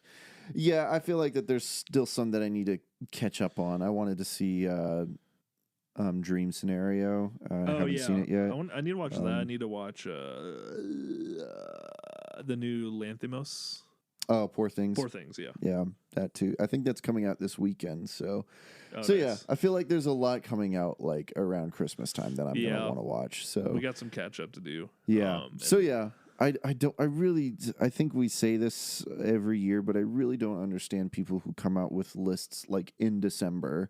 It's like people who year's not over yet. There's people still who just watch like people who use Rotten Tomatoes. That's who who use Rotten Tomatoes as like an actual guide.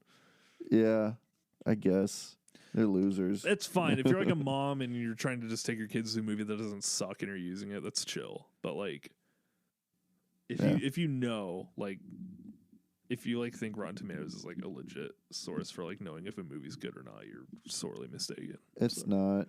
Yeah, I keep preaching. It this to can be on the people. most vaguest of levels. Like if you just want to be like, will this movie like kill me if I watch it? Yeah. But then sometimes like you can at least know that like it's like above average at least. Yeah. But at least sometimes it's good for seeing movies get really low audience scores but really high critic stuff. Those are like the best movies ever made. Yeah, that's where the curse is at right now. That's the audience score is like really low. I'm curious what Southland Tales has on it. Hang on. I don't even think I have it installed, do I? I do. It's just so. You know how like iPhones, like you go all the way to the right and has all your apps now. I haven't had Flickster on my like any of my screens like at all, so it's like buried because I never use it and I forgot I even had it installed. Wow, Wonka has that high reviews. Yeah, see, it's thing. I'm like Wonka was like fine, but it's like 84 and 90%. Boy in the Heron, I'm surprised is as high as it is. Really? Even from audiences, it's like 89. I'm like, it would have seemed like something audiences would have been like, it was boring. I feel like that's what did any of it even mean? That's another movie that I feel like I need to rewatch. I want to watch the English dub. Yeah, me too. Yeah. I feel like I need to watch it again to know where I am gonna place it. I also kind of want to rewatch Beau is Afraid. I still don't have any time. I still just have to watch it in general. That's true. I forgot you haven't watched it yet. You need to, man. I just need to watch not it. Not even just because not because I think it's great or anything, but like I just need to have. I just want to have an opinion on it. Yeah, you do. Because like I know someone who hates the absolute garbage heck out of it. Like they want that. Really? They want Ari Aster to go into a meat grinder because of it. Like they really, hate I it. haven't known anyone who like hates it. It's like one person in like a Discord server. Like they just hate it. But then I know other people that are like, it's kind of awesome. I don't know. I guess I'm either the gonna reactions. be weird and think it's like one of the coolest things ever. Or See, that's the thing is that people that I hear, they either love it or they're like, it's kind of a mixed bag. That's why I was excited because even like Ari Aster fans were like not crazy for it. Yeah, and I don't know anyone who hates it. And I sound like a contrarian, but that made me more interested that his fans didn't like it because I'm like, that means it's something like really different. That it told me he didn't just make the same movie again. That's how I am with White Noise by Noah Baumbach. I love that movie, but not a lot of people really do. I want to read the book it's based on. Yeah, because I know a lot of people are like, how do you even make this a movie? I think I've heard that people say it's not that the book is better, so that kind of makes me not want to read the book because I don't want to ruin my experience of the movie. Yeah, that's true. But whatever. Also, Southland Tales is a 41 and a 41 from audiences and wow, critics. And so perfectly balanced as all things should be. That means everyone agrees that it's like stupid, which means I'm awesome for liking it. You're so unique, man. I love being quirky and weird. Yeah, one of my favorite movies of all time. It has one of the bad most critic reviews. 41's not like horrible. Like if it had like 10%, I'd be like, okay, I'm just a contrarian. But that's at least like it just confused people. One of my favorite. When you're in the 40s like that, it's like it just confused people. When you're in like the 10s, it's like okay, it's probably pretty bad. One of my favorite movies ruined the career of the director. Wait, which one? I'm talking about Southland Tales. Oh, that ruined his career. I thought you were actually legit talking about yourself for a second. No, yeah, it did. Which sucks. That's a funny thing to make. Which sucks because all right, I gotta go on a rant. No, we're not doing this again. No, it's like a 1 minute rant about The Box, not Southland Tales. Okay. One day we'll do an episode on Southland Tales because I'm gonna make you watch it. Okay. Actually, I'm gonna make you watch that and The Box, and then we'll just talk about Richard Kelly. Why do you hate me? But I remember when The Box was coming out, and the previews for it made it look so generic, and everyone was like, "Oh, it's gonna be Southland. Like he sucks now." And like it was like a big wide AAA wide release in every theater, and it did like fine. Like people were like, it was okay. And I watched that one too, and I was like, this is like an artsy fartsy movie kind of. I was like, why was I convinced that this was like a generic like thriller movie that no one liked for literal years because of those bad previews? I'm like, man, even The Box is like an awesome movie. I'm a Richard Kelly advocate, dude. I will land on my bayonet for Richard Kelly. I will die. I will fall on my sword for that man. He wants to make a new movie so bad and no one will give him money, and it makes me so sad. He can do it. You don't need money to make a movie. Oh my god. And you know, oh man, why am I forgetting his name? It's the guy who's making that Megalopolis, whatever the heck it's called, Metropolis movie. What? What's his name? I don't know. He directed like what is that movie called? The Meg? Not Armageddon. No, Apocalypse Armageddon. Now? Yeah, Apocalypse Now. Who's that director? Oh, Francis Ford Coppola. Yeah, his new movie. He was like talking about how, oh yeah, we're gonna do a graphic novel that you have to read before you watch the movie, and I was like, that's literally Southland Tales. This movie's gonna be awesome because no one's gonna read it, and everyone's gonna go watch the movie, and everyone's gonna be confused. Didn't Francis Ford Coppola also make that weird Robin Williams movie? Oh yeah, he's out of, but he's been. This is like his. I think he thinks that this is gonna be his magnum opus. And it's like this huge... More than The Godfather, more than Apocalypse Now. It's probably going to be hilarious. And it's probably going to be awesome. But I'm convinced it's going to be this Southland Tales type thing where it's going to come out and it's going to be really jarring to everyone. And I'm excited for that because we need more... I don't even know what his last movie was. We need more wide-release movies that aren't superhero aunts movies. and uncles all around go to see. And... are just expecting... Dude, you're just unhinged at the end of this episode. People are just going to be expecting like a movie that they can go to kill time with their nephew they don't want to talk to, and then they both leave like never speaking to each other again because they were so uncomfortable. This is very specific. Are you going to take your nephew out to see it? Nah, I'm good. And purposefully ruin your relationship with him? No, you should go take him to see Come On, Come On. Oh my God, no, I couldn't do that. It's a great uncle and nephew movie. I would like jump off a cliff because I would be so distraught emotionally. I need to rewatch that movie. I love that movie. It was a good movie. I remember you crying. Yeah, I bawled to that movie, dude. Yeah. That movie destroyed me. Like a little baby. Very, very visceral reaction from me when I watched that. I loved it.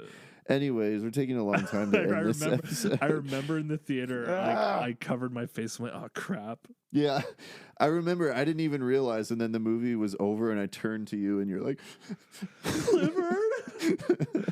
I'm like, oh, Mitchell. I need you to give me 3 good reasons to live right now. Oh, no. I'm just kidding. It wasn't that kind of sad. It was it was a happy sad. Yeah, it made me like want to appreciate my family more. That's all. Anyways, end the episode. Okay. Sorry. No, we love you guys. Thanks for bearing with us. This has been a great year. I think next episode we'll talk more about like the year as a podcast. But yeah, so I don't know. We'll probably do our music top 10 albums for our next episode. But until then, hope you have a happy Christmas and a Merry Hanukkah and happy to all. Jolly old Kwanzaa, whatever you freaks get up to. Have a happy in December. Saint Nick. Happy winter solstice. Winter solstice. The earth open wide. With a heart crushed like That's my footsteps Aaron in Weiss snow. impression. Winter solstice. I remember I'd get mad whenever you would do that. But I'm like, no, it's just true. But I like it. Yeah, I mean, Let me go on a 10-minute rant about why I like that he's not a good singer. No, we gotta it go. It validates me as an artist. We gotta go. All right, bye. All right, bye-bye.